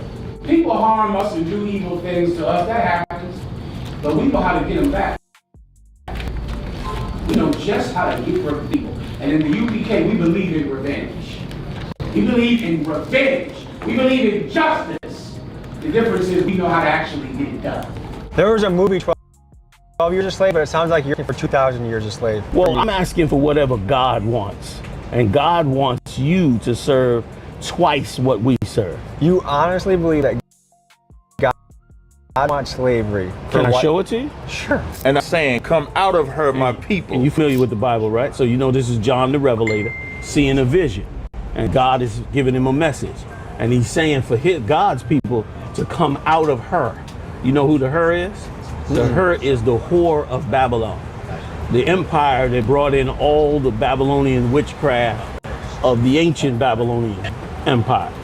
That empire is America and the European world. You may not be partakers of her sins. See what God said? We got to not be partakers of your sins. Like you see how? Where does it say yours? Partakers of her sins. And her is sins is the Babylon. Right.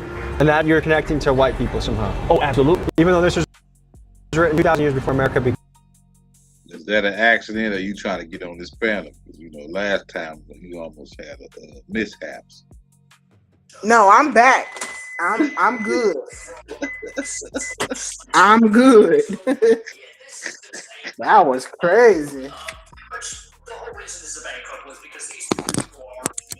Yeah, I'm deep. These niggas crazy. Yeah, they mentally gone, and they are setting whoever of us that follows them. They're trying to get us to go to Africa.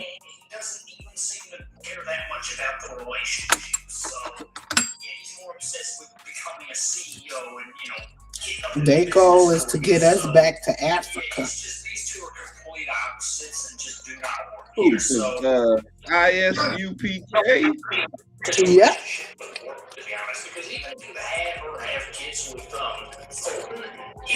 I thought they said Israel was here. Did they say that? I don't know if I ever, honestly, I don't know if I ever heard them say that shit or not. Because they say this is Babylon. I don't know. They all be on different pages. Like Nate is down with us. He knows the truth. But some of those different little whatever they are, they want us to go to Africa. You heard everything he's saying is against what we believe. What we know. I shouldn't even say believe. Shit. Talking about Native Americans. Those are not even for real.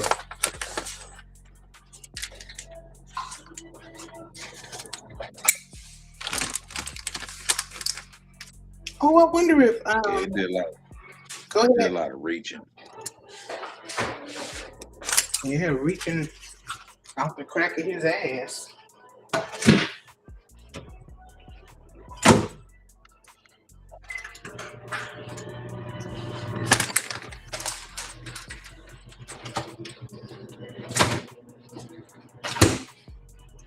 That's crazy.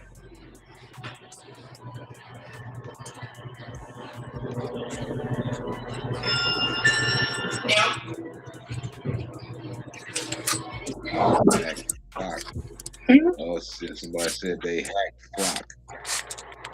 Oh boy. I ain't done with this That's shit. the beauty of prophecy. And that you receive not of her plague. Receive not of her plague, meaning this daughter of Babylon that he's talking about is about to be plagued horribly in this earth. Her sins have reached unto heaven. The evils that have been done in Revelation have reached all the way to heaven, meaning God sees is angry at me. God wants to do something about them. And God had remembered her iniquities. He remembered all the things that done over time. Reward her even as she rewarded you. This is important. He said, reward her. He rewarded you. How did she reward us? She rewarded us with what you brought out. One thing was slavery. A reward. That's what he rewarded you. It says, and double unto double according to her works. According to her. What? Nigga, what? Works. What give is he her saying? twice as much. I think one thing God wants to wreck horribly. Daughter of Babylon. You receive not of her. Even though this was written 2,000 years before America became That's the real. beauty of prophecy. And that you receive not of her plague. And that you receive not of her plague. Meaning this daughter of Babylon, this her that he's talking about, is about to be plagued horribly in this earth. For her sins have reached unto heaven. Because her sins, the evils that have been done by this empire, called her in Revelation, have reached all the way to heaven, meaning God sees them and God is angry at them and God wants to do something about them. And God had remembered her iniquities. And he's remembered all the things that she's done over time. Reward her even as she rewarded you. This is important. He said, reward her, even as she rewarded you. How did she reward us? She rewarded us with what you brought out. One thing was slavery.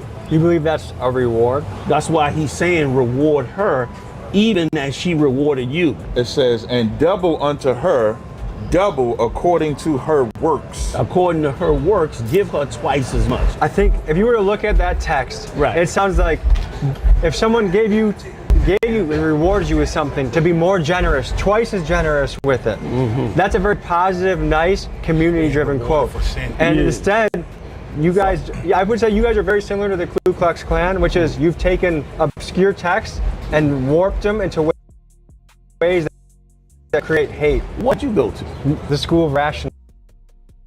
See, that's the problem. That's the problem. Because I went to the Israelite School of Universal Knowledge.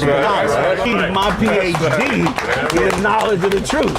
See, that's the problem with the white. Listen, the white man has gotten so good at just saying stuff and people believe it, that he just says shit like, and everybody like, Who came up with this interpretation? Who came up with it? Great scholars who before you. Oh, before me. I did everything you hear me say, I created none of it. This is not created by me. Would you say you're a happy man? I would say that I cannot stop being happy than to have eyes open to the real world that you live in. It's not a personal thing with you. I don't know you. I don't hate you because you're white.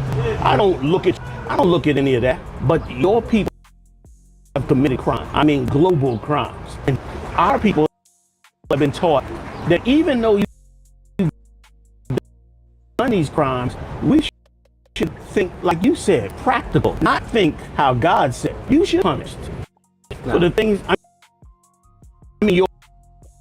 for the things that your people have done. Shouldn't they be? I don't believe it. You don't.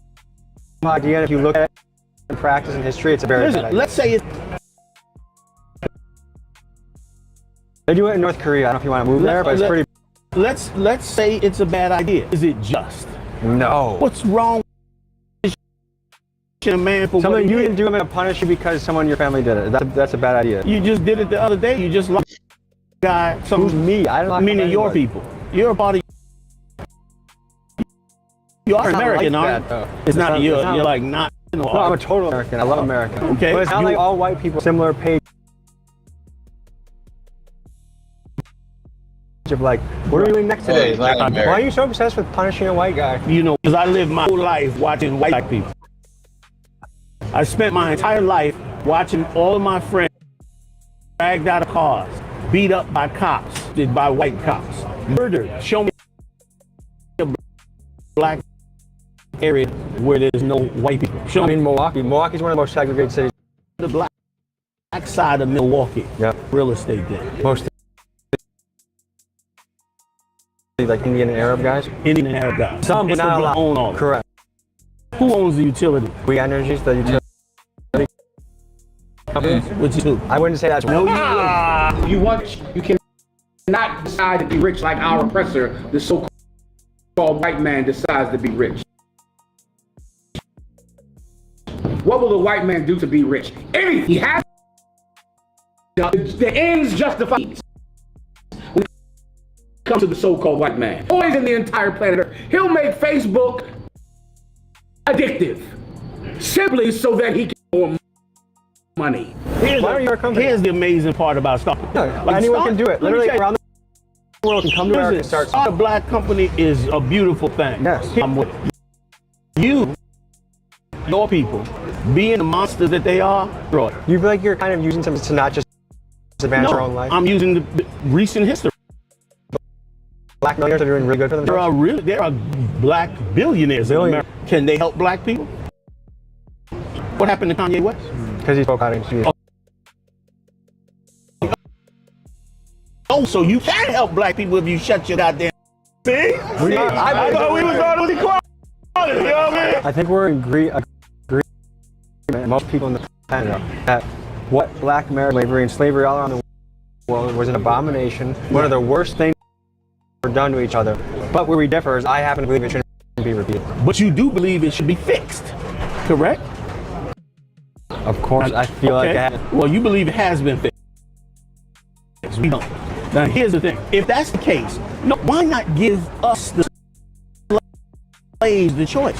What if you turned around and said, you know what? We'll give you the portion of the United States that you built and percentage-wise, and we'll let you start your nation. How do you feel about black people saying, you know what? We want 5 states in the.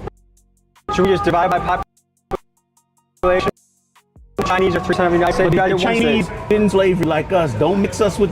The Chinese didn't have chains on them and brought over here in cargo ships. See? That's a white man. The possibility that we might have a second black president. What do you think about that? I didn't know there was a black president on the ballot. Who are you talking about? Some might say Kamala Harris. Because black America. What does Black America says that Kamala Harris's mother, East India. Kamala Harris is a white slave owner. That's right. Kamala Harris's father, who's a Marxist and a communist, is who taught Kamala Harris. If you're going to put a black person, somebody who's really of another identity and just has dark skin. Barack Obama was another example. But we thought Obama was Jesus. And when Obama got in office, he legalized same-sex marriage. Now you see his gays just running around. Every gay person has been molested, and that's what made him gay. Nobody is born gay. Life makes you gay. That makes you gay. And you don't believe me? Saucy Santana just came out with a book. Now, Saucy Santana is a popular gay rapper, and then he wrote his book. It was passed around from house to house by his cousin. Barack Obama was not. Barack Obama was definitely not, but his mother was white, and his father was from Africa. An African nation, by the way. Barack Obama was. You know what it means to be black? What does it mean to be black?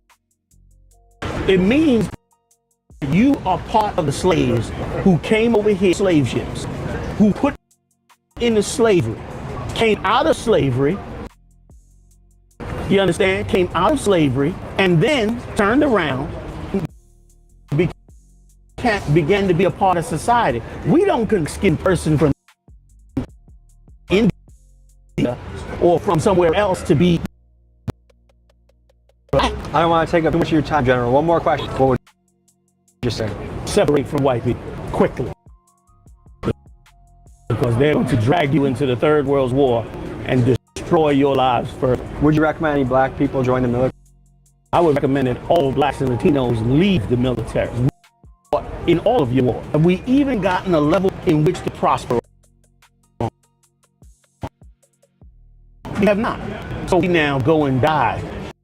And the greatest of wars, for you to acquire more land, for you to steal the Palestinian oil, for you to steal Lebanon's. Why should we die for that? Hey, Daddy, can we start another war and take yeah? Okay, thank you. All right, I'll see you for crumpets this afternoon. All right, goodbye. Like, why should we? Hey, die don't for that? season the chicken when I get home for dinner, guys. All right, bye-bye. It was good talking It's to a you. pleasure. Honestly, to be invited here and hang out with you guys, I think you guys are fascinating. I like the organization. I think the discipline, the exercise, the togetherness, I think I'm a really big fan of it. The whole, like, enslaving white people part, I feel like if you forgot that, I feel like you'd get a lot more members and that you'd be a very powerful movement. For all that's done to black people by white people over the years, could you really respect us if we love people that did all? You know how I think the biggest fuck you could give to white people if you feel that way is to fucking go out, start a ton of businesses, acquire real estate together, acquire assets, acquire corporations, build it, and then you'll have true power. How do you know we haven't done that already? Do you? Have we? I would guess because we would never tell a white man. I would tell. What do you mean? I would tell most people don't. Okay. The cool thing about this life is you can choose what to believe in. You can choose what to invest your time in. And I think people are fascinated. We have all sorts of beliefs around the world, and this is one of them. This was a look inside the Black Israelites. I'll see you guys next week. Peace. We want no cows in a can, and we let them kill us. We want no cows in a can.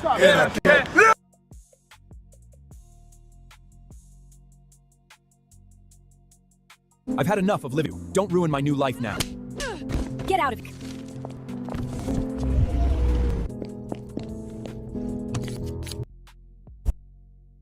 The here. Am I going? Yeah, you are. The Goyer here. Am I going? Yes. The pulse of the universe. We are the chosen nation to come and protect the world. I want to play a fun game. Is this person anti-Semitic? There was a real appetite in Israel for depopulating Gaza, making it problem again. What do you mean by depopulate?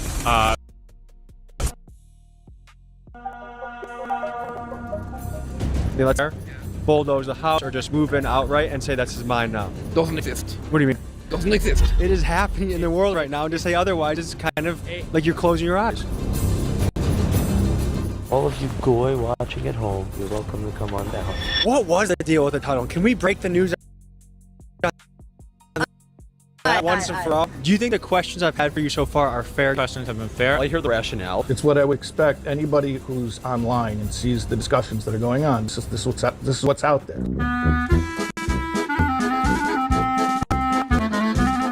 Never in my lifetime have I seen Jewish people under such intense scrutiny. Anti-Semitism rising on the home front. The Manhattan Institute poll showed an alarming increase in anti-Jewish, anti-Israel sentiment. People are looking to point the finger, and they point the finger at the Jewish people. And so now the propaganda is the Jews are the oppressors, they're committing genocide in Gaza. I believe that Jewish supremacy is the greatest threat to the world today. And with everything circulating the internet, I have so many questions I wanted to ask the Jewish community. So different, I think, Talmudic verses have been floating around the internet.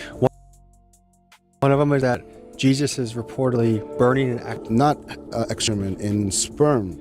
So I hit up my Jewish friends and connections in order to help me infiltrate the most Jewish place in the country, New York City. And to be more specific, we went to Brooklyn to get embedded with the Chabad Lubavitch community. You know, the ones with the tunnel controversy. Today, folks, is a deep dive as we head to synagogues, Jewish-dominated neighborhoods, and sacred religious sites to ask Jewish people the most controversial and sometimes uncomfortable questions that I think many of us have. So buckle up, folks. Let's head to the most Jewish place in America. A lot of you are probably wondering, Tommy, are you afraid to do this episode? And the answer is it's a pattern that when people talk about these kinds of things, it can end up in job loss, to banking, getting kicked off of social media platforms, which is a pretty big risk to take for what I think is free speech. However, I don't think any group or topic should be off limits to fair and reasonable questions. But first, guys, I need to ask you a favor. I'm very sure this video will be shadow banned into oblivion, and the only thing that can help that is you, the audience. So please hit the like button, write a comment, and consider each of these actions as a salute to those that chase the truth. I love you guys. Let's get into it.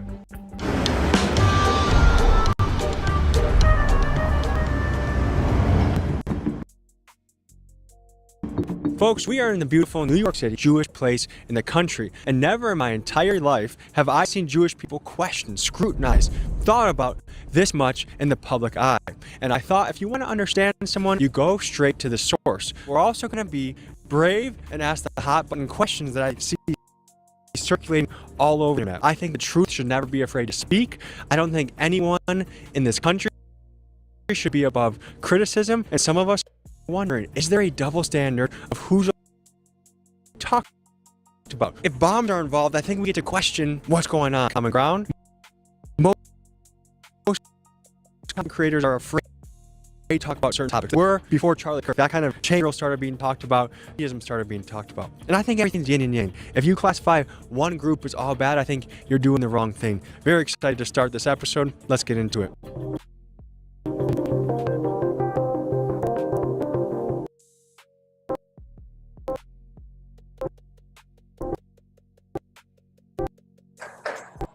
What is this about?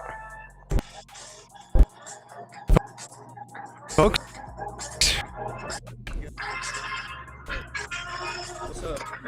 tracks in my seat.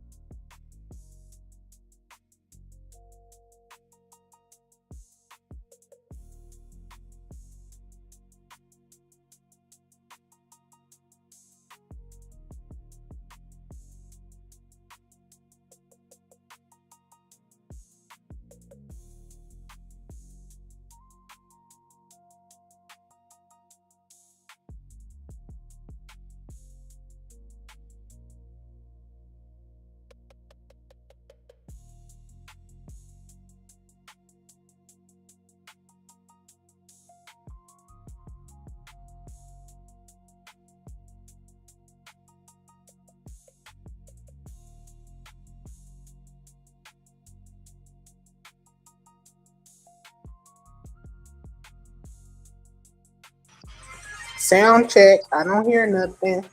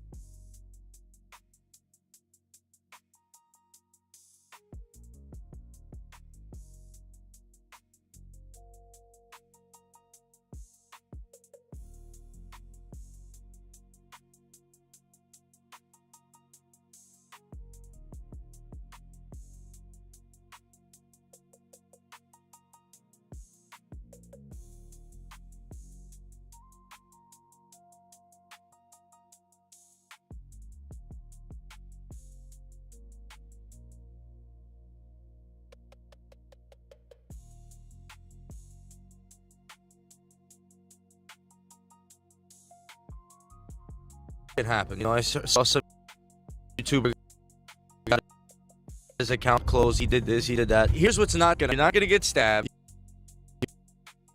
You might try some good restaurants, and you might hear some good advice. So that's where you're at.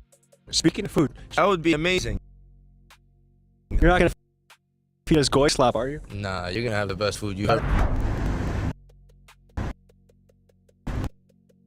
There's a statistic that there's more Jews in the IDF fighting than there are in the United States military.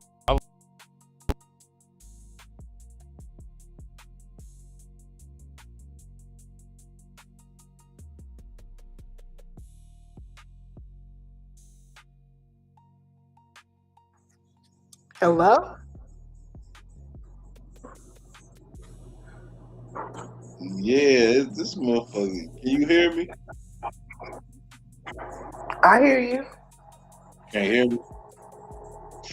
My shit I can hear you. crazy. But you done broke it. Oops, connection lost. Reconnecting. I've been doing that for like 5-10 minutes. That's because it's on Restream. That's because I'm playing this Or maybe shit. it's your mud. Or maybe it's your mud pack. That's because I'm playing Or this was that small ass. was that a piss engine? What did Tim say? Piss engine? Oh no.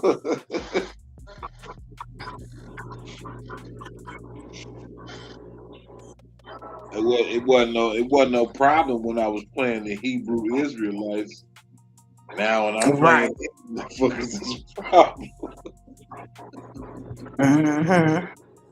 They both a problem for me. Both of them ignorant. Because if you look at it, they're both working to accomplish the same goal: get us off the land, or get what belongs to us and give it to someone else.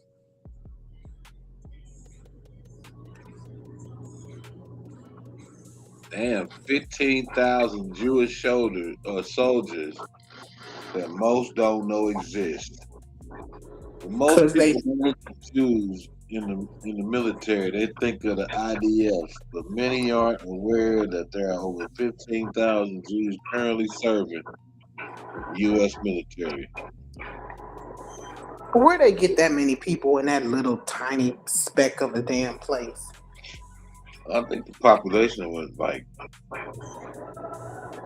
9 million or something.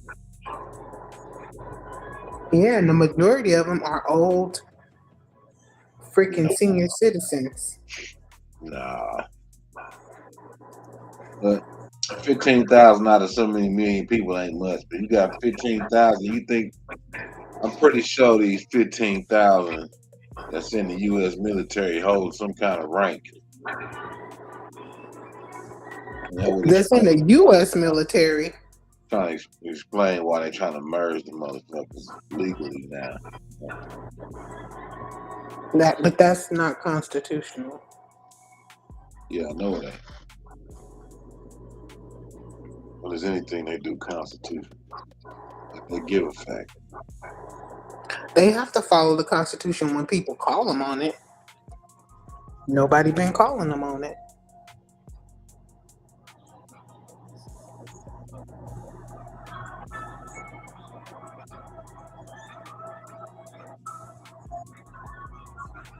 I just don't trust nothing they say unless I see it myself. Damn it. They talk all that stuff when they got the highest freaking cancer rates, the lowest birth rates, and they liars. They are straight liars.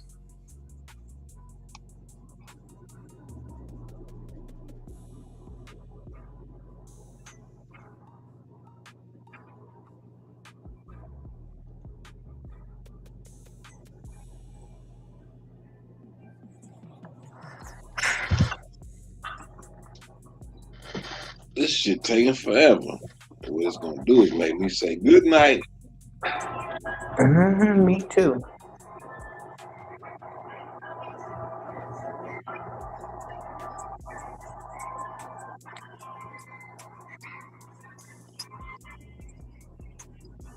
It probably is Restream. It is Restream and playing this shit.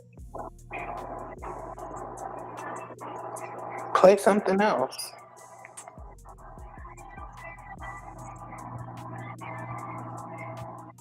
Play some of my stuff. Uh-oh.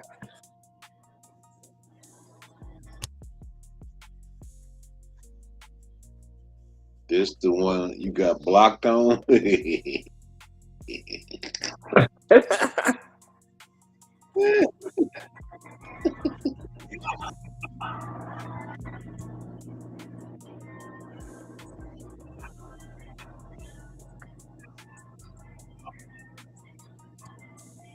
Whose finger is that?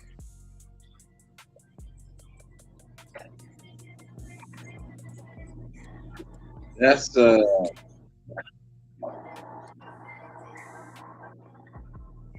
As we teaching, the enemy is not sleeping either. We see the attack. We see the blasphemy. We see, Father God, our people come against us. Lord, we know all these things must happen. We know the prophecy must come to pass. We know just against us. But Heavenly Father, put in our spirit. Put in our spirit to move on. Put in our spirit to continue the mission. Our mission is to wake up the 12 tribes of Israel who are scattered in the four corners of the earth. Lord, put in our spirit. We thank you for using IUIC, Father God. We thank you, Father God, for taking us to the next level. Lord, as we teaching, the enemy is not sleeping either. I wasn't born in Babylon, nigga. I don't know what you talking about. We're gonna talk about the current spirit over some of the land. Yeah, we can talk about that, but nigga, this ain't Babylon. And even if it is, it's still America.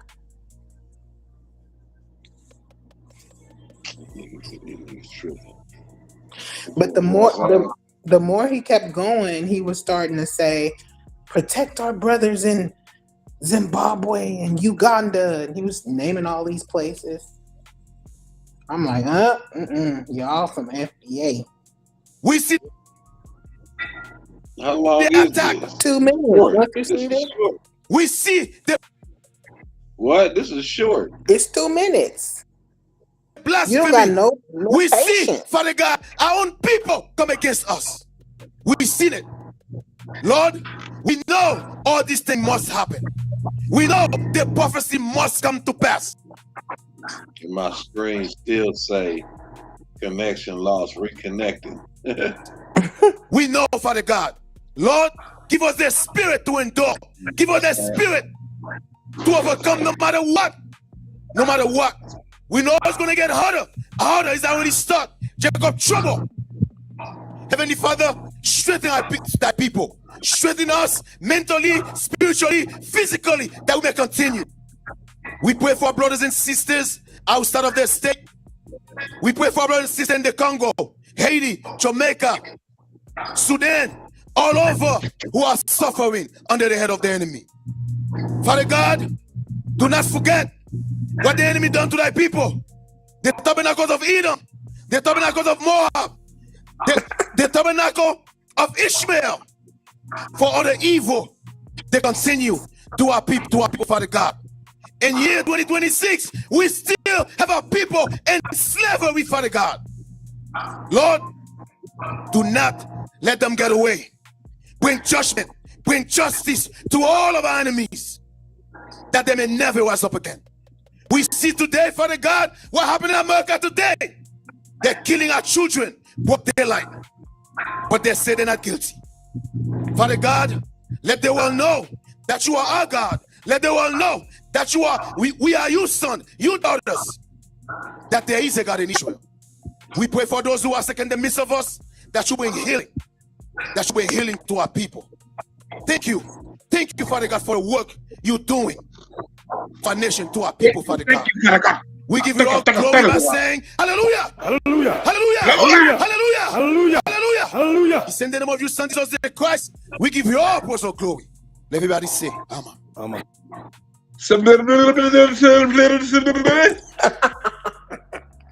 You need a whooping. Now that was just terrible. Just absolutely terrible. I mean, he just going on and on and on for everybody else, but not once did he mention any of the stuff going on with us here.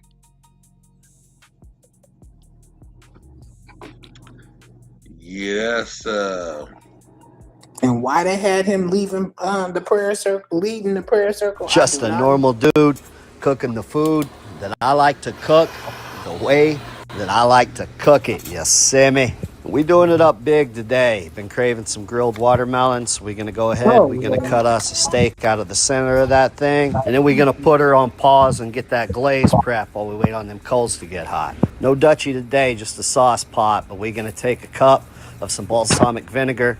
We're gonna get 2 tablespoons of some monk fruit in the raw. We're gonna get a tablespoon of some Allegro. And then you already know we fancy, so we're going with 2 tablespoons of some Grey Poupon. That's right, I'm an 80s baby and a 90s kid. That's the only Dijon I'm gonna use. After that, we're gonna give her a sprinkle of some Uncle Chris, give her a nice stir, and then there's nothing left to do but to get her over those hot coals and get her going to a boil. And once that pot start bubbling, we're gonna come in with our spoon. We're gonna make sure we're giving it plenty of love. We're working it around. We don't want them sugars to overwork themselves. We don't want nothing to char. When we see a gap in the pan, she's sticking to the back, we're gonna go ahead and pull her, Zine. And once we get her off the heat, we're gonna go ahead and grab us a small mason jar so we can get her over to a secondary container, let her finish thickening up. We're gonna throw the lid on that, and then we coming in hot with them steaks. We're gonna give it a nice little rub and a pat with some garlic oil. We're gonna hit it with some of that Uncle Chris.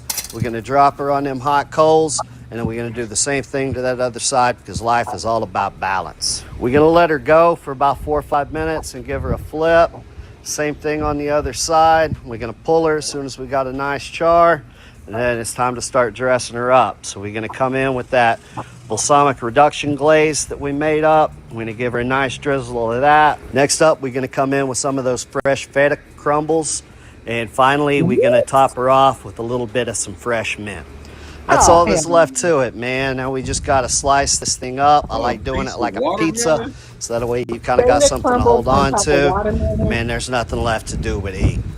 And as always, man, I appreciate y'all holding the vibe with me. Thanks for sticking around. I liked it. I hope you. Wait a minute, he didn't put the watermelon on the grill, did he? Yes, he said he did.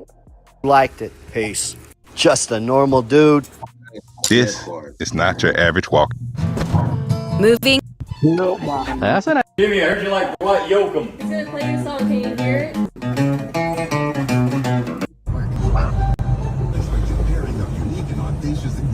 When you did the flinch and he didn't move, what was your reaction?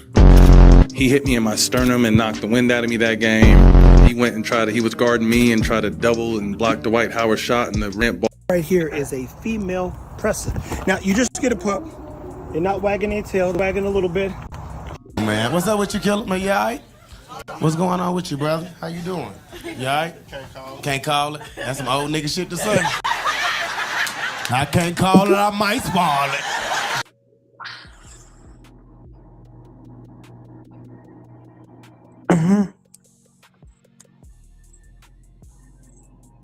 You know, motherfucking baby shark.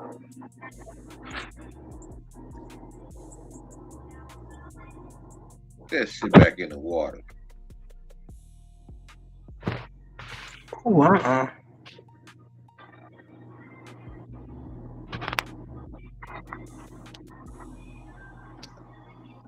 know if that's in China, I was going to say they're about to eat that motherfucker. Check this shit out in the Mexico.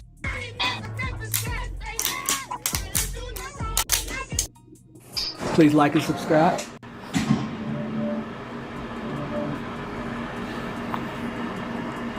This is our beautiful Marley. Chewing on my Crocs and my towel. Last time y'all said my brisket was dry, well this time I'm gonna show you how to do it with 40 sticks of butter. All right, let's go ahead and trim our brisket. We're gonna go ahead and trim our fat, but remember at least. Did you say 40 sticks of butter? I can't understand nothing what he said besides. Go ahead on, y'all. Put that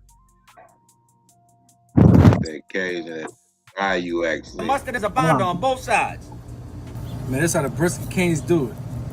You already know. Go up with your salt and pepper on both sides. We got our smoker set at 225. We're gonna go ahead on. Let's get this brisket on there, and then we'll come back when it's at 175. Now that brisket's ready to be wrapped. Let me show you what we do before we wrap it, baby.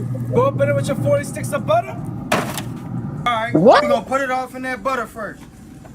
Give it that butter bath. Wrap it in that butcher paper. After you're done wrapping it, baby, put it back on that smoker. Now put it back on that smoker till it's 200 degrees. After 18 hours, the internal temp is 205. We're gonna go ahead and cut it in half. Oh, that's the best part of brisket I ever seen. That's what your brisket supposed to look like. Last time y'all said my brisket was dry? That's fast. And he didn't even get it on. Yeah. Dude, I hear you have perfect pitch. Yeah. Okay, we're gonna play a little game. Ready? So what is this note? D, How about this one? G, B flat, A flat. Okay, what about these chords? So what if I play like this chord? Ooh, it's an A flat, major 7th. Yeah?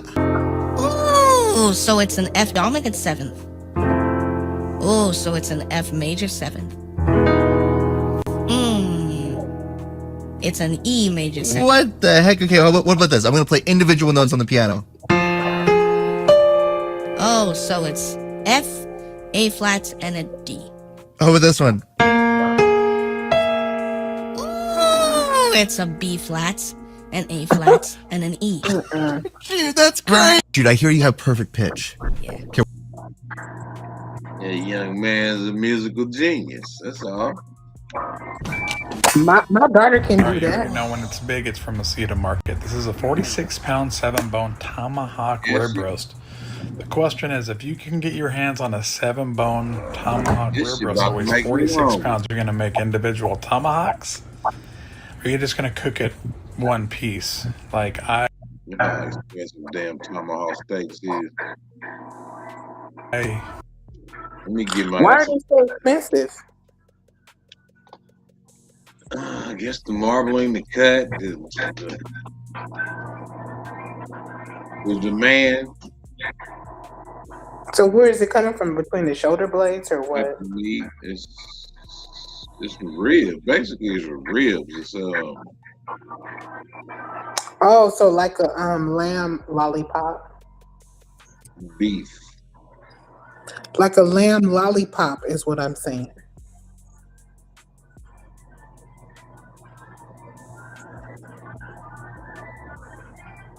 I don't know how to answer that. What the I mean, it's the lollipop? lamb.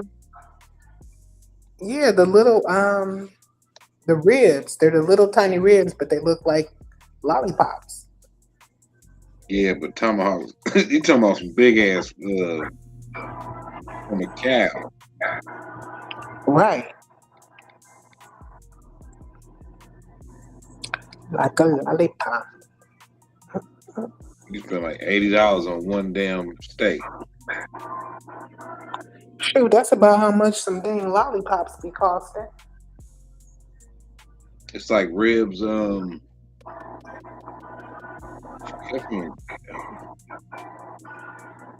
I get it. 6 through 12. The marbling and shit. Yeah, it's the. Let me look. Tender cut of beef from cow's ribs section. 6 through 12, known for its rich marbling, intramuscular fat. That's the marbling that melts during cooking. creating a juicy, buttery texture.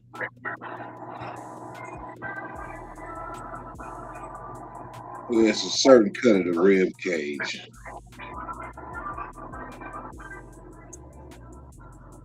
The extra thick, bone-in ribeye steak.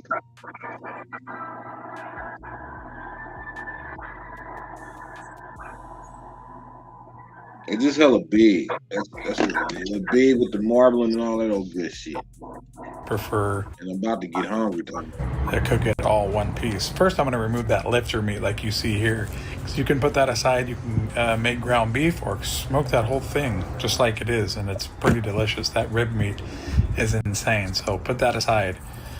Also, the rib meat that you're not going to want to throw away is what I'm doing here, is cutting in between the bones to where you would be cutting your individual tomahawks. That's also rib meat that's extremely tender, so do not throw any of this away. But as per usual, I'm doing this whole piece of meat. I probably removed 15 pounds of meat, so this is probably at least 30 pounds still with 7 bones in it. So after I prepped it, this was the next day, you know I got to go with the creamy horseradish, get those fingers in there and move that around. I go nice and heavy with this and put my seasoning because we can build a nice crust on it at the end when I do a reverse sear. I'm going to get it seasoned nice and heavy. And to track it, I'm going to have some areas that I'm going to track. I already know I'm going for the center core, but I just said, you know what, I'm going to go with a meter block on this. Go right in the center. We're going to put one on the side, put one on the other side, just to keep track. Why not? Got the probes, might as well do it. So now that we're all probed up, we're going to run this 225 degrees for a few hours, looking for that medium rare. So when this hits about 120, 125, about 4 hours later, it's going to hit the reverse sear on the flat rock. That's what you want to hear, is a nice sear, because you're building the crust with that seasoning, that creamy horseradish. You want to rest this bad boy. You can see I rested this pretty long because the juices did not flow out, and it is my perfect medium rare. You cook the steak how you want, but check that out. You do one of these at your backyard barbecue or any kind of party, you're going to be turning heads. Right. Let's go. Big old raw piece of meat. Pink ass, bloody ass steak. Guys, whenever you're back tying your dog, I don't care how nice the collar is, they're gonna cousin. This right here, exhaust the dog, choke the dog out, and literally cut your training time in half. Hey, look. He's like, hey, buddy, big man move. This case, you want to get a harness because most harnesses are designed for a dog to pull. So, it's a good little what to do when you're trying to work. Sheet pan crunch wrap. We're gonna go ahead and fill our sheet pan here with some jalapenos, some shredded cheddar, and then just start layering your tortillas right across the top here. Before you add your filling, we're going with nacho cheese. I'm gonna spread out a nice layer of that before I come through with my taco meat here. Yes, that's a lot of meat. You know me like that. And onions for a little bit of texture, and then we're gonna come through with the crunchy portion of this crunch wrap, which is our Fritos. And then I'm just going to lay 2 more tortillas on the top to seal this up, brush it with butter, head into the oven, bake this off. Once it is nice and toasty, we're going to flip this over, and you've got those delicious spicy jalapenos with that crispy cheddar. We're going to add some sour cream and pico de gallo and serve this up all in one sheet pan crunch wrap. I ain't even gonna lie, that shit, I look like that shit fire. Cooking your steak wrong. I'm gonna show you why steak is better in a steel pan. Water test. When it does that, you're ready. We're cooking in a saute pan today. Pour that off. The only way to safely do this in a house is use the world's highest smoke point oil, algae cooking oil. We're gonna take your new favorite cut of steak, a Denver steak. Look at the marbling on that, guys. If you've never tried a restaurant life, big Denver steak, go to your butcher and get one.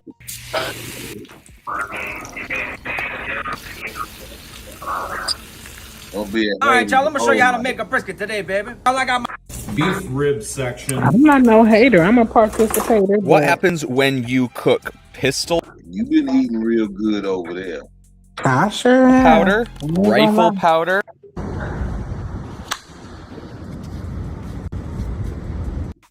All right, remember those 2 chickens I brined with a real salt brine kit? Well, let's smoke them. But first, we got to prep them. So we're going 2 different methods here on prep. The first one is going to be the spatchcock. You've seen it a million times. Just take your kitchen shears, pull that spine out, put a notch in that breastbone because we want to snap it and lay it flat. That's the point of the spatchcock. It lays flat, it's nice and open, and it cooks nice and even. I like to put the wingtips behind the wings, start flexing, and that is the prep for the spatchcock. The next one is the frog style. This is just a fun presentation and also opens it up and allows it to cook pretty even all the way through. So you're just taking your knife and going down the rib cage right underneath the breasts, and that's it. You start popping it, flip it over like the spatchcock, CPR, push it down, and then to complete the frog style, you're going to remove the wingtips on this one, and it resembles a frog. Simple as that. The seasoning on the frog style will be the real salt, organic garlic, pepper. So good, nice and coarse, just a ton of flavor. I got the Meter Pro Duo in my pocket, so I pull out probe number 1.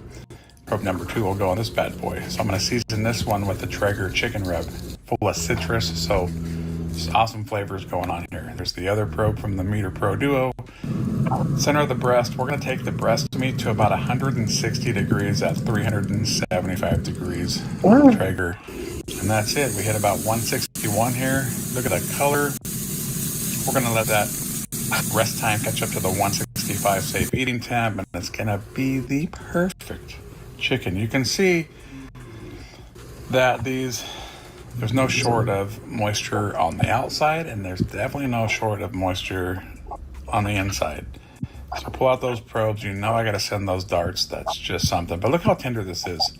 Like, I didn't take this to 170 or 180. You can see those wings just pulled right out at 165 degrees, cutting right through. The moisture is center core of the meat all the way to the skin. This is the frog style.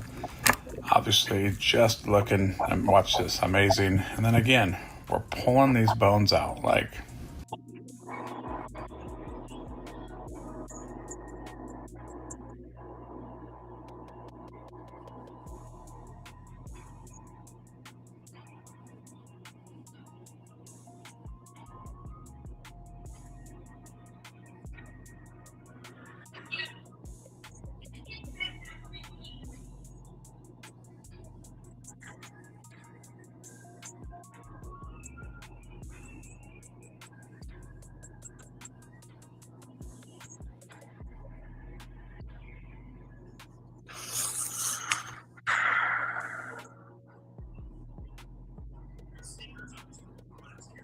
I wonder if Get Back ever got his live going. Did you go follow that page? Did you go follow that page?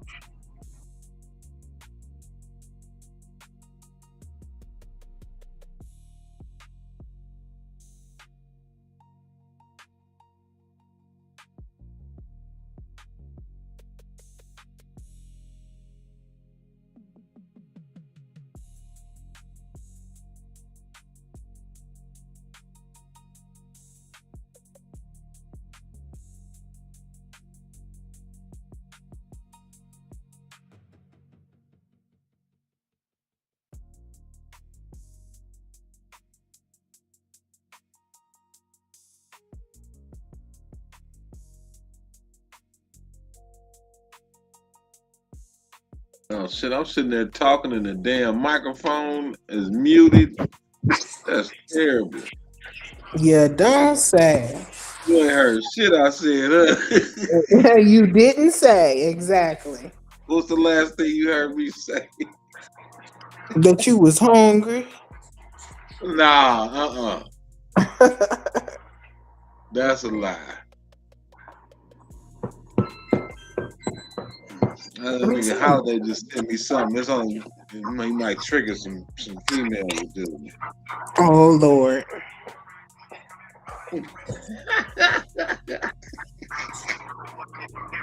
Who sent it to you? The Chief. Oh my goodness. Is it Barbie? No, none of that. Nah, none of that shit. I don't think so. Nah. Let me get you. It is right here. No. No. You act like you don't like Barbie. I don't like Barbie. Why you gotta discriminate? What Barbies we talking about? What? Remember he used to watch something called Barbie? I don't know. You talking about the damn gorillas, them damn Is that what it is? that gorilla AI shit? Oh, I never seen it. I just remember him talking about it. I did not know what. I ain't doing shit, man. I've been on here for about 5 hours. Playing a bunch of random shit.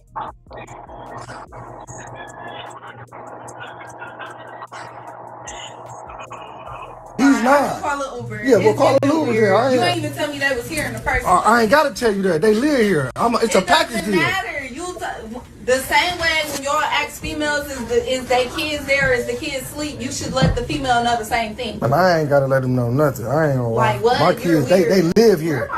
My kids live here. I'm gonna post you. My kids live here. You're weird. I don't give no fuck. I don't care. I don't care. Post me. Okay. Guess what? They gonna hop in my DM. Okay. Real father, real man.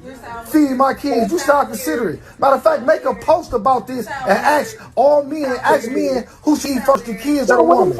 A guest at that. They will say, A guest at that. I just met you though. We ain't in no full relationship. It doesn't matter. What you talking about? You a guest. The whole point is they didn't say they were hungry. I said I was hungry.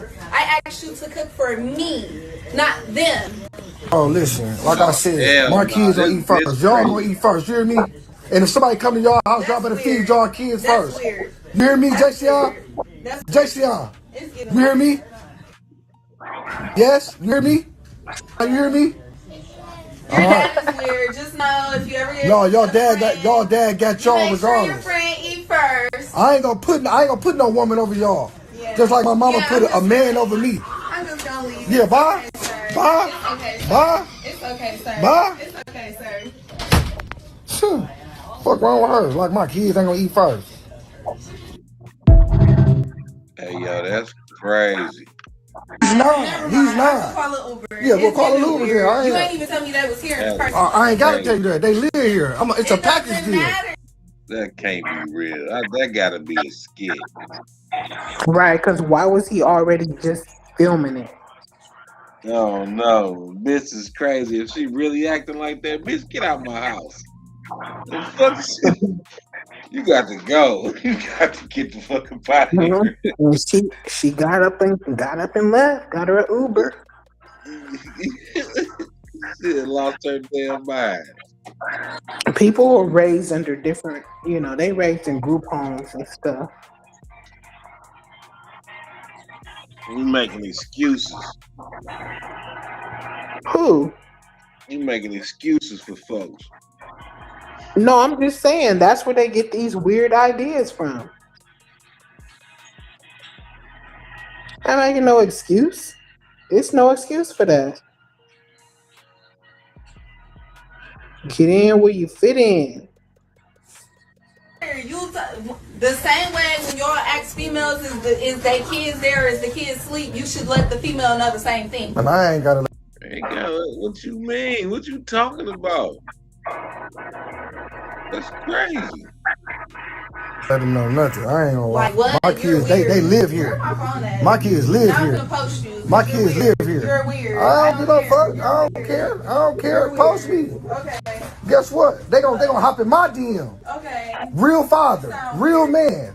Feed my kids. You start considering. Matter of fact, make a post about this and ask all men, ask men who should eat first, the kids or the woman. A guest that. You on the stage? Who? Chief? Hey, Chief. I don't even see him. You don't? I see him. Oh, well, I don't hear him. I don't think this shit working right or something. Oh, Lord.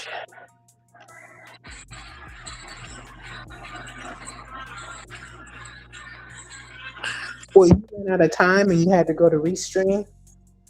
I mean, what is it? Let me try something real quick.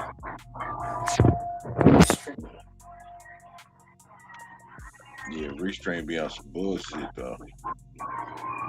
What is this blank space up here? What the fuck is this?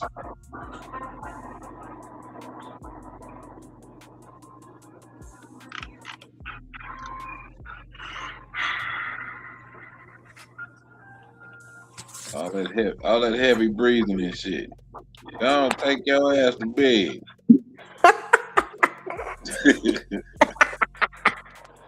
I was just sitting here like, I must be getting old because I'm sleepy. These niggas, boy, I'm telling you.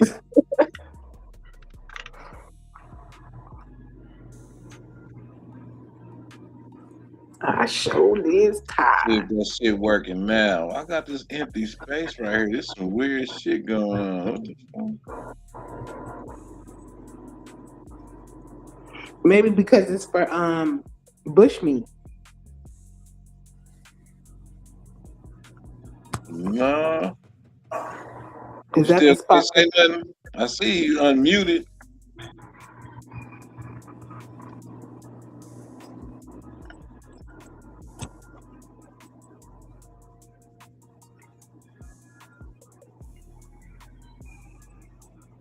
That's crazy.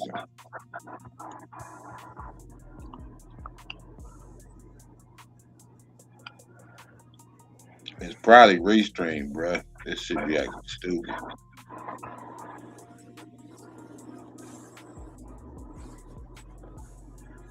And I've been home, and I got to playing some.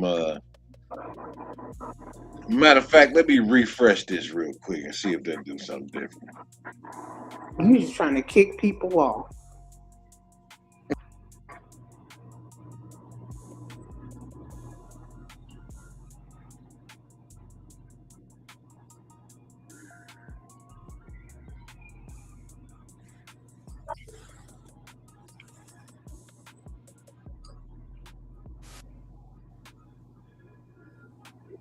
Hell, kind of you got here.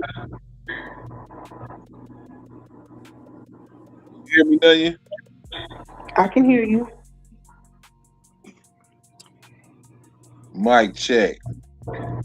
I hear you. Try to get a mic check on cheap.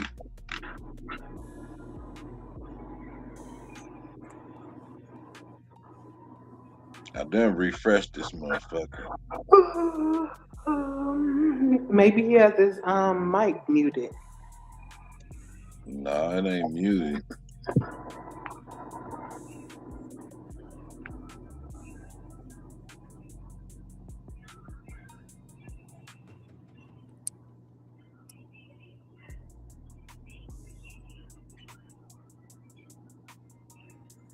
I want to run this back. Hey, man, as soon as I got to playing that damn small hat shit, this motherfucker Restream. I wonder who owned Restream. Probably Palantir.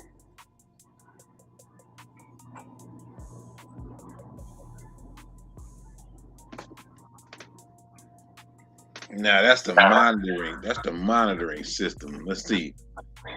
The silicone neuro, the neuro link on the what they call that shit again?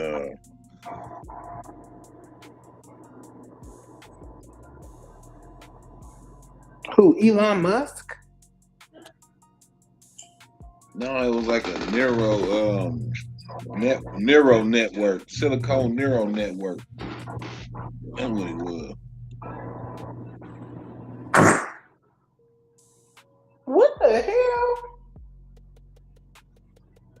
What is wrong with you? Nigger.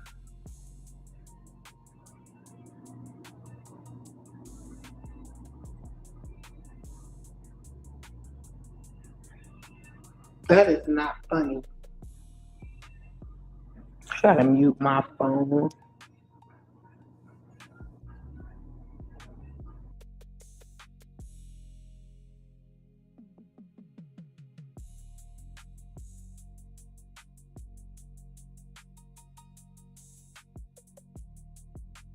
Did I hear somebody say, yeah, nigger in the background? Yes. Somebody being real ignorant. Flow. Who is that? What child of that? What child is that of yours? The fourth. The green giant? Yes.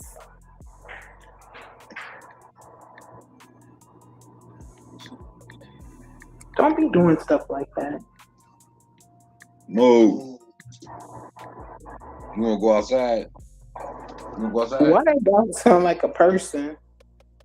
You wanna go outside?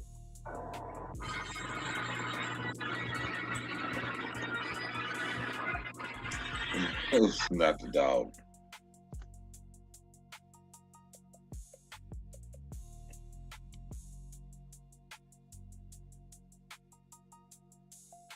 I think the technical difficulties should be fixed though. I ain't on the Wi-Fi no more. I'm on the hard wire.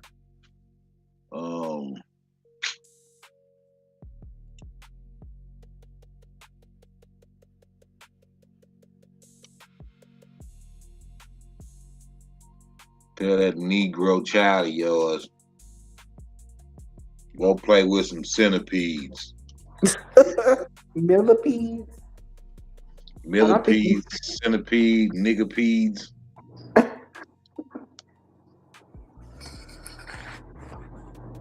Yeah, don't threaten him with a good time.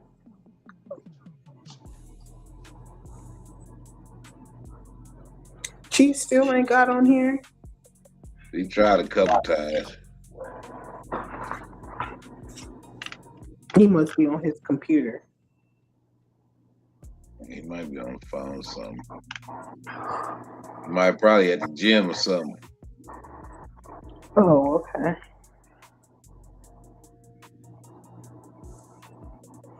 I wonder where Isness is. No, Can you be I quiet? will. Since it looks like I'm back in action. Damn, who was that burping? Oh my God. Y'all was serious. That's not even half of what's going on. Can you stop doing ridiculously rude People stuff? think that the U.S. military is good, and they gotta, if That's they're gonna so fight, they gotta annoying. fight for this little scrap of desert out there. You know, it's not the most patriotic thing, but it could be worse, man. Do you think there's been more? Yeah, I'm playing this shit again. Y'all was trying to stop me from playing it. I'm playing it again. Scrutiny and awareness of the Jewish population now than ever in your almost 40 years of life? Yeah, the comfort zone that the Jewish people had after the Holocaust has been erased because of the war in Gaza. There's millions of peaceful people. Can you hear me now? Mic check. Yeah, I hear you now. Yo, Nanya. Hey, what's up, Steve? How you doing? How the tribe? Getting on my nerves. As they should. As they should. Oh no. You're gonna have to start a little trial and come pick these ones up. I love getting on my mama nerves. You hear me? Give her something to do.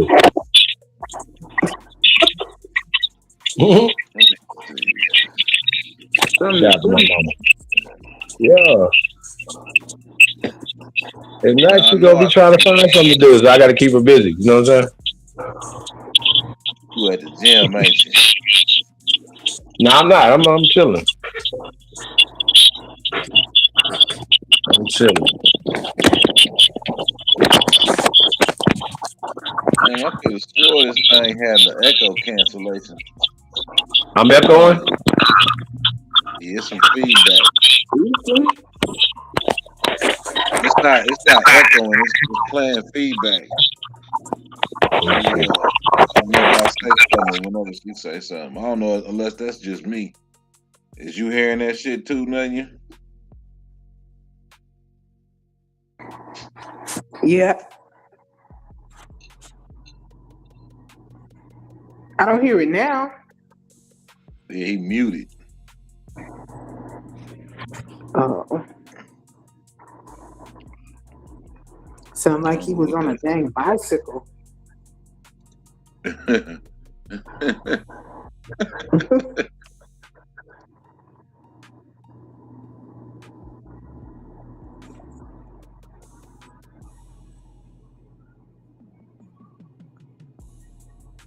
Mic check, mic check. How that sound?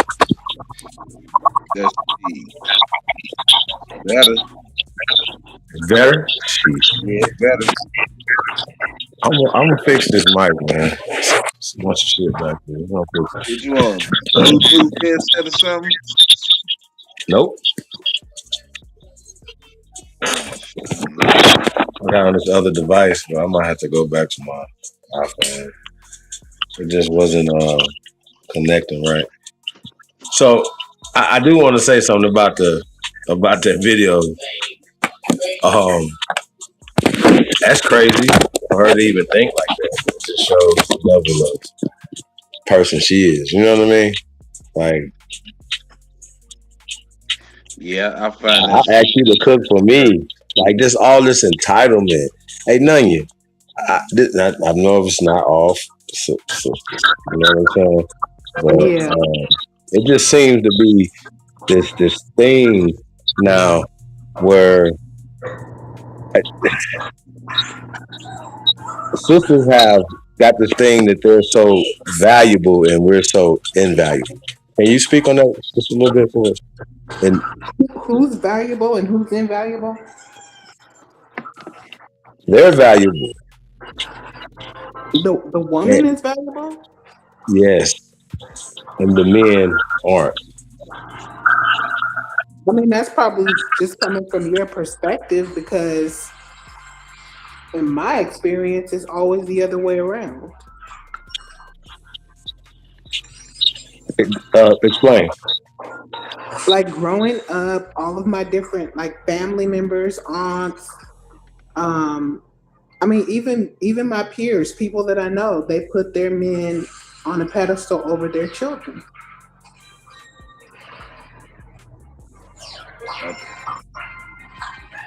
But there is a very severe movement right now where women are demanding their place at the top.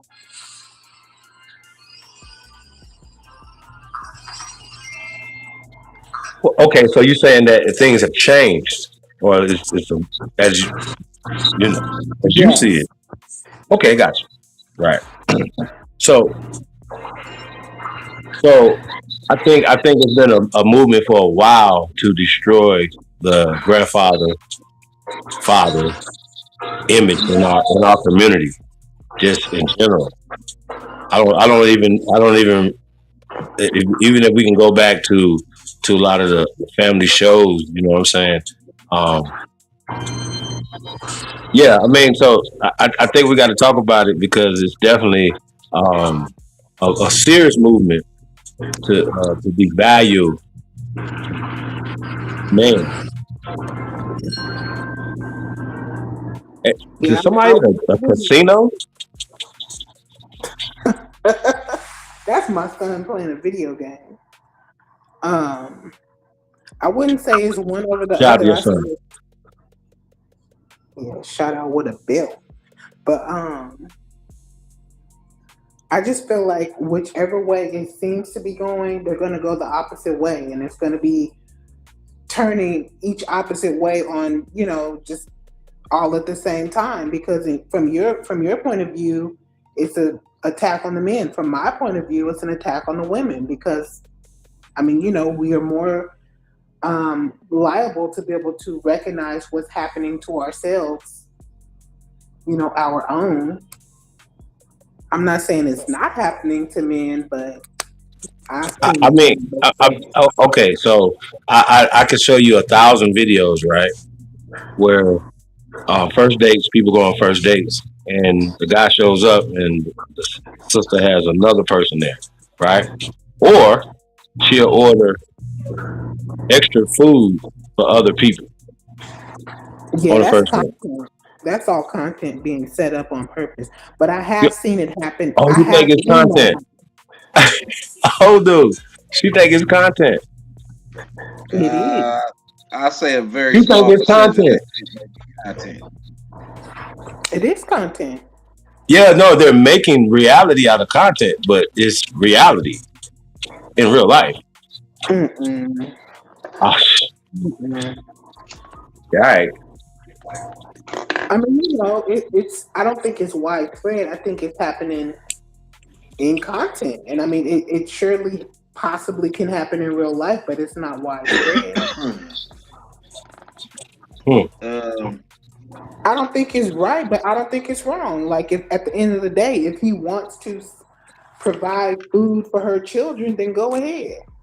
No. That's not the. That's not American the. business. No. That was a different conversation. Isn't say them videos fake, Chief? Isn't say it ain't so. Hey, when them videos got me turned up, then I ain't gonna lie to y'all. I ain't gonna, hey, if they fake, then they got me turned up. There's a lot of fake shit going on, and I do want to. Watch my mouth. How could you call that fake when niggas got real life experience with it?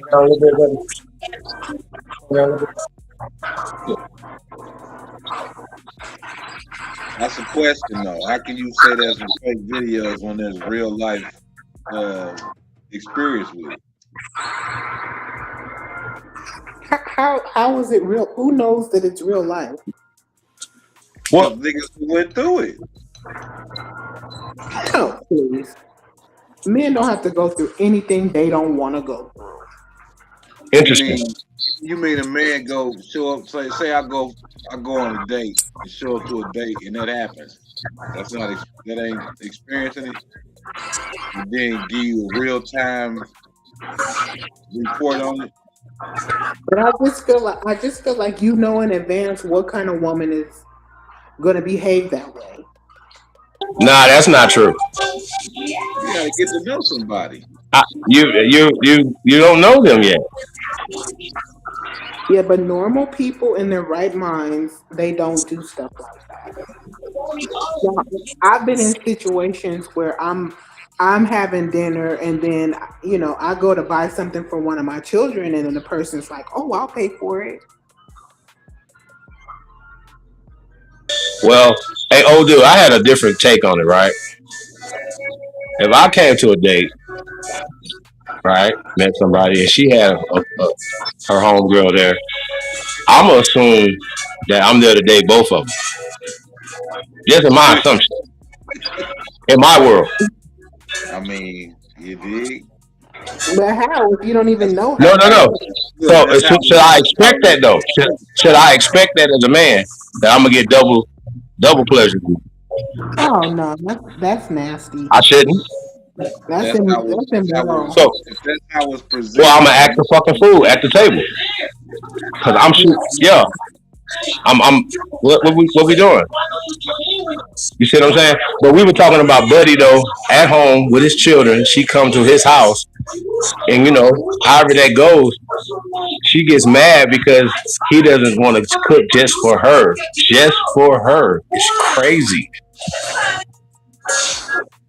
You understand what I'm saying? Like, I want you to cook just for me and not cook for his children. It's crazy. Right there, he should have been like, you know what? I think we're going to cancel this date right now because you're not the type of person I even want to be around.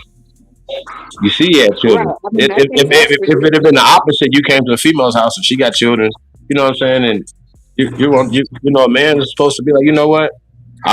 He came into that environment. So you're going to expect that he ain't just going to cook for him? That would be crazy. What type of nigga would he be? Think about it. Just flip the role. That's what I'm saying. Females are so entitled in 2026. It's ridiculous. No, I think I see it. Listen, y'all. I just seen some shit last week. It was crazy. Like, you know what I'm saying?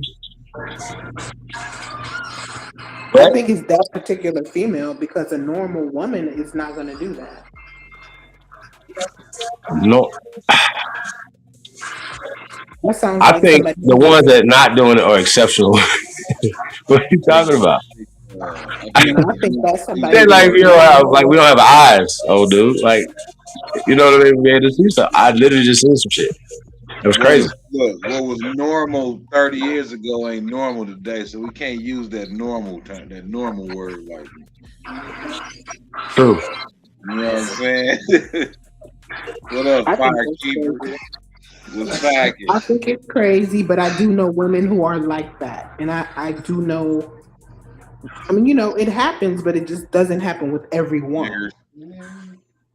So what is happening right there though? In your when that does happen in those type of situations, what's going on? This is probably somebody that's narcissistic, into herself, and she's putting herself, on her pedestal, and she's entitled to that because that's the worth that those are the boundaries and whatever that she puts in place for herself. She comes first. And so I got you, and that's the problem right there. That's the who? That's the problem. I mean, well, she should get a Hold on, man hold that on, hold knows on, hold how on. So the man's supposed to come in and be this perfect gentleman, supposed to accept everything, right? Let's just unpack this, right? And accept everything and be super nice and do all this extra shit that y'all don't like, right? Ultimately, you really don't like that. And and he's supposed to be husband type material. He's supposed to explit exemplify what you want in this fantasy world as this not you, there's just this delusional person, right, that you're talking about, right? Because everything's Right. about her, right? Everything's about her. Yeah. Got you. So now, when do you, as the woman, display the qualities of being this woman that's for a family, for a man who wants to invest in you? Why would he do that if you're not showing mother material, wife material, loyalty? Somebody's going to help somebody build something instead of taking from them. That is word. See the problem here? Who raised you? Should they Shout out to TK Kirkland. I mean, I'm just saying though, like I really need to know. You know what I'm saying? I Like, mean, that's your opinion because other women might say that he needs to be a provider. He needs to do the things that I need him to do. He needs to put me on a pedestal and drink my okay, no, backside. no, no, that's fine. Most men are willing to do that. When do he get wife material? Because right there, he just got a headache. That's a headache. That's a bill. That's a When he that's a chooses that's that woman that some motherfuckers embodies that's got shit going on. They don't want to hear none of that. when he chooses that that's a woman that negative. I embodies want my all feet those rubbed qualities. and grapes fed to me. What the fuck is you talking about? It's about you. When is it gonna be about me? And so you see what I'm saying? Well, I'm just different. I'm built different. But I'm asking you.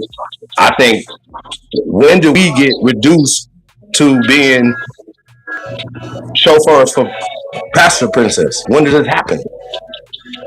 That's all I'm saying. I really need to know this. When did gods, kings get reduced to this? What made us become this peasant? And I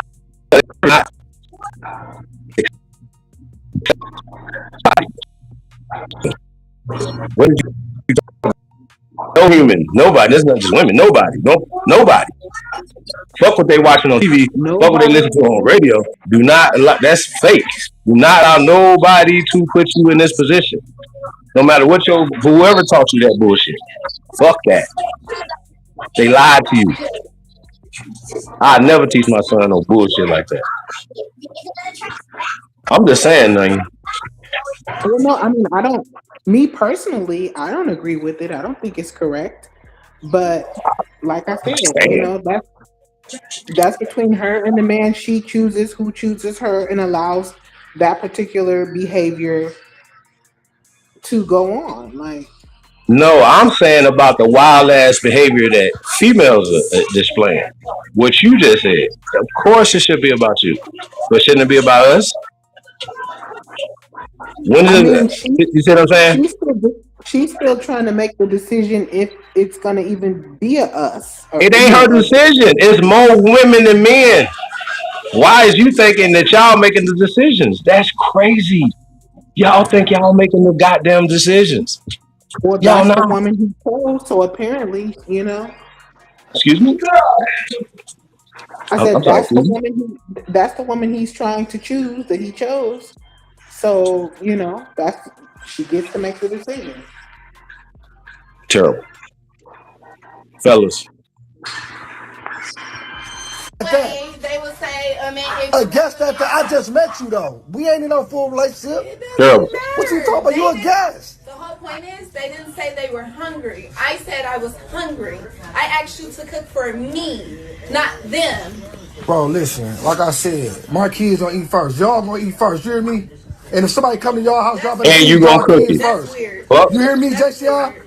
JCR, you hear me? Yes, you hear me? Javion, you hear me? Yeah. All right. Hey, Nunya. And she was gonna cook it. You hear me? Y'all dad got y'all regardless. Eat first. I ain't gonna How put about that? no woman What over you talking y'all. about? Just like my mama Fuck put out of a here. man over me. Who's my friend, young man? Well, I mean, she Hey, sounds oh, dude. probably. In real life, so this. Hey, this fake. You just be setting me off. I don't give a fuck. This how I feel. Real talk. What is she talking about? She crazy as hell. I'm gonna post this. Yeah, girl, bye. I hope you do. And everybody gonna whoever she is, everybody, even females, is gonna dog her the fuck out because you don't even think. What about the babies? See what I'm saying? If it's the opposite and the man was saying this shit right But here, we'd be on wait, his head saying the so same shit. This goofy ass. but If she's saying that if a those man was children saying did not this, say. Queen, She's saying that those Nunya, children if didn't a say that man they was wanted saying this to a woman, what this woman is saying to this man, we would be on his head too. So it's equal opportunity it. ass whooping. Right. Y'all get away with too much. Y'all not enough real women, and you say normal women, but real women that stand for some righteousness, right? Or don't have the loudest voices in the room, in the culture. I'm just saying that's influencing the youth, and like I see it. It's no respect. Yeah, but I mean, there's just too There's many no respect. incongruencies. There's too many Listen, incongruencies with that whole scenario. Like, You have to why get are you back having to a date at his house raising with these his boys and girls children? as husbands and wives. Why are you so surprised about what's going on in his house? You guys should have met, at a ground zero, like right? He should type have took her of. to his house though. That was weird. He invited you to his house though. Like he invited you to his house around his kids. That's true. That's like You could somebody have come to your house and they don't like dogs. You be like, I didn't want dogs around. Hey, you with the dog in the back? You be like, bitch.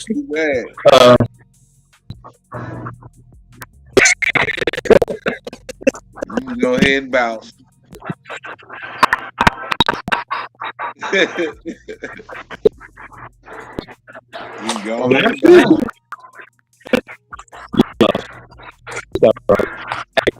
This is I've seen it, but it's just so many videos, and this is shit. I don't even know what to even believe no more. I don't even want to be triggered. Like, you can get caught up with it, just keep coming. You be like, what the fuck?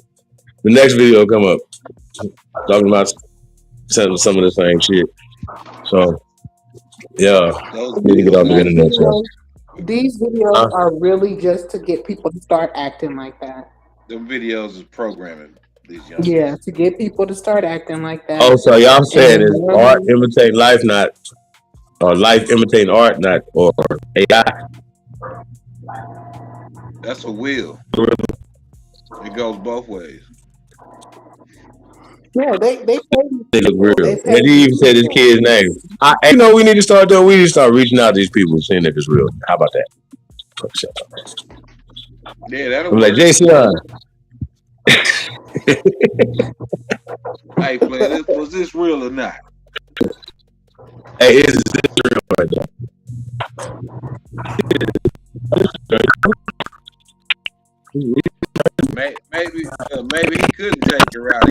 kids. He did.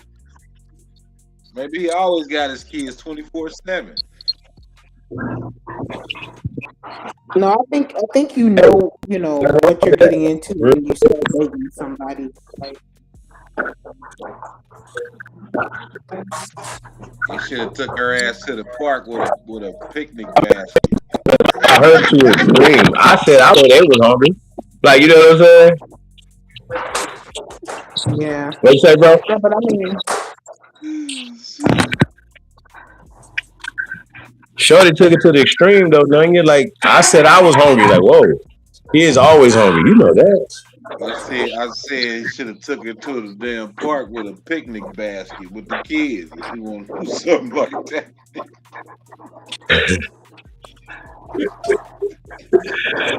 Yeah. Hey, Um, better luck next don't time. invite her to the crib. Nah, man. man, I took her ass to motherfucking Popeyes or motherfucking rallies. Fuck cookout something. Fuck that. No. You know that shit. But all it is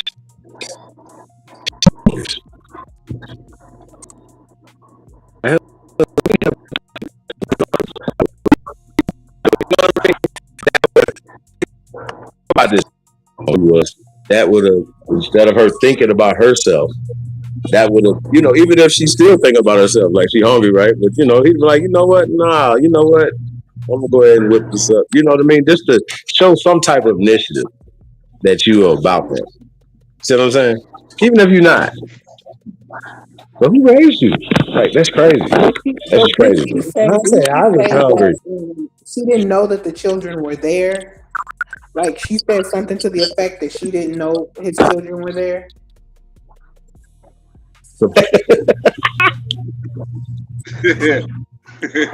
So now he's doing exactly what you say these women do when they show up for the No, date. no, no, no, no, And the no, no, man, no, no, no, Stop. no, no, no, no, Stop. no, no, no. Totally different. Totally different. If I would, okay, so I don't know if she'll have kids already. I'm just going in here blind.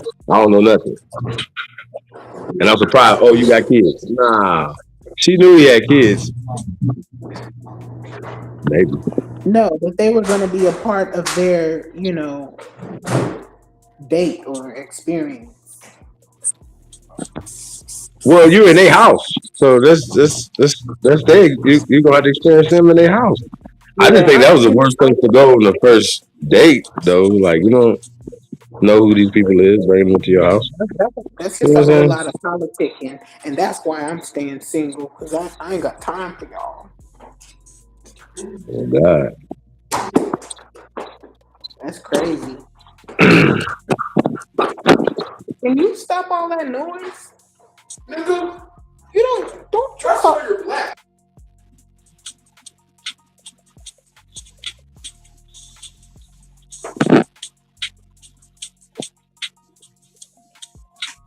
That sounds a little crazy over there.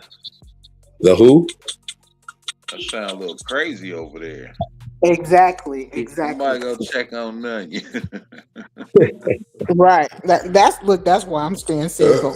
Can you stop? Because I got crazy children. Them children that Wait from him. don't keep you single. Yeah. Oh well. Shit. Ain't no oh well, because if the right man step in the scene, all that shit gonna tighten up.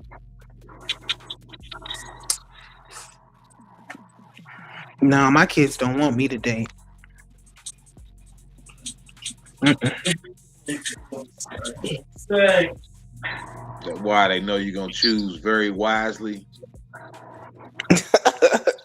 And that means that means life don't go on as usual around that motherfucker. Exactly.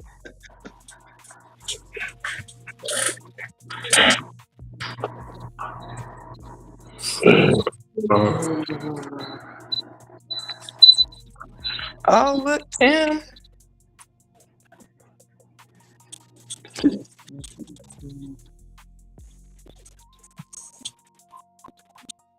What's facting, T-Dub? What up, though?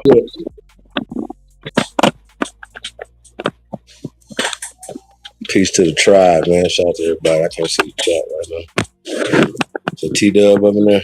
Got some straight smoke in there. That isness in there. Straight Smoke had a. I think he at work right now. He said he's doing something, mold injections or something. Yeah, that shit.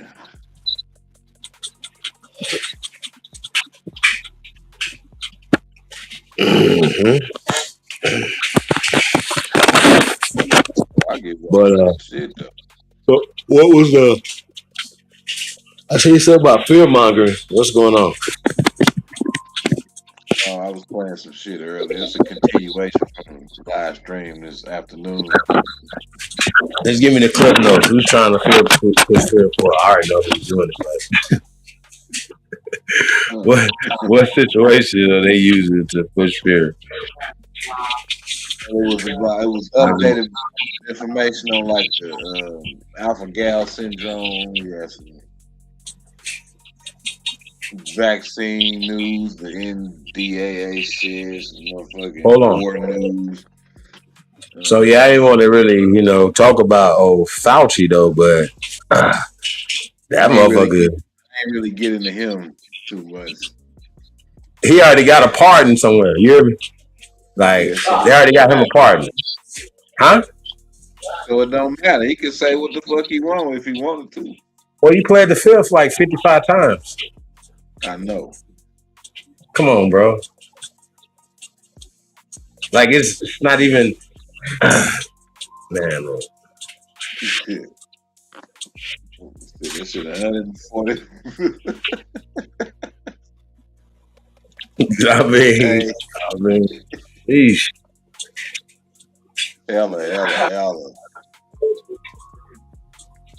100. That's all he said. Say what? That's all he said. What'd he say? From the advice of my counsel. What did he say? Constitutional. Oh, it's right. And plead the fifth. Damn, what the? He had a little phrase. He said every time. What up, T-Dub? What up, though? T-Dub. What up, though, Tim?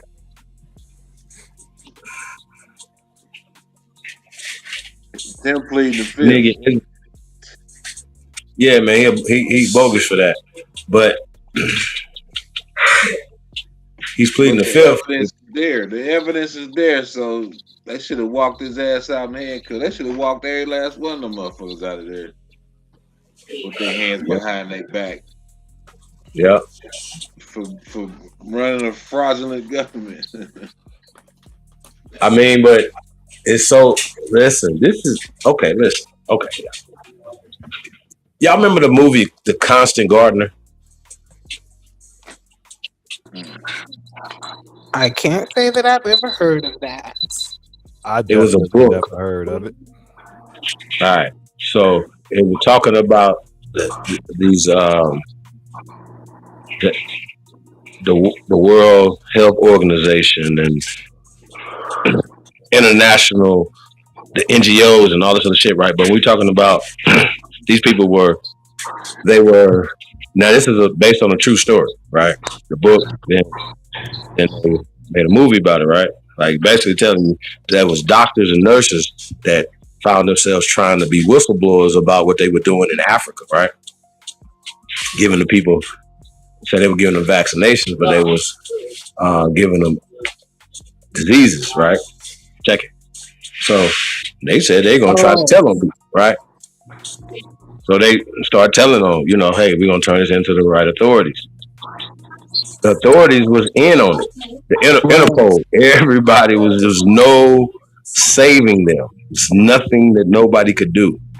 That was the moral of this movie. If you become a whistleblower, once you take their oath, yeah, it's a true story. Haven't we seen what they've done to the whistleblowers? The doctors? that were exposing what Fauci and was doing. Now Fauci is under hot water. You know, all this stuff. Oh yeah, they were telling the truth. Blah blah blah. Right? All these people that was exposing the thing that was going on, they can't come out and testify. And the rest of them sit back. The rest of the doctors and nurses sit back and be like, "Shee, that didn't work for nobody because there's no. These people are the big medicine, pharma. What's bigger than that?"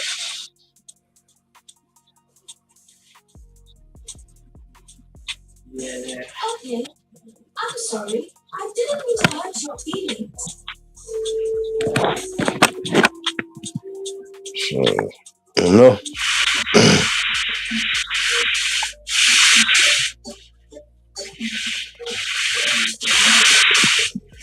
Talk about it.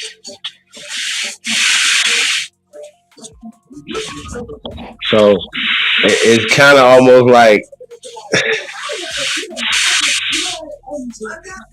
I'm not gonna say it's. Hey, it's a tough one.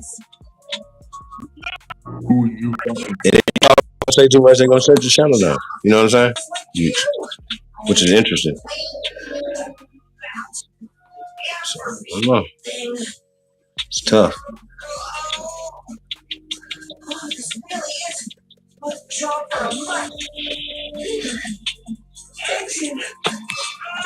T-Dub, what it do?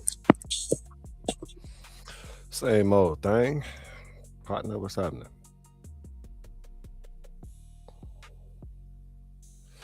T-Dub late night edition. Uh-oh. What's going on with y'all?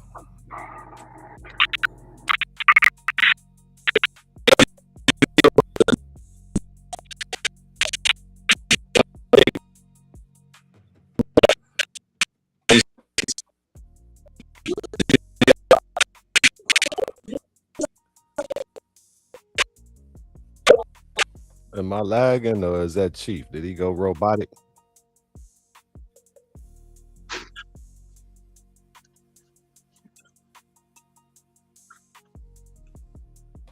Is that me? I don't know, but that shit was going like crazy.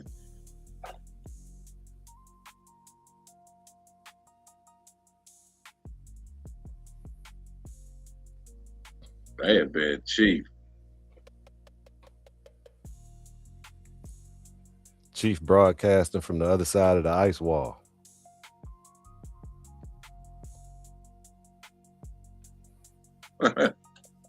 Oh shit. That man got that busted mic. What'd you say? That busted mic. Yeah, it sounds like you broadcasting from the other side of the ice wall. Sound like he itching for a scratch. Sound like he itching for it. Hell no. Well, he got that mud pack router package.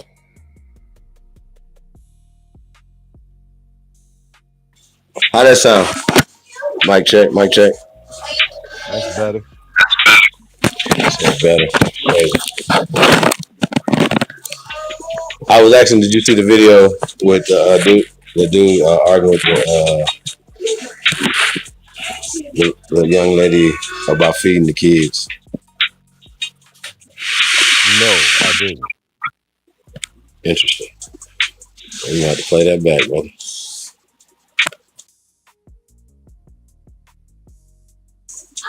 Check this out.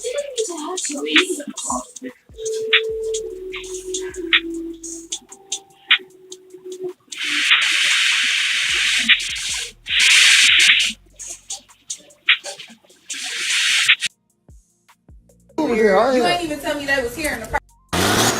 He's not. He's not. Call it Uber. Yeah, we'll call it Uber here. You ain't even tell me they was here in the first. I ain't gotta tell you that. They live here. It's a package deal. Matter. The same way when y'all ask females, is they kids there, is the kids sleep, you should let the female know the same thing. And I ain't gotta let them know nothing. I ain't gonna lie. Like what? My kids, they live here. My kids live here. Post you. My kids live here. You're weird. I don't give no fuck. I don't care. I don't care. Post me. Okay. Guess what? They gonna hop in my DM. Okay. Real father, real man. Feed my kids. You sound considerate. Matter of fact, make a post about this and ask all men, who should eat first, the kids or the woman. A guest at that. They would say, a guest at that. I just met you though. We ain't in no full relationship. It doesn't matter. What you talking about? You a guest. The whole point is they didn't say they were hungry. I said I was hungry. I asked you to cook for me, not them. Bro, listen, like I said, my kids gonna eat first. Y'all gonna eat first, you hear me? And if somebody come to y'all house, y'all better feed y'all kids first. Weird. You hear me, JCR? JCR, you hear me? Yes, you hear me? Javion, you hear me? Your dad is weird. Just know if you ever get y'all dad got y'all regardless. Make sure your friend eat first. I ain't gonna put no woman over y'all. Yeah. Just like my mama put a man over me. I'm just gonna leave. Yeah, bye.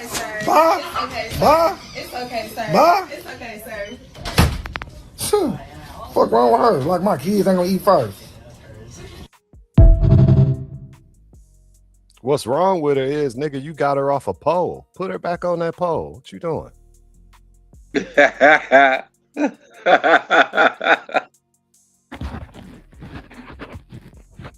Send her back to work, dog, and quit picking up women there. Send her back right back where she came from. Send her back where you found her. Yep, pretty much. And quit shopping at that store. Damn, nigga. I don't know how she made it to your house. That is a good question. How did as soon as her mouth opened, ignorance fell out. She never would have made it to my house.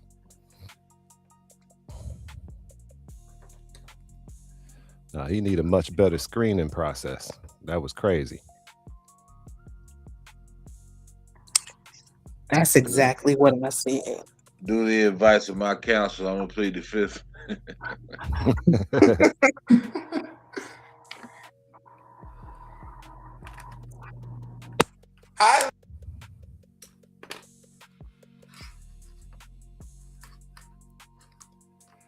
She don't even sound like she got kids herself.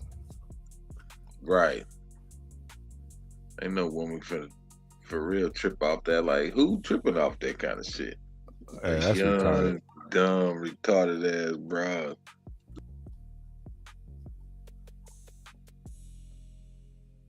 That don't make no sense at all. He's not. Call it Uber. Yeah, we'll call it Uber there. I ain't.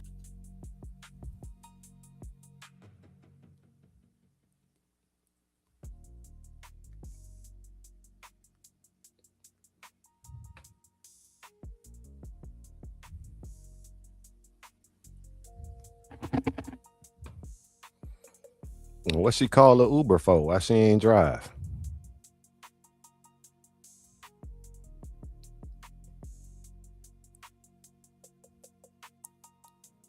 I'm just saying, her struggle already real. And she talking about feed her before the kids. Nigga, please. I wonder how she got there in the first place. It must have been an Uber. Uber in, Uber out. Yeah, that's crazy. I kind of want to finish watching this Goyim shit. This dude double back. Old Tommy G.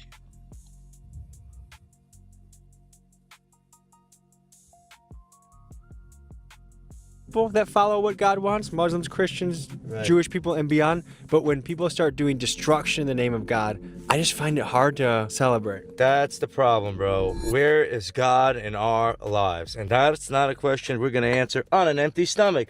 That's why we're going to get ourselves a little nibble, boys. Mazel tov. Ain't that the little gold dealer? You, just you, building your app on Base 44.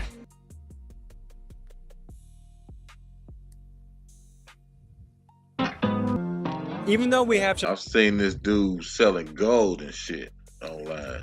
disagreements about this subject, we're breaking bread, we're shaking hands, we're having a discourse is in this country. And just make sure you work hard and fund the Iron Dome. That's all. All right, we're gonna keep eating dinner. We'll see you guys in a little bit. How long ago was this spot promised to you? Promised land parking, beginning of time, if not before then, Goy boy. Gang, gang. Well, he All right, called folks, him Goy Boy. we're going back out into the wild here. This time we're heading to the famous 7070 building, which if you saw that mattress tunnel story that surfaced, this is where we're going. And we actually went here years ago when we saw. What can we expect? Let's go! We expect a lot of Jews dressed up. Like, I don't even know if there's a real cop. Could be. Who knows? We check out on the street. We're going to make the walk, and we'll see people partying. How you guys feeling? And it was a lot of fun. But this is a place that has a lot of controversy and a lot of dedication. I think this is one of the faster growing sects amongst young Jewish people. And so it's gonna be popping. Like, this is like the place to go. I think Tommy G, a small hat, his damn self. You want to do a co-interview question? He must be. He took that statement. Some Americans in my generation are feeling that He Jewish called me Americans Goy are Boy. I'm above breaking being his asked jaw. certain questions.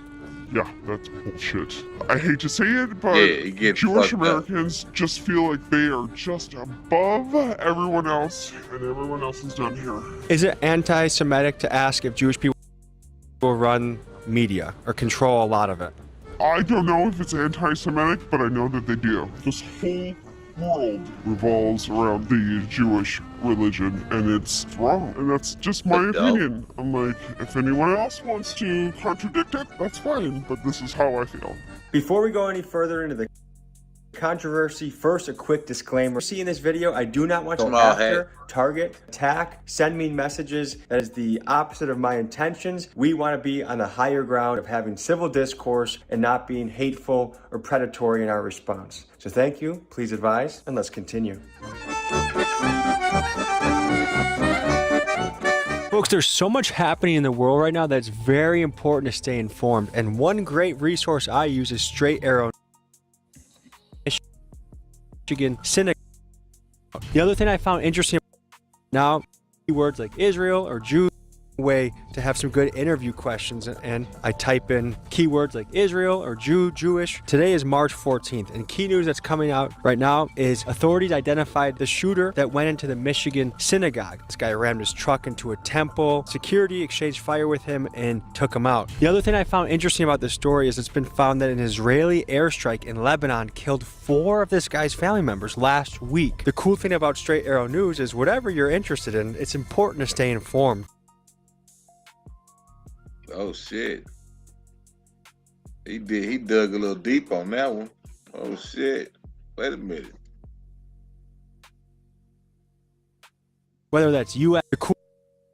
Israeli airstrike in Lebanon killed 4 of this guy's family members last week. The cool thing about Straight Arrow News is whatever you're interested in, it's important to stay informed. Whether that's U.S. news and politics or health or tech, I think it's very powerful to arm yourself with that information. So do yourself a favor. We actually have a QR code on the screen right here. You can scan it with your phone. Just download it right now before you go any further. Straight Arrow News has been app using my... Nah, that was surface Your name, level. sir? Menachem. That information. I like that. You got a good get up. Yes, we are. This is how we pray, and let's go inside. I'll show you how do we pray in the center We of knew about Chabad right that, here. like, a And couple hours we will after it pray for happened. the building of the third temple. You talking about when the dude ran up in the synagogue? Yeah, that happened not too far from here. Not too far from where I live. Drove up in the synagogue, I should say.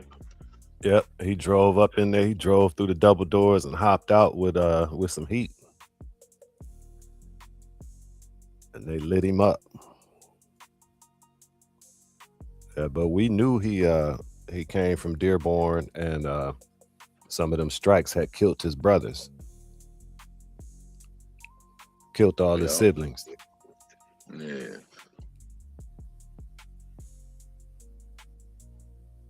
That's why that story died down just as fast as it popped up. Mm-hmm. I ain't want nobody looking into that shit. And let's go right in.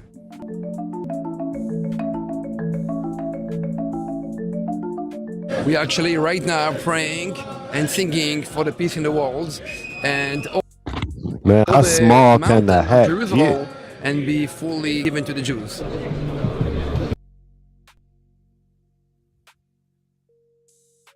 Was What that a the fuck small is that hat little? or a helmet What cam? is that little? It's like a little box, right? Like what is this little box these motherfuckers wearing on their foreheads though? Shit weird. Look like a helmet cam or something. Or How is the place still open?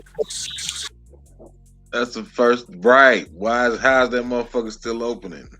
Like, what is these new little hats? That's the first time I ever seen this kind of headpiece. how is they still building new tunnels? Hey.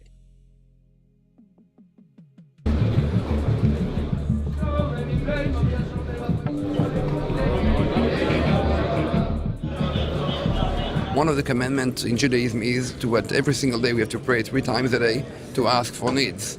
So this is the main prayer, and the prayers include every single thing. It's including to have good health, to have peace, to have money, to survive, all the good things. I guess I'll do a little prayer of my own too. I do pray for peace. I hope that this world can come together.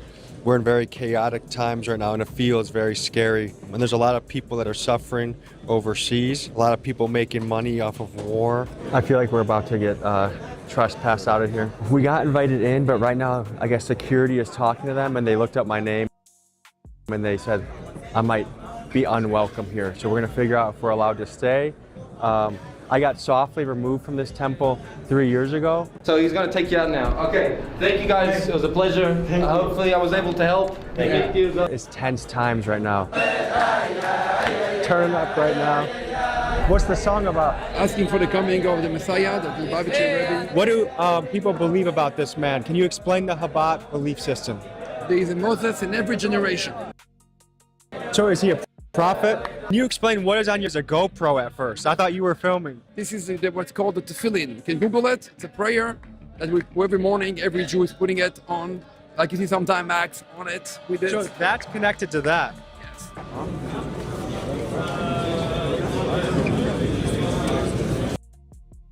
Almost immediately that's after not a entering the camera? 7070 building, I started receiving suspicious looks. Shortly after, a rabbi approached the guy who invited me in, showed him my YouTube channel, and from what I can gather, told him in Yiddish that I was not allowed in the building. And very quickly, things started to feel weird. Here's what happened next.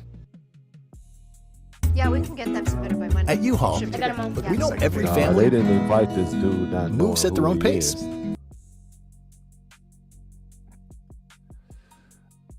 They was People dragging from his research down over with here the who tongue. ask if you are secure that you may bring Chabad on a negative light or against Judaism. No, we're trying to do an honest inquiry into a lot of the questions many people have circling. We want to understand the Talmud. We want to understand what the third temple is. We are here on a journey to understand. I don't know what the security guy is saying, but Okay. I mean, how often are people here studying, praying, would you say? Every day and all day long. And what are these books over here? Is this the Talmud? It's not the Talmud, it's a book from the Lubavitcher Rebbe's speeches. These are all speeches. Correct, from the Lubavitcher Rebbe. So the Lubavitcher Rebbe will talk every Shabbat, usually every Shabbat for hours and hours, and I'll be documented in these books. So study is a big part of this culture and this branch of Judaism. And I'm curious to learn more about what some of these teachings lead to, or what is hoped for in the future. I heard a lot about the Messiah, a lot about this third temple. I want to learn more about that. Now, one of the base of Judaism is we pray for peace, we pray for the coming of Mashiach. Well, you get the name of that Messiah player. You hear these rabbis talking about peace and the coming of the third catch. Where this temple needs to be built, there is already something there, and that's Al-Aqsa, which is one of the most sacred Muslim mosques in the world. And the part these rabbis are conveniently leaving out is that to build this third temple and fulfill the prophecy that triggers the coming of the Jewish Messiah, Al-Aqsa needs to be destroyed and replaced. Now, if Al-Aqsa gets destroyed, this will without a doubt bring the entire Muslim world into a holy war that could easily bring about World War III or IV, depending on which one we are on by then. Now we have an interesting card that we'd like to share with you guys, and this is a message from the Lubavitcher Rebbe for everybody else in the world. And this is also part written in the Torah with the 7 universal law. You can definitely share it. So a goyim has to follow these 7 laws, and but a practicing Jewish person has to follow around 600 or so? 613, correct. But I only got to do this. That's correct. This is 7 fundamental laws. I see preserve human life is a big one here. Definitely not to kill. Waking up this morning, the family of a Tampa man killed in the West Bank is demanding the U.S. State Department to launch an investigation into his death. The Palestinian Ministry of Health says it came at the hands of Israeli settlers. And respect property. Definitely. And respect God's creatures. Do not be cruel to animals. Correct. Whose land is it in the West Bank? I believe that most people who will live in the West Bank maybe will not say that openly because they're scared, but they would prefer that Israel will be the governor over there than any other groups. So if you really care about the people and be sincere what they prefer in life, they would prefer Israel to be there. A settler would be somebody that comes from around the world and they go to the West Bank and they let's say there's a Palestinian family there, bulldoze a house or just move in outright and say that's mine now. Doesn't exist. What do you mean?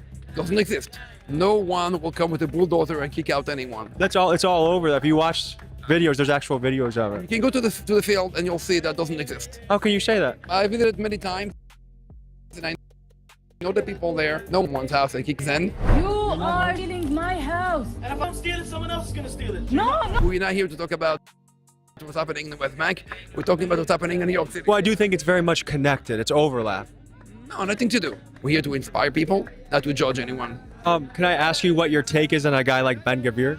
He looks like a great person. יש מהצעקות שלהם, לא להתרגש. ברוכים הבאים לישראל, אנחנו בעלי הבית. I see a lot of people gathering. I see things being laid out. What is happening here? The Lubavitcher Rebbe were giving dollars every Sundays for charity to Jews and non-Jews, and everyone was welcome to get the blessings. I get $1 for charity. I can take. Is it okay? You can go around the It's okay if I take one?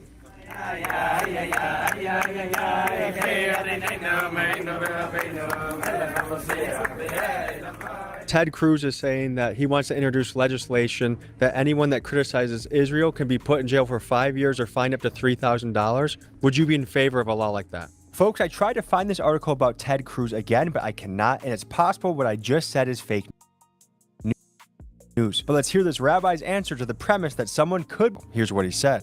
Every place and every leader need to find a solution for his own issues, how to conduct that people will behave in a nice way to each other. Just to if someone criticized Iran, you could go to jail for 5 years or get fined $3,000. Would you find issue with that? I feel uncomfortable, definitely. Now, do you see how the reverse would also feel uncomfortable? Definitely. I gotta go. We'll continue. This happened last time. As soon as I start asking real questions. It's 11:15 already. I do want to say this. I think in this country that it's beautiful when we can have conversations like this. I think this is the way we learn from each other. This is the way we grow. I do appreciate you welcoming me in and showing me around. I wish you the best on your studies and how you go. Thank you. Folks, I fear that our freedom of speech in this country is under attack. If it were up to guys like Shabbos, you might end up in jail. You can't dictate your way out of how people think. What you can do is you can tell a bus driver in the 21st century that if you tell a black guy to go to the back of the bus, we will haul your ass to jail that night. When someone commits an anti-Semitic act, we don't send them to jail. Instead, we get the ADL to say, let's Holocaust him. If it were up to this lady, you'd be not able to find a job and also not able to find a babysitter for some reason. We will shine a light on you that thanks to Google and SEO will follow you for the rest of your life. When you look for a job, when you look for a spouse, when you look for a nanny, when you look for anything, our work will always be documented. Unsurprisingly, these anti-free speech laws are finding traction amongst our lawmakers. In fact, nearly 40 states around the country have made anti-Semitism laws, including just recently my home state of Wisconsin. The rules for what officially constitutes anti-Semitism comes from the IHRA, the International Holocaust Remembrance Alliance, because I guess these guys help make policy in our country. Let's look at how they actually classify hate speech. One example is accusing Jewish citizens of being more loyal to Israel than that of their own country. I think we're gonna have to ask Miriam Adelson and Ben Shapiro about this one. Number 2, viewing classic anti-Semitic like the Jews killed Jesus. Okay, what religion were Sadducees and the Pharisees that conspired to kill Jesus? I have to think about that one. And third, drawing comparisons of modern Israeli policy to that of the Nazis? Well, let's think about that. The Nazis concentrated people in open-air prisons, they blockaded supplies from civilians, they displaced millions of people, and they used dehumanizing rhetoric against their enemies. I wonder what other country in the world is doing that right now. This is America. Why the f*** are we prevented from criticizing another country across the world that is arguably the most pound-for-pound, deadly, dangerous, and destructive country on Earth? It makes you wonder, who are we controlled by? Let me know in the comments if you are as concerned about these laws as I am. I definitely got the sense that as soon as I asked questions in a certain direction, it was get them out of here kind of a energy. Honey, I brought back enough tomatoes to last us a whole month. Good boy. Now sign this divorce paper. My daughter is remarrying someone who doesn't smell like dirt. I spent all my savings on this spaceship. How could you treat me like... Are you a rabbi? I am an ordained rabbi. I don't have a congregation. How long did you study to become a rabbi? It's not the culmination because Torah study is something that we do throughout life. Not a branch of Hasidic Judaism. Hasidism is a movement that was started close to 300 years ago in the area of Ukraine, Poland, White Russia by a rabbi called the Baal Shem Tov, Rabbi Yisrael Baal Shem Tov. Chabad's goal is to bring Mashiach. So when Tucker Carlson a couple weeks ago spoke about how Chabad subtly wants to build the Holy Temple, that's only half true because it's not subtle. I've talked to a bunch of people about this who think that it's imminent, that it's not think that mosque will be blown up in order to make way for the third temple. We believe that all Jews pray 3 times a day, that for the coming of the Messiah, at which point we'll have a third holy temple. Jews have 613 commandments, and non-Jews, by the way, also have commandments. Non-Jews have 7 commandments that they have to fulfill. And by performing those commandments, we bring the coming of the Messiah closer. I see what is happening in the West Bank, and I would say a lot of these rules are being violated. How so? A lot of people have been bombed or kicked out of their home. Why? Why is that? That's what we're trying to figure out, is why are they being removed from their property? You're trying to get at something, so tell me what you're trying to get at. Do you think it is permissible by Judaism what is happening in the West Bank? I mean, that's very broad, but yes, I guess here. Getting their houses bulldozed. If there's someone who is a terrorist who goes out and kills Jews, that one of the actions that the government takes then is to bulldoze his house. Does Israel have rights to the West Bank? Yes. If anything, we have more of a historical connection to what you call the West Bank than we do to Tel Aviv.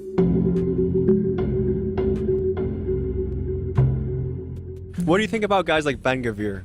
He campaigned as a very strong right-winger, and once he got into office, he's been, I think, to a lot of his supporters, a little bit of a disappointment, but... You think he's too soft? Oh, yeah. There was in Israel for populating Gaza, making sure we never have this problem again. What do you mean by depopulating? Removing them to other places. I mean, Trump was talking about that. Forget about Bibi right now. Trump spoke about that, right? You remember that Trump spoke about that? Trump is big on this stuff. What's gone on in Gaza has to be taken with a very large grain of kosher salt. And if it's true, then so what? So what? Yeah, they have a war, and their objectives of the war. And one of the objectives of the war is to remove Hamas, remove the government of Gaza, and to be able to take over that area so it is no longer a threat to Israel. They're not specifically targeting civilians, right? Unlike Hamas, who does specifically target civilians, Israel... You don't think civilians are being targeted? No, they're not. Show me where civilians were targeted. You may be getting the impression by now that these guys are giving me runaround answers, and my gut tells me it's not that they don't know, but rather that they don't want to share their real opinion. And folks, when these guys act unaware of Israeli settlers or Israeli, fill you in on this. Number one, their Shabbat movement has a massive presence across dozens of illegal Israeli settlements. Number two, they hosted Ben Gvir in 2025 to speak at that synagogue, pray with them, and afterwards it got so feisty that a mob of Shabbat guys went outside, they saw someone they thought was a protester, they chased her for blocks and blocks and blocks, they threatened to rape her, and they also chanted death to Arabs. So to me, when they play the I'm just a rabbi card, I don't buy it. That's the majority of the casualties. But were they targeted, or does Hamas hide behind civilians? And do they put their rocket launchers in hospitals and in schools so that you'll be asking me these questions, so that we'll be having this discussion? Let's start with a Malcolm X quote. Can we start controversial?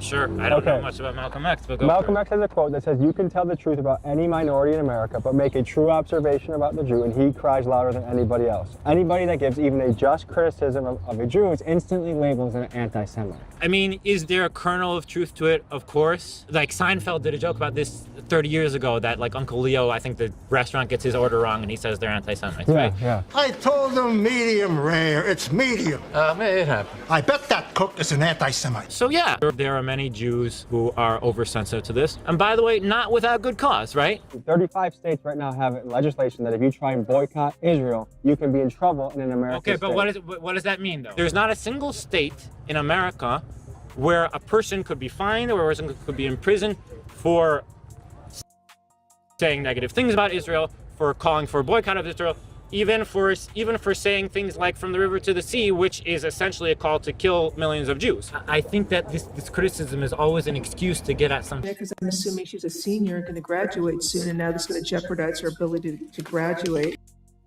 Okay, hold on. I just want to make sure I understand this. You go to the website, and then you're entered to win one of these 3 cars for free. Correct.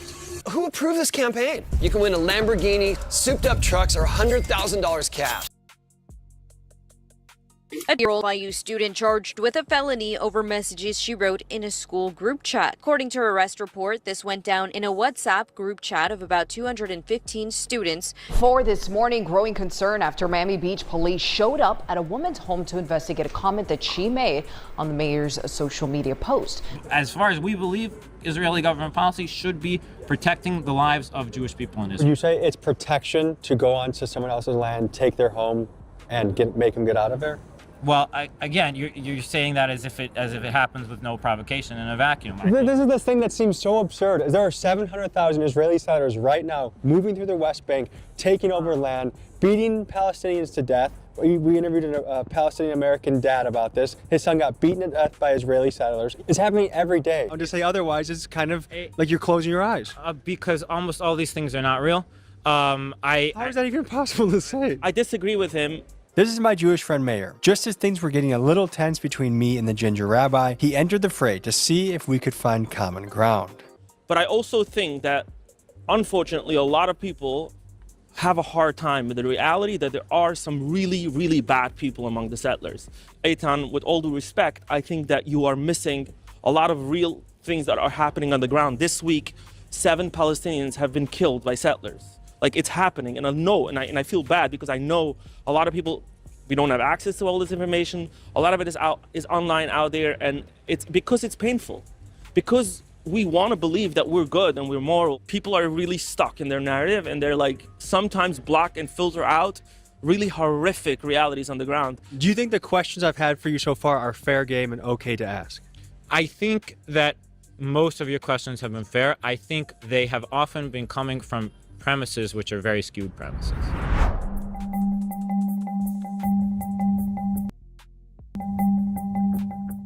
Right now, it feels like it's being heavily influenced by Israelis. That's why we're in Iran. Oh, yeah, I hear that. I hear and that. a lot of us don't like our tax dollars going to what we see as atrocities overseas. We don't like that at all. Okay, I hear the rationale. Do I feel that there's probably a bit of an abuse? Yeah, but I feel like there's abuse every single time there's wartime.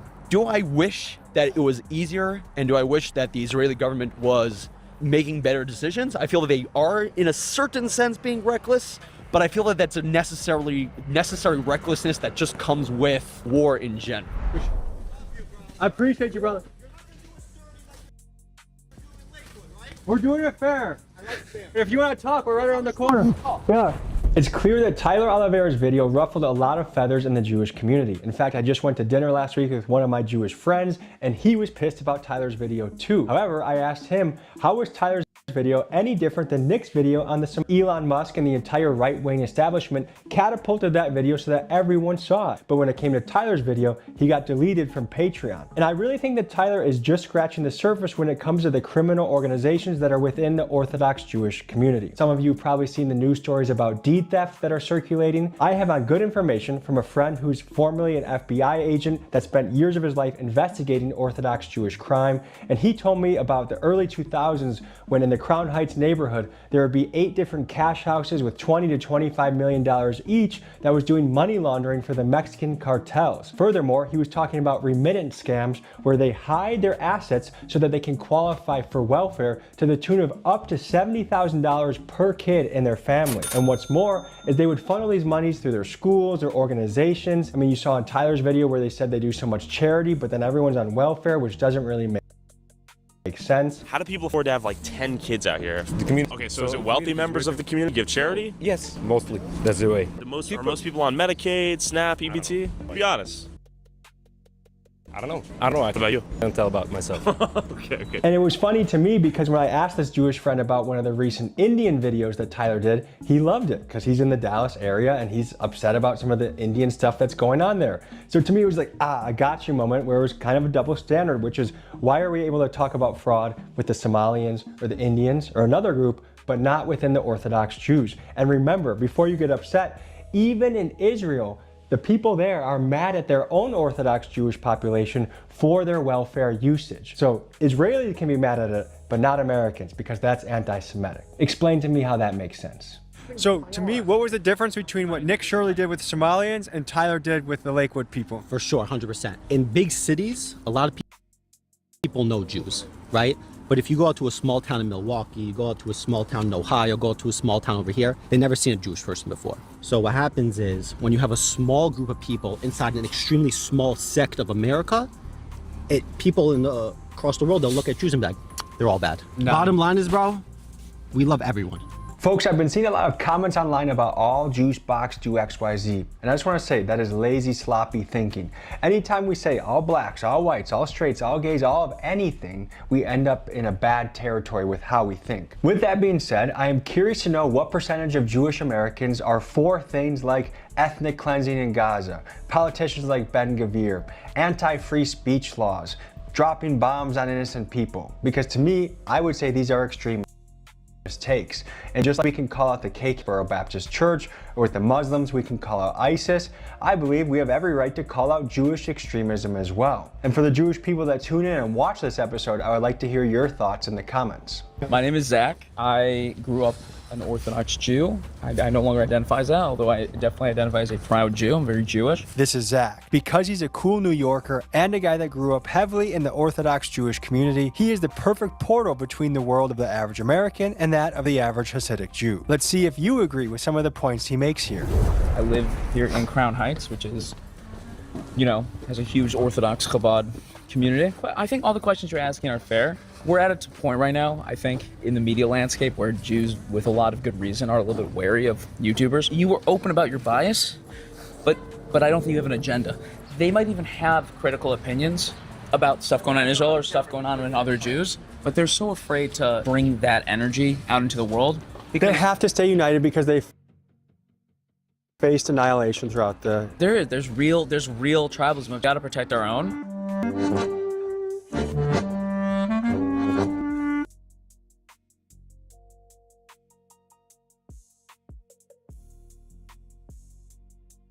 Best sleep is simple. Just track your activity, avoid blue light, exercise regularly, adequate exposure to natural light, to your diet, don't drink caffeine after 4. I think humans are human, man. And do I think Jews are... I think humans are capable of doing terrible things. I think humans are capable of doing wonderful things. Simple as that. There's a conspiracy that Jews control the media. What do you think about that? I think there are a lot of Jews in the media, and they have Jewish interests that are probably pro-Israel, yeah. But it's not the Jews running the media, not at all. I'm going to share with you something that happened to me with AI recently, okay? Sure. So I was looking to source research on the following prompt. I said, can you show me the stats regarding Jewish people occupying leadership positions within news and media organizations? AI said I cannot fulfill this request. I'm programmed with strict safety guidelines that prohibit me from promoting, validating, or providing material for established hate speech tropes. I said, okay, can you tell me about statistics of white people that occupy leadership positions within news media organizations? And it began rattling off statistics. Is there a double standard at play here? There probably is, yeah. I have a good reason why there is, though. Tell me. Has anyone ever hunted down and killed and put white people in concentration camps because they believe that they were secretly running their society for bad? I'm going to assume no, although I don't know. But people put my great-grandparents into concentration camps for that reason. Are your grandparents Holocaust survivors? Only one side. The other side was lucky enough to like escape. But like, yeah, like, and it, when I say mine, it could be the royal mine. Like, look around you, like, all these people come from the Holocaust. But you can understand why there's guardrails. I hope, yeah. I actually feel like there's a danger when we're not able to joke around with each other or joke about stereotypes. What do you think about that? I fully agree. I fully agree. I think that most people know when a joke comes from a place of real hate and real bigotry. I saw you scroll on Tinder. How is your Tinder game going right now? I have ADD. You were talking to my friend Meyer, and I had nothing to do, so I was scrolling Tinder, and then I was like, look, if Jews control the media, I would be getting way more matches, okay? You've been waiting for that match for 3,000 years. It was promised to me 5,000 years ago. But I want to make fun of you. To some degree, you know who you're controlled by? You're controlled by the Goyim. Because you wouldn't put on my friend's yarmulke because you're like kissing the wall. It's like kissing the wall. So you are trapped by the perception that you're afraid some of your followers will have of you. But I'm also not putting on a Catholic priest robes. I'm also not gonna do a Muslim ritual. But maybe you should be. What do you think of BB? He was hot when he was younger. That's weird. I don't like that. Nah, he's probably a bad dude. He seems like he's cut from the similar cloth of Trump, just a slightly less retarded version. I don't trust people in power, I'll be honest with you. Are we getting encircled right now? Or you think we're safe? No, I think these kids are gonna mug us, and you're about to get Jew jumped. What's up? How you guys doing? Good to meet you guys. How are you? Appreciate I you. met Tyler Oliveira. So you did? In your opinion, who's better? You or Tyler Oliveira? Who's better? Yeah. I think we're different. Now you're way But better. who do you think? I think we each do things well. There's a reason both of us have big audiences. Did you guys take issue with Tyler's video about the Orthodox community? Okay, so he's kind of looking for a reason to hate us. Like he was pointing us down. But I feel like if you come in with like a clear mind, not looking at anything else, like then you could actually have a real opinion and could be influenced. But if you come in to like be bad and do bad things, it's what's gonna end up happening. What was the deal with the tunnel? Can we break the news on that once and for all? In case you forgot about the tunnel incident, here's what happened. Rabbis at the synagogue got caught building a tunnel, and for what? We still aren't sure. Their spokesman claims it was just dedicated teenagers trying to expand the synagogue to fulfill the wishes of their late rabbi. But if that's true, why did grown men riot when the police showed up, and what using it did they suspiciously run away when they were filmed by pedestrians? Because to some, tunnels make them think of smuggling, and it leaves you to wonder, was this really just teenage shenanigans or something more nefarious? With the current information, it's impossible to say, but at any rate, I was curious to hear what these fellas had to say about the incident. There's these kind of say extremists who believe that 770, which is our synagogue, is too small for so many people to come in every day. It's packed.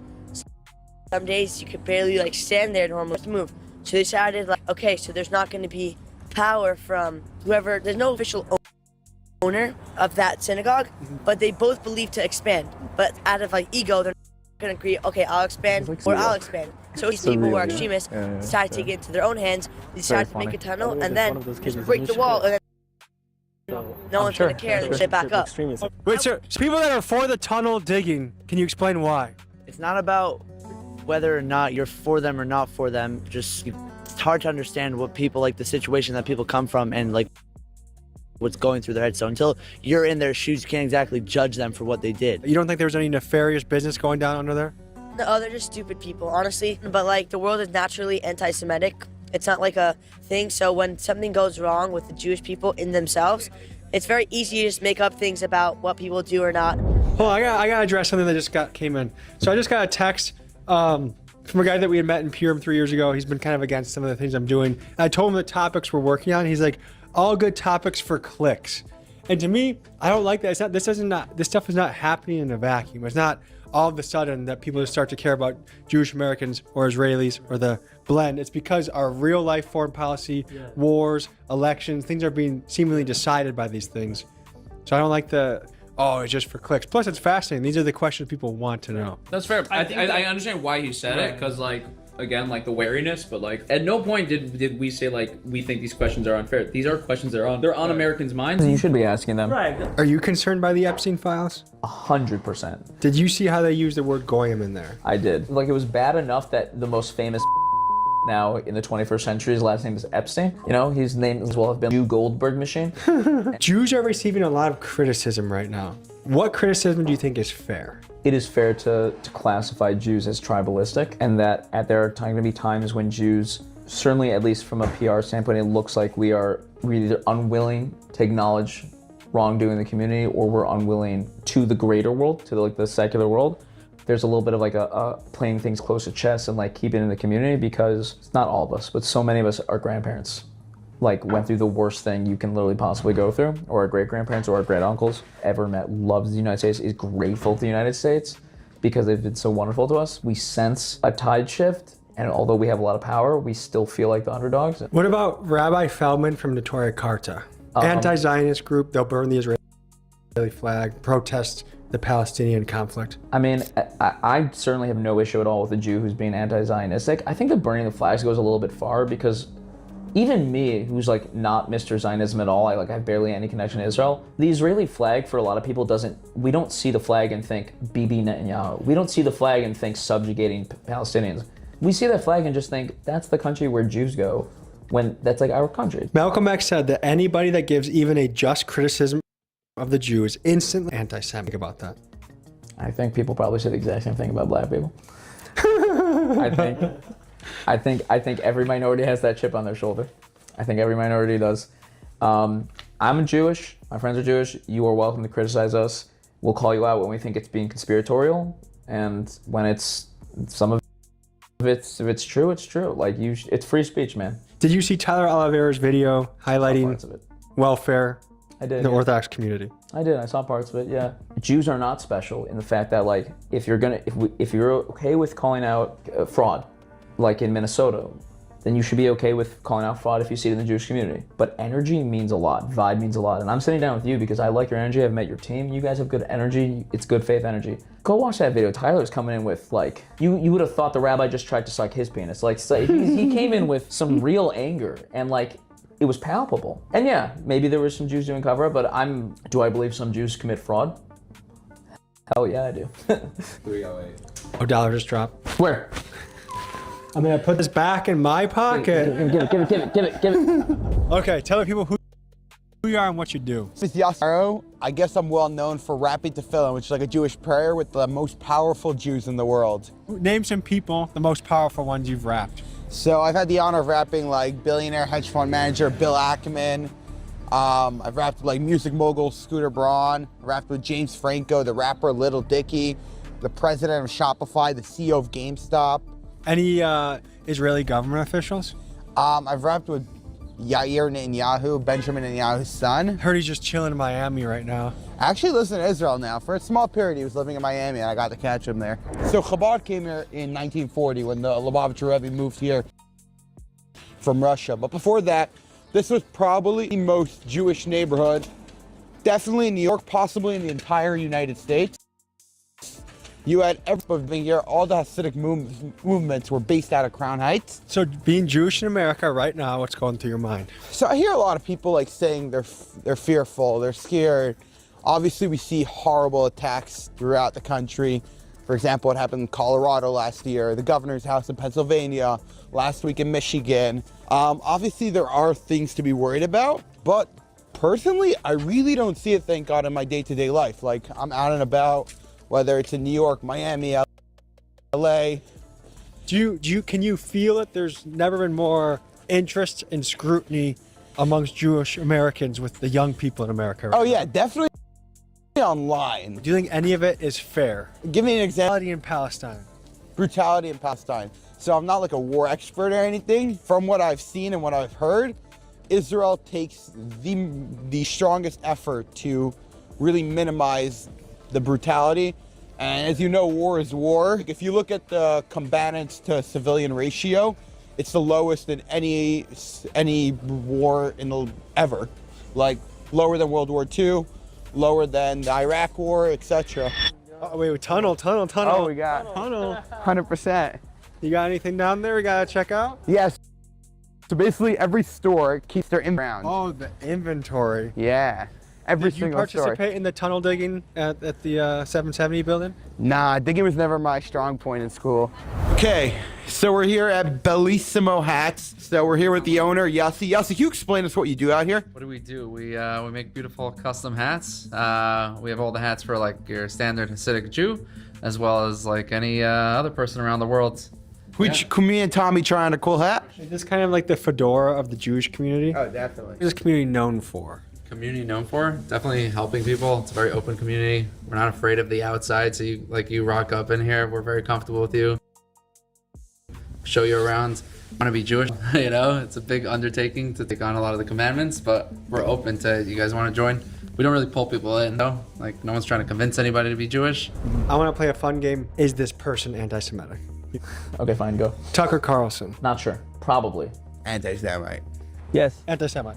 I think so. No. And Nick Fuentes. Yeah, I think so. Yes, less so than his very dumb followers, but yes. Anti-Semite. I don't know. I don't know what he really believes. It's hard for me to pin down how genuine he is about anything, so I'm really not sure. I think he actually loves Jews. Yeah. Yeah, I do.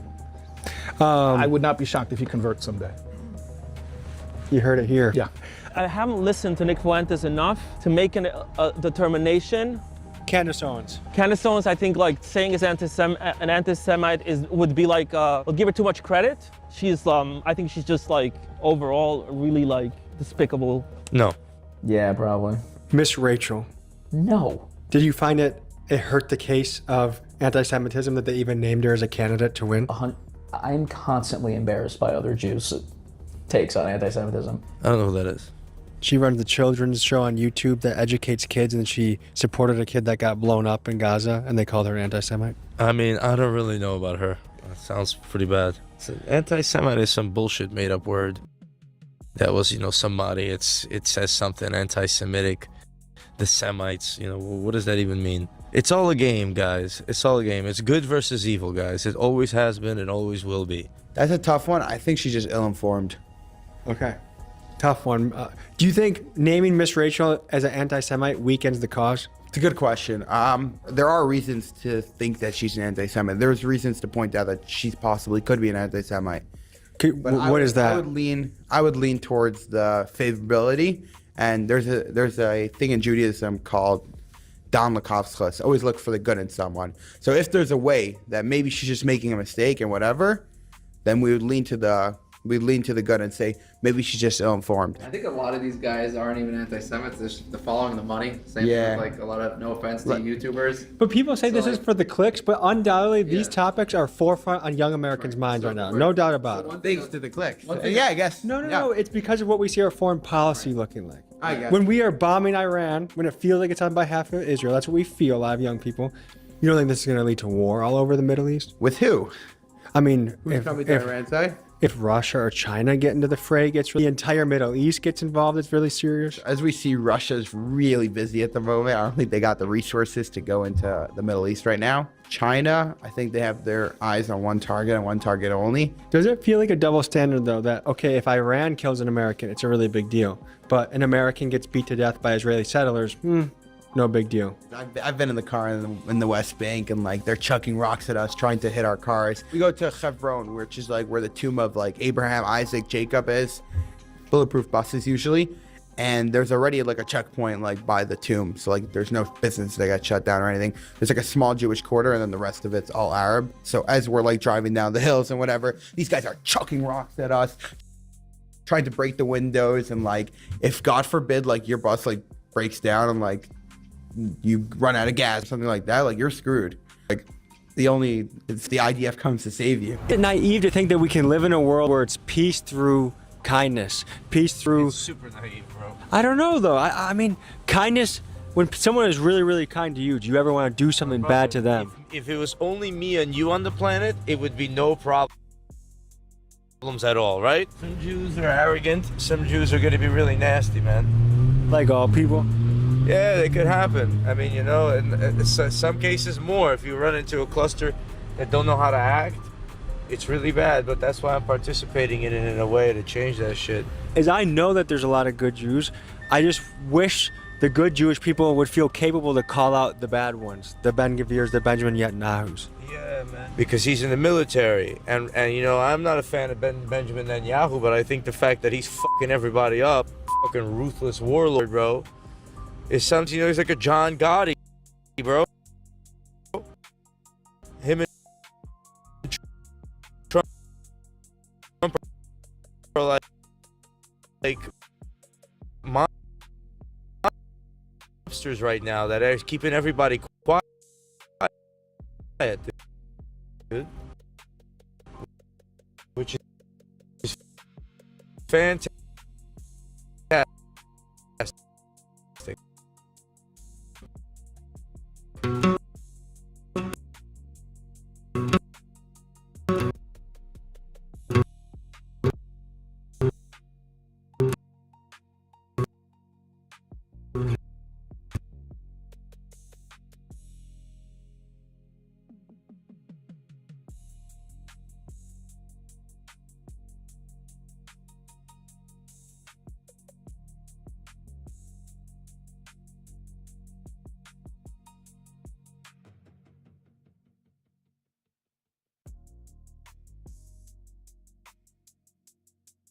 See in the world right now. Oh, what's going on in Iran? You know, they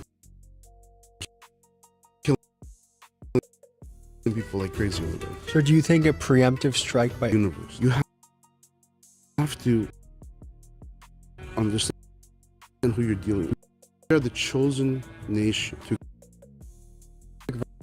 verses have been floating around the internet. One of them was that Jesus is really excrement and hell.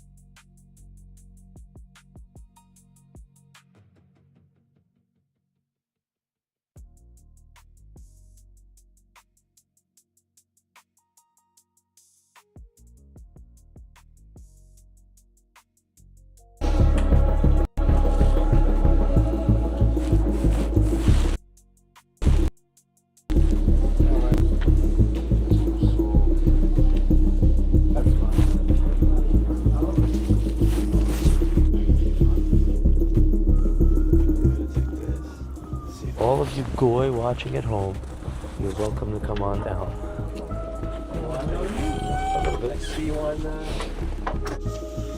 Here at the Rebbe's grave, Benji offered to pray over me. He said some very nice things. We gave each other a hug, and then we went on with our night. I think it's remarkable when people can focus on God, focus on community, focus on good values.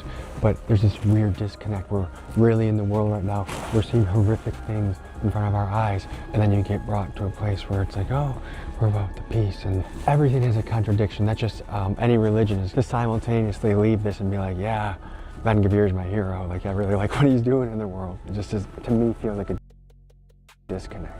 Shout out to Ben. Can you tell us what was going on in this? This man had a major impact on the Jewish society and community. He was able to accomplish and unify a lot of Jewish people. For the uninitiated, it feels like a strange experience. I mean, when it's your religion, it feels normal when you're there. But this is something that watching, you're kind of like, this seems foreign, it seems different.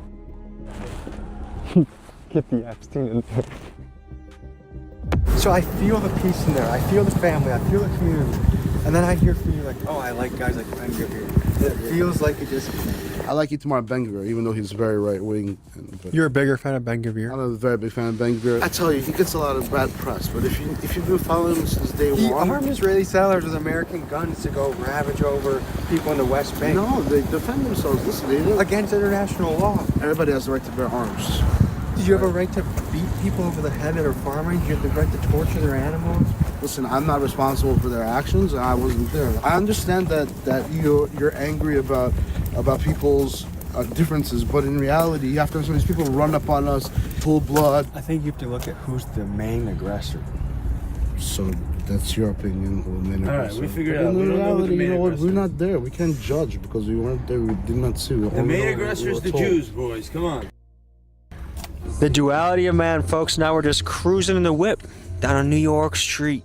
Cruising. Grooving. Spiritual heart.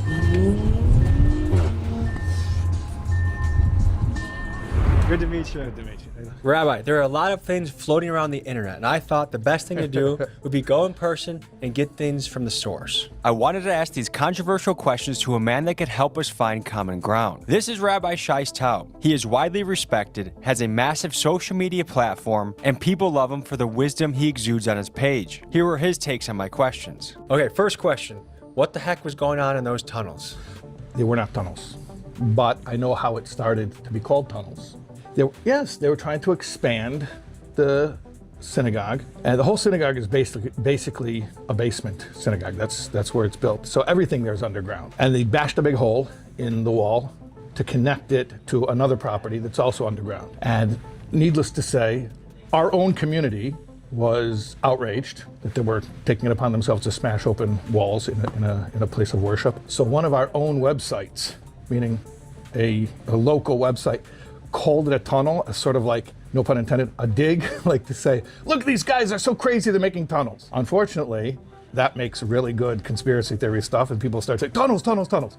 Reality is, it was a hole in a wall between two underground properties, which was an attempted illegal, might I add, expansion. I want to talk about the third temple. Okay. Does that involve Al-Aqsa going down for this third temple to come up? Third temple is going to descend from heaven. Nobody's going in there and touching anything, okay? So nothing needs to be destroyed for this prophecy to come true? There's going to be something miraculous. So let's all wait and see. I mean, we believe that such a miracle will happen. Do you think Americans have a right to be concerned about the level of Israeli influence on our government?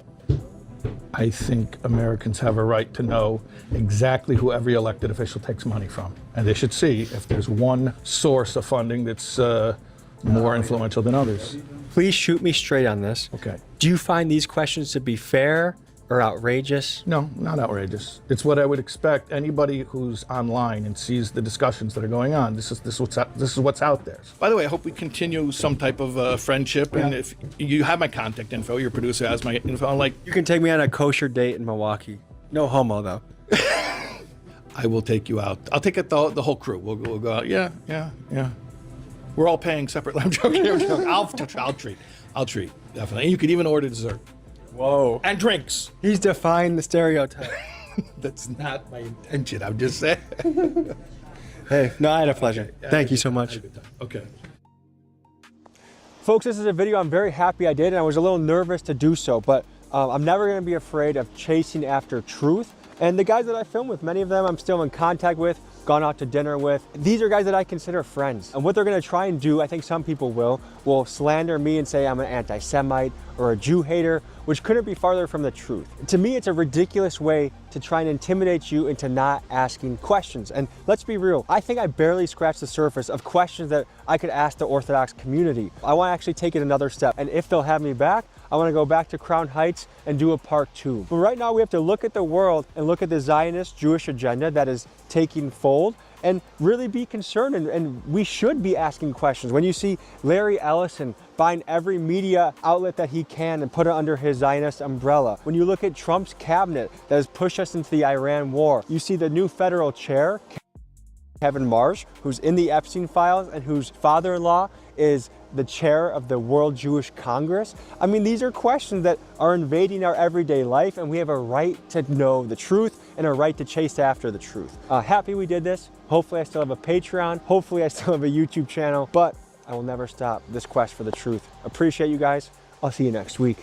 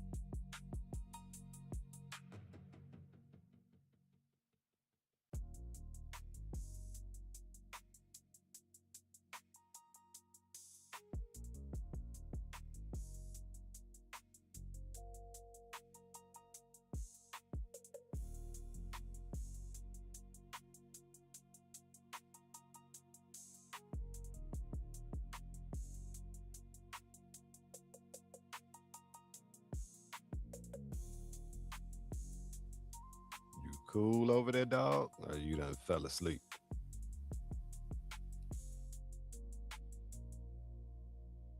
Nah.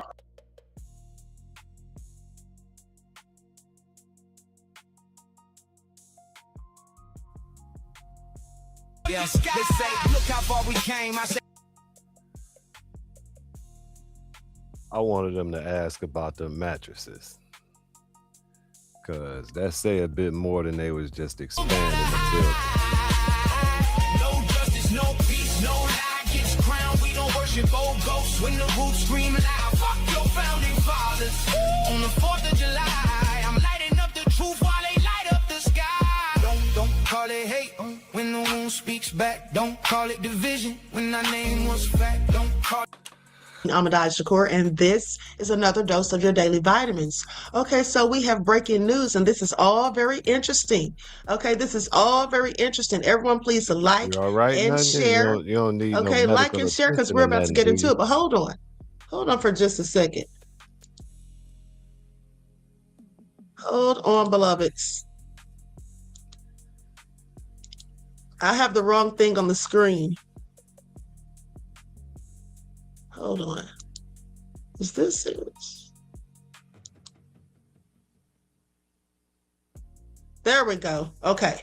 There we go. Okay, so now with that all being said, let's get ready to get black into it. Because I'm sorry, but Secret Service Sam has some amazing breaking news. And for those of you that have been following me since 2020, you should already know who the Dixie Mafia is. Okay? Because I did a thorough breakdown on them. And we're going to get into it. Now, so we don't have everybody missing out on it or whatever. I'm going to let a few more people come in first. And so while we're waiting for that, let's go to this other information. Lights up, everyone, please like and share. Your kids ain't dialed 911 yet. Now, this young lady has some very interesting news. Okay, so we're going to get into it. Everybody hit that like button, like, share, subscribe, and all that. Thank you in advance. What is Spectrum Internet? It's invincible Wi-Fi that stays on when the power doesn't. Okay, so listen, she's going to be using like nicknames for the people that she's talking about, because supposedly she was posting this video and it kept getting taken down. You all know how they do, okay? So that further should let us know that what she's saying is absolutely true, because that's when they want to take down things, when you're talking about facts, okay? Things they don't want exposed. So she's going to be talking in code. All right, so please pay attention. Now, with that all being said, let's get into it. Be the person to the right. This video, he explains exactly what was wrong with the boat, and it wasn't caused by a random billiage pump issue. Bilage, however you say it. Another thing is that the jump from when he last saw No to when they were yelling, "Get on the boat," you're missing a big piece of what made everybody run to the boat. W also admits that the boy's name who writes with Smart started yelling at No. He also admits that throughout the day, they were all picking on No for being with that girl. And the moment, W says, the moment that girl and No sit in front of Smart's boat, Smart starts yelling at him all of a sudden out of nowhere, "Get on the boat." Boat wasn't having a bilage pump or bilge pump issue. Says verbatim, "We have an issue where we have finally trimmed down the boat and got it on the right plane." That they all moved to one side of the boat. When you trim down the motor to get it on the right plane, that means that you drop the bow. This is how you are supposed to get the actual boat from being completely still to an accelerated speed fast.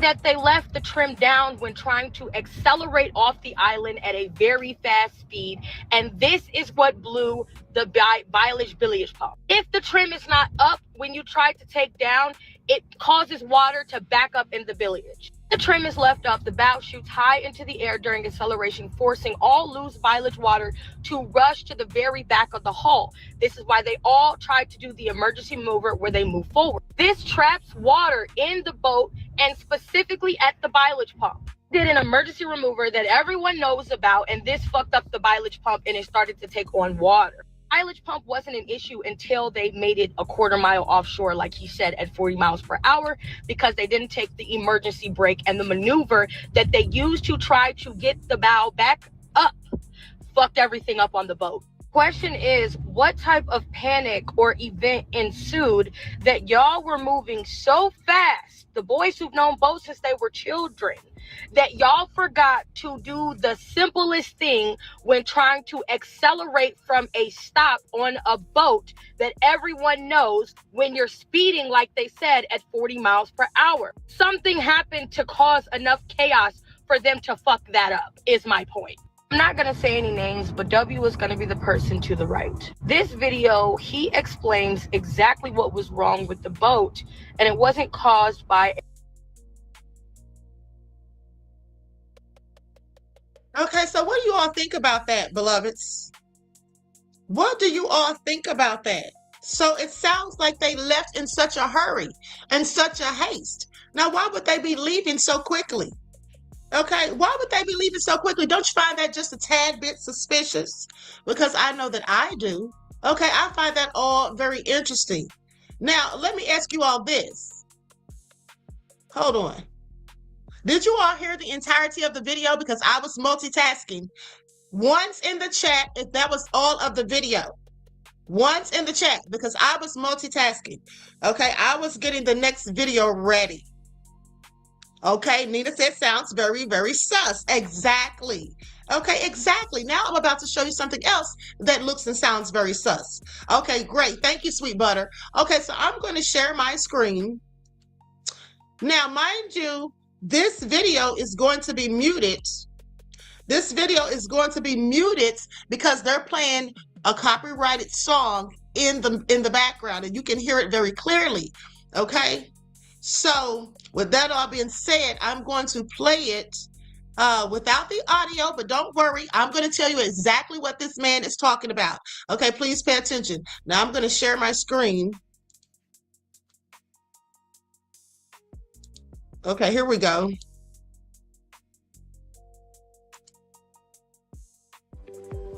At the start of the game, you can choose any shelter you want, but once you pick a spot, there's no turning back. It's upgrade or D. Defense, stealth, resources. Miss one detail and you're dead in space. Scavenge everything, reinforce the walls, or better yet, bolt on an engine and turn this place into a real spaceship. Solar panels for power, turrets to send those aliens back to hell. Upgrades take time, and time is a luxury you don't have.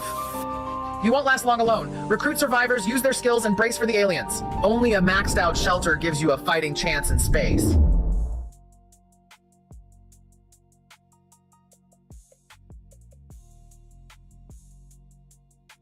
Okay, what's your name, sweetheart? I forgot. You can just call me ChatGPT. ChatGPT. Yep, that's me.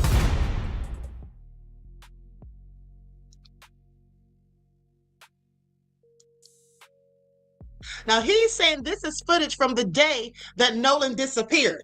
He wants you to pay close attention to how crowded it is, even at 11:15 in the morning. Okay, it was jam-packed. At 11:15 in the morning, it was so crowded. Okay, so pay attention because look at this.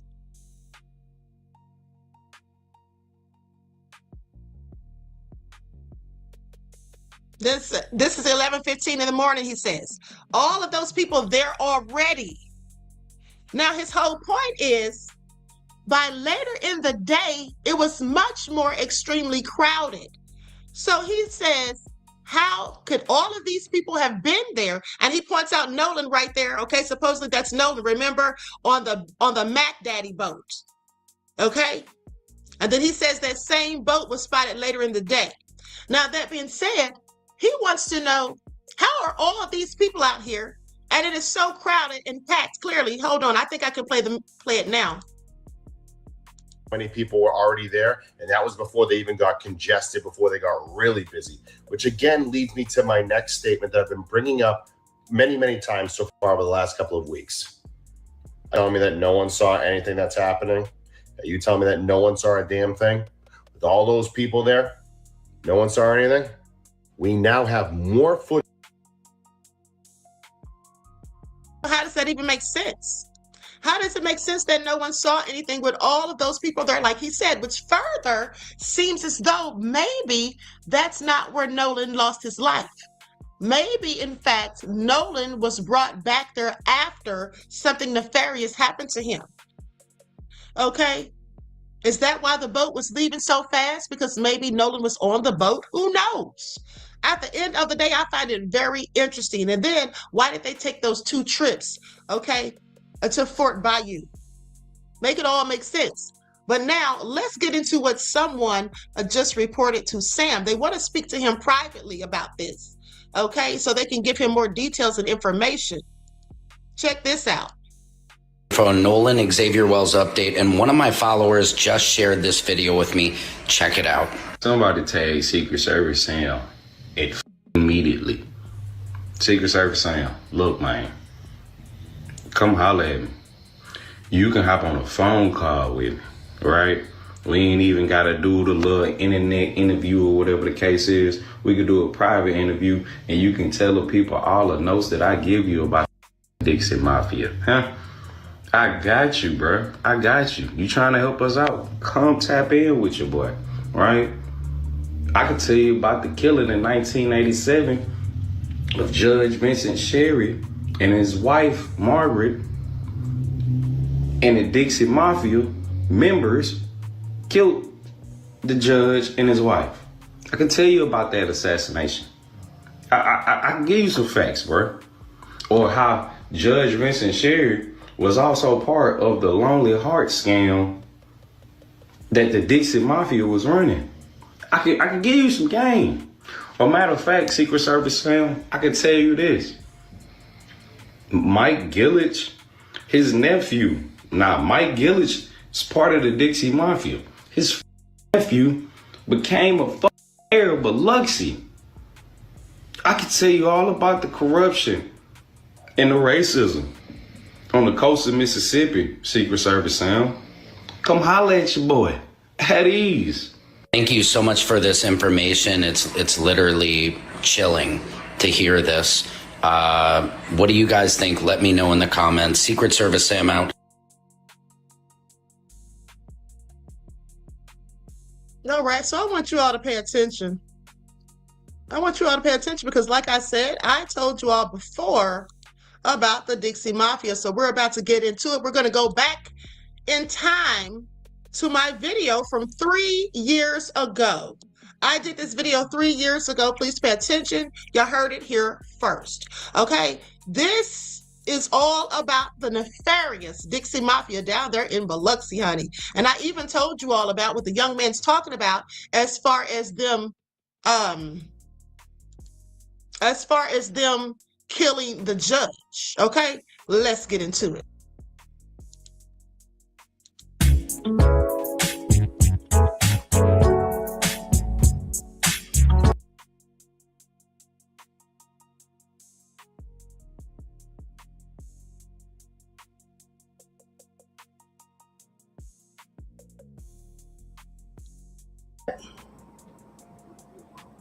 Y'all can see me and hear me fine. They also did a helicopter search looking for her. So let's talk about it. Ms. Hotel said Queen has the best PowerPoints. Thank you, beloved.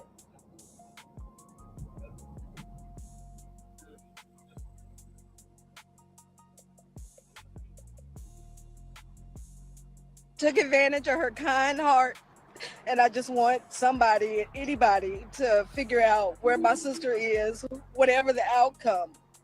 Right now, a family's loved one is missing, and they say authorities are just not doing enough to get them answers and to help find her. Every second matters, of course, when someone goes missing. And you might have the clue that brings Yolanda Brown home. Tonight, Brown's family wants you to hear their desperate plea for help. CBS 46's Yasmina Alston shares their emotional message. Doing everything we can. We need all the help we can get. A plea from this family after Yolanda Louise Brown went missing early Saturday from Hapeville. Her son Joshua. We're talking about the Dixie Mafia. Okay, this was a nefarious mafia gang that were committing murders, extortion, you name it, they did it. Okay, and most people haven't even heard of them.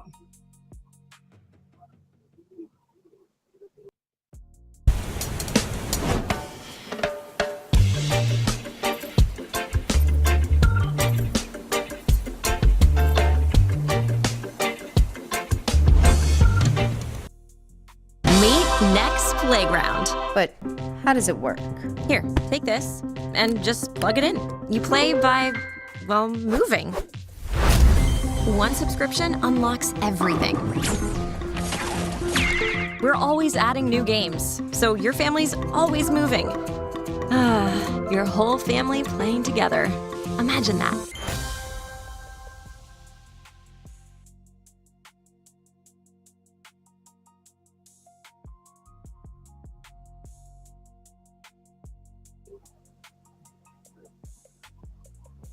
Here we go.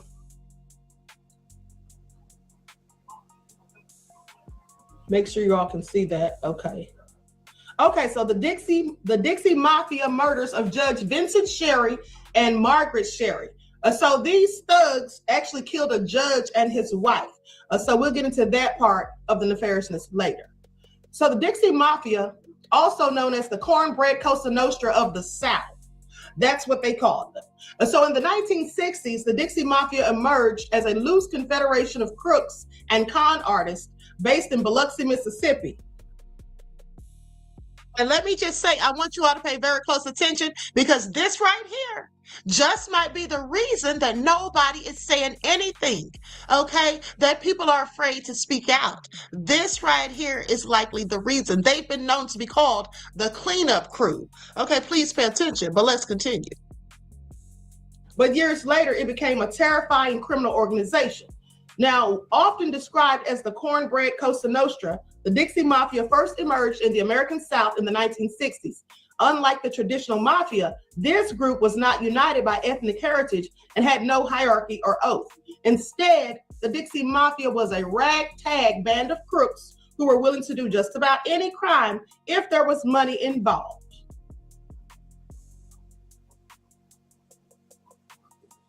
So from murdering authority figures to burning down buildings to creating elaborate extortion schemes, the Dixie Mafia was known far and wide as an anything for a buck gang. While they were initially based out of Biloxi, Mississippi, it didn't take long for their reach to spread across the South, and members only had to obey one rule: thou shalt not snitch to the cops. Y'all heard that? Thou shalt not snitch to the cops. Okay, so please pay attention. Now, at the end of the day, this might be the same reason why the Cajun Navy guy, Brian Trasher, This may be why he changed his story. This may be why they're lying on Crump. Okay, this may be why they're trying to get Crump to stay out of Mississippi. I want you all to pay attention. Is the governor involved in the Dixie Mafia? I have several questions. Okay, but let's continue.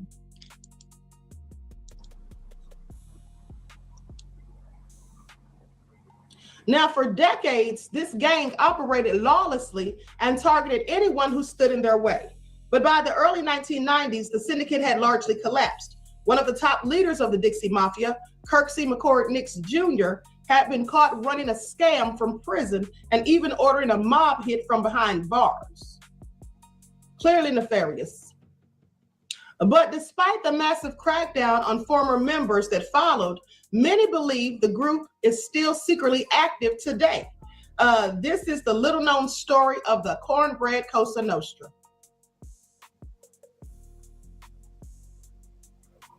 So during the 1960s, the group of criminals known as the Dixie Mafia began to creep across cities and towns in the South. Far from a sophisticated organization, this crime ring was a loose network of thugs, as the FBI called them. They primarily operated in Biloxi, Mississippi, but the group's reach stretched from Atlanta, Georgia to Tulsa, Oklahoma. So they had different segments and chapters of this gang. Pay attention.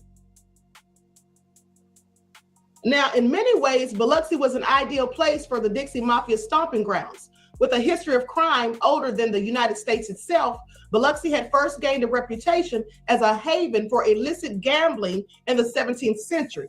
This seedy history and the ongoing corruption of local officials made the city an attractive place for lawbreakers. By the 1980s, the blurred lines between government officials and Dixie Mafia members had become so extreme that federal authorities designated the entire Harrison Sheriff's Office in Mississippi as a criminal enterprise. Now that's because, beloveds, they actually had police officers working with them. Okay, some of the police were working right along with these thugs. Aside from forming alliances with some members of law enforcement, the Dixie Mafia also worked alongside fellow mobsters. While the Dixie Mafia had no formal ties to LA Cosa Nostra, they did have an understanding with a notorious Italian-American mafia mob boss named Carlos Marcello. Marcello, one of the most powerful leaders in organized crime in America, operated in New Orleans around the same time that the Dixie Mafia was coming to power. Marcello tolerated the Dixie Mafia's presence just as long as they played by his rules and paid for his hospitality. Some Dixie Mafia members were allegedly hired to collect debts and carry out hits for him. An original never blends in. She follows her own lead. She doesn't play the part. She rewrites it, all by staying true to herself. Originality should always be within reach. TJ Maxx, never uniform, always you.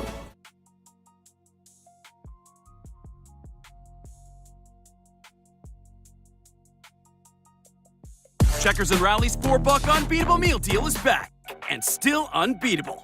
And you could get a whole meal for $4. This was $4. Whoa, that's fire. Choose the new loaded tender wrap stuffed with bacon, cheese, and ranch. Classic burger or spicy chicken. Your choice with fries, drink, and chicken bites. Just $4 unbeatable bucks. Bringing them. Okay, twin. Only at Checkers and Rally's. This eats different. Good start.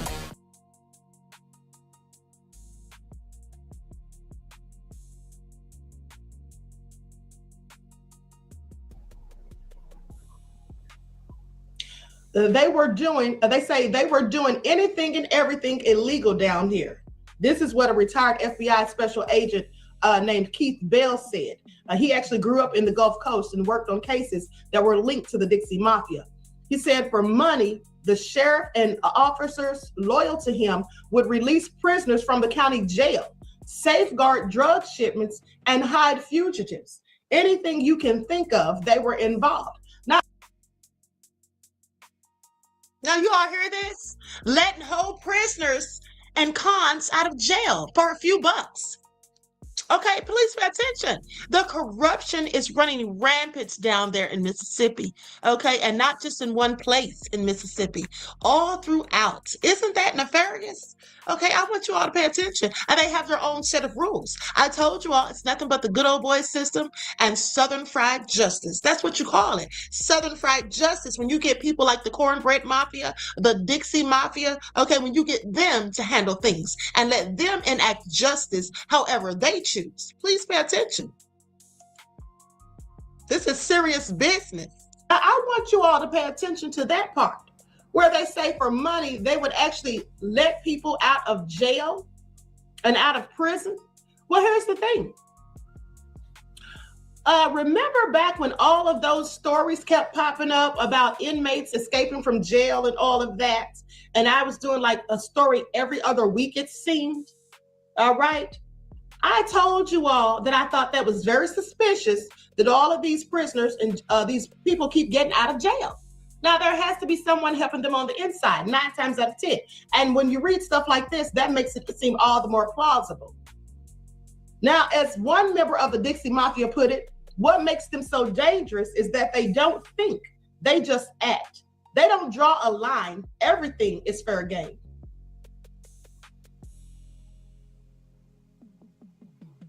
Despite the loose structure that made up the Dixie Mafia network, the Southern Crime Syndicate was implicated in a number of high-profile cases. In 1967, McNairy County Sheriff Buford Pusser, I guess that's Pusser, and his wife were attacked in Tennessee, likely in retaliation for Pusser's crackdown on the Dixie Mafia. Pusser ultimately survived the attack, but his wife Pauline was killed. Kirksey McCormick Jr., one of the lead figures of the Dixie Mafia, was suspected to be one of the men behind the hit. Now, in the subsequent years, 3 suspects, not including Nix, suffered mysterious deaths that may have been caused by Pusser. Now, the sheriff's revenge story was later depicted in the 1975 film, Walking Tall. You all remember that movie? And then I think they did a remake of it starring The Rock. Okay, please pay attention. These people are so nefarious. Why didn't I realize that they may have had something to do with it in the first place? And this is likely why everyone's mouth is so closed. Okay, people are literally afraid of them all over Mississippi from what I have researched. Okay, please pay attention. Now, with that all being said, as I told you all, don't forget you heard it here first. This video is 3 years old. Okay, please pay attention.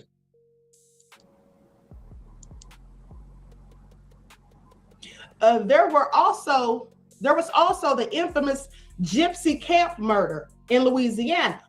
Now, on the night of February 18th of 1969, at least 5 alleged members of the Dixie Mafia ransacked the Skibo trailer court near Lake Pontchartrain, where traveling carnival employees had set up their camp.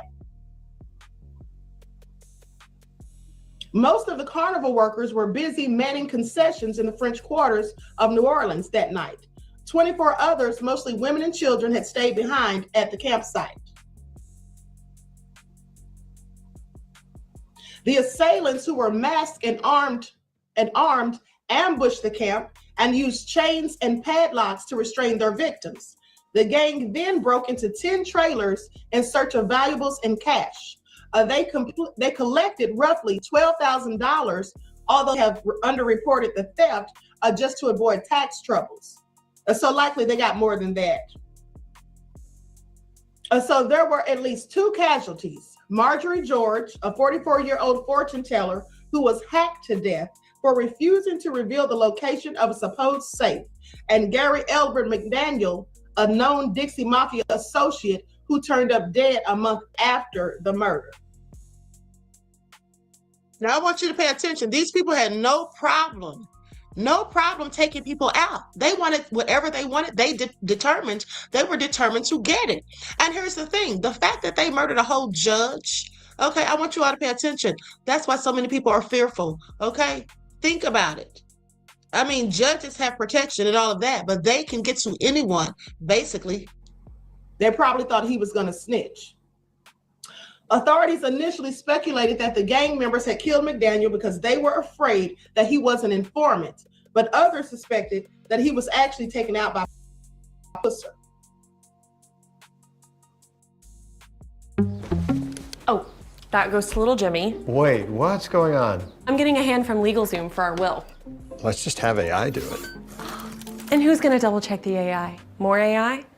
Need a lawyer to look at it to get a will that works for us. If AI can map the human genome, I think it can write a will.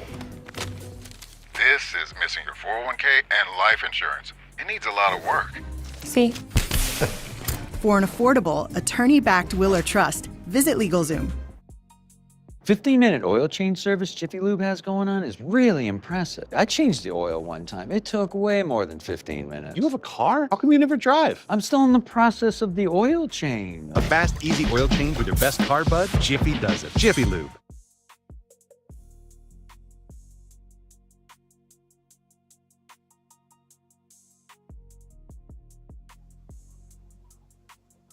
Now, by the 1980s, many top members of the Dixie Mafia had found themselves in prison, but even incarceration couldn't stop them from committing crime.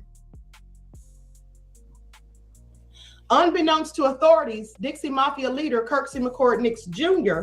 was orchestrating an elaborate extortion scheme from behind bars. At the time, Nix was already serving a life sentence for the 1972 murder, unrelated to the death of Buford Pusser's wife, but he apparently believed that if he had enough money, he'd be able to get out of prison. And so from his prison cell in the Louisiana State Penitentiary, Nix created a Lonely Heart scam that targeted innocent gay men. Now, he placed ads in gay publications, posing as a young stud by the name of Eddie Johnson to attract correspondence from unsuspecting readers. When the victims got in touch, Nix duped them into sending the mob large sums of money to pay for his legal defense. Before long, other Dixie Mafia inmates got involved in the scam. Now, do y'all hear this? This is absolutely nefarious, okay? But this is what these devils were doing. Okay, that and so much more. Okay, so much more. This is serious information. Placing more fake photos in gay publications and coming up with tall tales about why they needed more money before they could leave jail or wherever else they claimed to be. A lot of money came flowing in, said FBI Special Agent Keith Bell. There were hundreds of victims. One guy in Kansas mortgaged his house and sent $30,000 to the scammers over a period of months. Now, some of the prisoners eventually confessed the scheme to victims and threatened to out them if they told anyone. Meanwhile, the Dixie Mafia received hundreds of thousands of dollars during this time.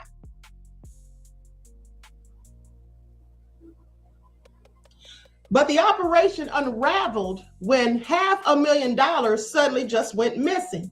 Nix's former lawyer, Pete Hallatz, who later became mayor of Biloxi, blamed the missing money on his former law firm partner, Vincent Sherry, who was then a judge of the 2nd Mississippi District Circuit Court. So he just told him that his friend took all the money. He likely had the money himself, but just didn't want to give it back. Yeah, that's the oldest trick in the book. My business partner took the money and ran. Okay, please pay attention.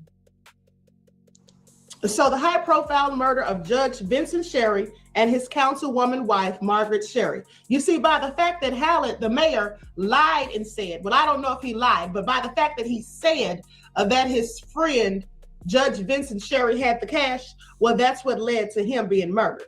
Now, Biloxi, this is in Biloxi, Mississippi in 1987. The prominent couple were found had been shot 4 times in the head. The execution-like manner of their murder and the lack of any signs of a break-in led police to think it was a gangland hit, and although their leads did not indeed go down that path, they soon met a wall of silence. Now, the case soon went cold, and in 1989, the Sherry's family hired Rex Armistead to help them find the killers. Armistead was a private investigator who'd also been a highway patrol officer and had helped put several members of the Dixie Mafia in prison already.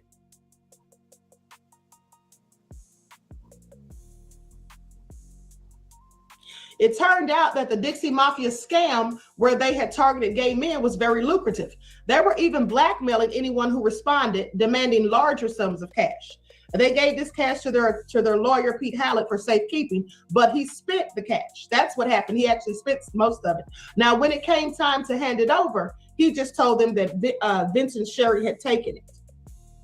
Hallett and Vincent Sherry had been law partners since 1981. Hallett had been elected mayor in 1989 and then lost the re-election bid in 1993. Now, Fabian, that's one of the members of the Dixie Gang, testified that Nix ordered the Sherry slayings because Hallett had convinced Nix that Vincent Sherry had stolen some of Nix's proceeds from the scam. Fabian estimated the scam may have collected $5 million. Isn't that something? Now they got all this money from sitting behind bars telling lies and posting fake ads and pictures. Now, Margaret Sherry was a fiery Republican in a public slap fight with the current Democratic mayor. She wanted to clean up the Biloxi Strip of seedy nightclubs and gambling, which of course the Dixie Mafia ran all of those. And she wanted to expose corruption in City Hall. This led to Sherry's execution style murder, but it took until 1997 to tie in Hallett, local crime organization head Kirksey McCord Nix, and the trigger man into the scheme. So this murder of Judge Vincent Sherry and his wife, who was a councilwoman, Margaret Sherry, it took a decade before they were able to tie them to it and figure out what actually happened. Now, according to court testimony, Hallett knew about the murder plot against the Sherrys and failed to notify law enforcement. Now, mind you, at the time, this man was the mayor. So they really had, political ties and law enforcement ties. So they were able to just commit all of this criminal activity and just go unchecked most of the time. Now, former Biloxi Striptease lounge owner Mike Gillick was the chief prosecution witness when Hallett and 3 others were convicted in 1997. The U.S. Supreme Court denied Hallett's appeals in 2000. Gillick, John Ramson, Nix, and Nix's girlfriend, Cherie LaRochart, they were convicted in 1991 on a federal conspiracy charge. Gillick was released from prison in July 2000 after serving 9 years of a 20-year sentence and died of cancer in April of 2012. Fabian, who had congestive heart failure and other health problems, died in June in the Mississippi State Penitentiary in Parchman. Hallett was convicted in 1997 of conspiracy to commit racketeering, obstruction of justice, conspiracy to obstruct justice, and conspiracy to commit wire fraud. He was sentenced to 18 years in prison. He likely didn't take the plea deal because they usually give you a plea deal and you're facing up to 20, and he got 18. So I don't think he took the plea deal. Now, since then, very little has been heard about the Cornbread Cosa Nostra. But did the Dixie Mafia's grip on the American South really end in the 1990s? We certainly hope this deals them a major blow. That's what one of the attorneys said at the time. He also said, but I don't have any illusions that this is the end of the Dixie Mafia. And so with that all being said, that's the nefarious tale. Yes, Bill said wire fraud again. Yes, these things go hand in hand. All types of corruption, embezzlements, mortgage frauds, all types of corruption. Cornbread Cosa Nostra. Yes, absolutely. Isn't that crazy? Okay. Baby Boy said, oh Lord, all kinds of country. Yes, they absolutely were. All right. And they also made moonshine and sold that too. Pay attention. All right. So Juju said, not cornbread. Yes. Okay. Miss Hotel said, child, these thugs are sick. October Opal said it never ends. Well, it surely doesn't. Okay, so now you already know what time it is. So let's get into it. Let me pull up my emails.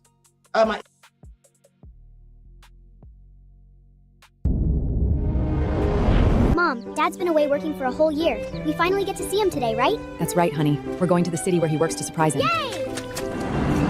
Dad's over there. Is this the city job you talked about? Who is she? Where did this crazy woman come from? Let's go somewhere else for dinner. Dad, why did you do this? I've had enough of living in poverty with you. Don't ruin my new life now. Get out of here, hick.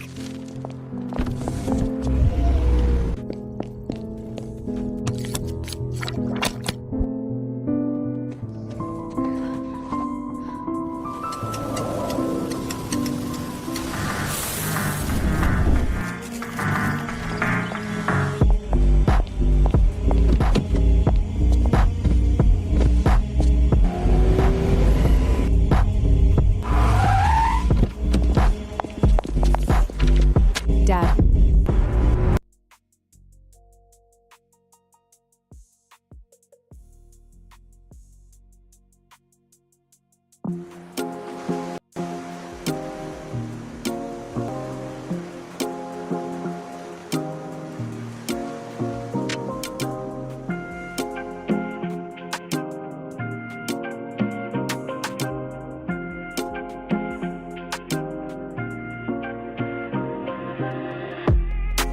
My time is a limited resource, so don't waste it, no. If it feels good and I trust it, I ain't hesitating. God has been showing me all of the signs as of lately, so waste man, don't waste my time. Waste man, don't waste my time. Ticky tock tock tock, ticky tock tock tock tock, ticky ticky tock tock tock, ticky tock tock tock tock, ticky ticky tock tock tock, ticky ticky tock tock tock tock. Waste man, don't waste my time. Don't waste my waste. There is a time to heal and a time to plant, a time to uproot and a time to dance. Time to wait, time to take a chance. Don't have time to waste or spend on a waste, man. There is a time to love and a time to hate. A time to be still and hesitate. A time to embrace, give thanks to all things. A time to be silent and a time to sing. A time to sing.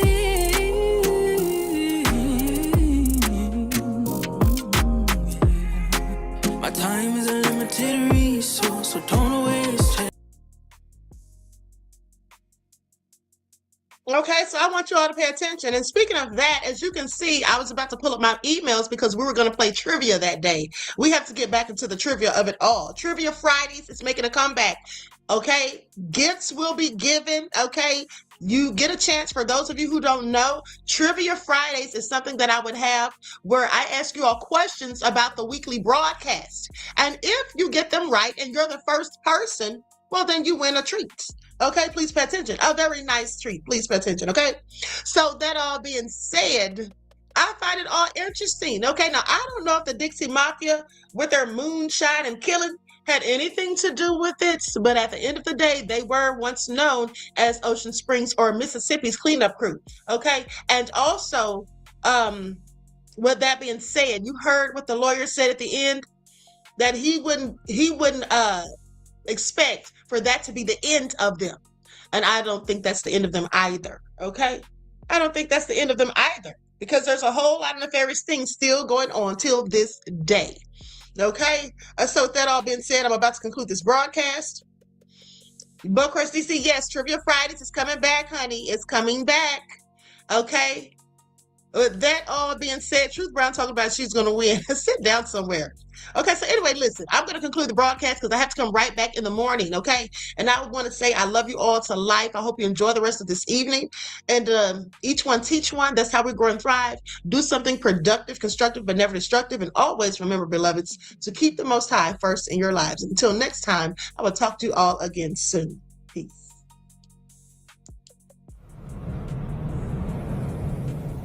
Mississippi Delta, still crying the same tears. From Emmett to Nolan. Better take Byers to bed. That's what I'm about to do.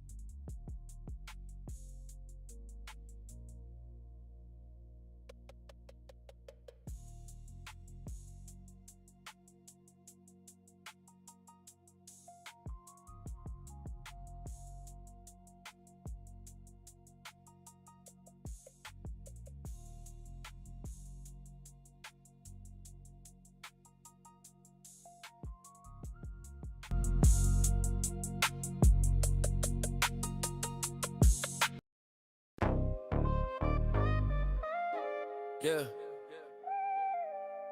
Listen up. You have to pick a side. Yeah. Yeah.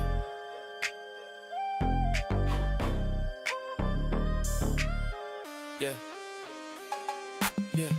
They profit when we're boxed in, color coded. Scroll wars, broke floors, mine's corroded. Got you barking at your neighbor for a headline. Why they signing off the city for a deadline? Yeah. Same rent late, same fridge bare. Same bus route, same blank stare. Why you beefing with the mirror, letting them demons in? Same wound, same blade, different spin. Unified die, that's the bottom line. Either hold the line together or they cut the spine. You can fight me or you can fight the lie. Choose one, unify or die. Unify, die, hear the battle cry. Either build a bridge or we all run dry. You can hate your blood or you can hate the bind. Choose one, unify or die. They sell fear like it's candy in a glass jar. Feeding panic to the masses, playing a black card. Left, right, that's a puppet in a split suit. Real power sitting quiet in a rich room. You throw hands at your brother in the same trench. Same cough in your chest, the same bench. If the landlord love you both in the same way, you ain't rivals, you just victims on a layaway. Unified die, that's the bottom line. Either hold the line together or they cut the spine. You can fight me or you can fight the lie. Choose one, unify or die. Unify, die, hear the battle cry. Either build a bridge or we all run dry. You can hate your blood or you can hate the bind. Choose one, unify or die. Hands up, not for trends, for each other. Name one win, they ain't split us to cover. We all broke, they just changed the shade. Same storm, different rain on our face. I'm from a place where they rather see us vilify. Scrolling through the pain, pick a side, then we signify. Algorithm war, every comment like a battle cry. Either we expand the circle, or we simplify. Feet keep telling me I'm right, that's a lullaby. Rockets all to sleep, while the roof sitting over fire. Leaders talk tough, but they courage only monetized. I'm just trying to build a bridge higher than the border signs. Kids growing up thinking empathy is obsolete. Hearts on red receipts, love lost in the data sheet. History repeats when we treat truth like a product line. Either share the water or we watch the whole garden die. So I look my people in the face when the sirens cry. Pull each other up even when we don't see eye to eye. Hands in the middle, swear we live in what we testify. Say we rise together, this the code, unified die. Unified die, that's the bottom line. Either hold the line together or they cut the spine. You can fight me or you can fight the lie. Choose one, unify or die. Unify, die, hear the battle cry. Either build a bridge or we all run dry. You can hate your blood or you can hate the bind. Choose one, unify or die.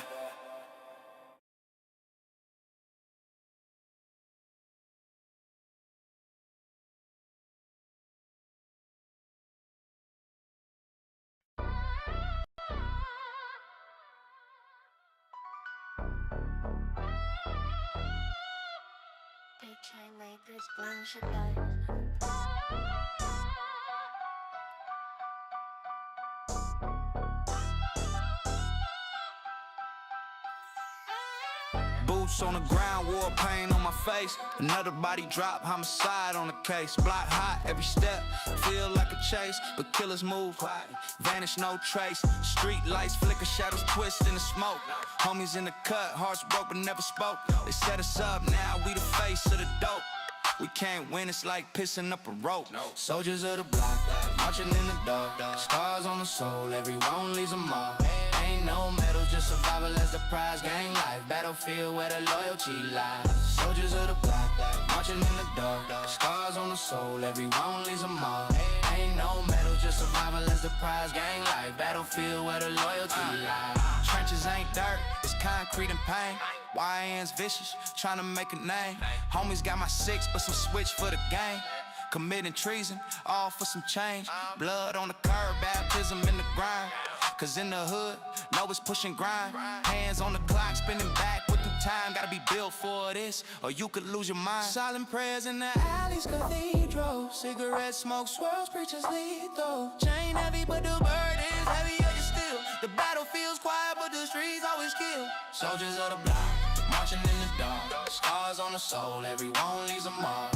Ain't no medals, just survival and surprise. Gang life, battlefield where the loyalty lies. Soldiers of the block, marching in the dark. Scars on the soul, everyone leaves a mark. Ain't no medal, just survival as a prize. Gang life, battlefield where the loyalty lies. Roll, call it dawn, but it's ghosts in the ranks. Cash in the duffel, blood-stained banks. Graffiti on the walls, hieroglyphs of the lost. Every war's got a price, we just tally that cost. Drums of the night, thump louder than truth. Steel in the waist, no time for the booth. Enemies lurking, snakes hiss in the grass. Cash catching up, but we running too fast. Soldiers of the block, marching in the dark. Scars on the soul, everyone leaves a mark. Ain't no medal, just survival as a prize. Gang life, battlefield where the loyalty lies.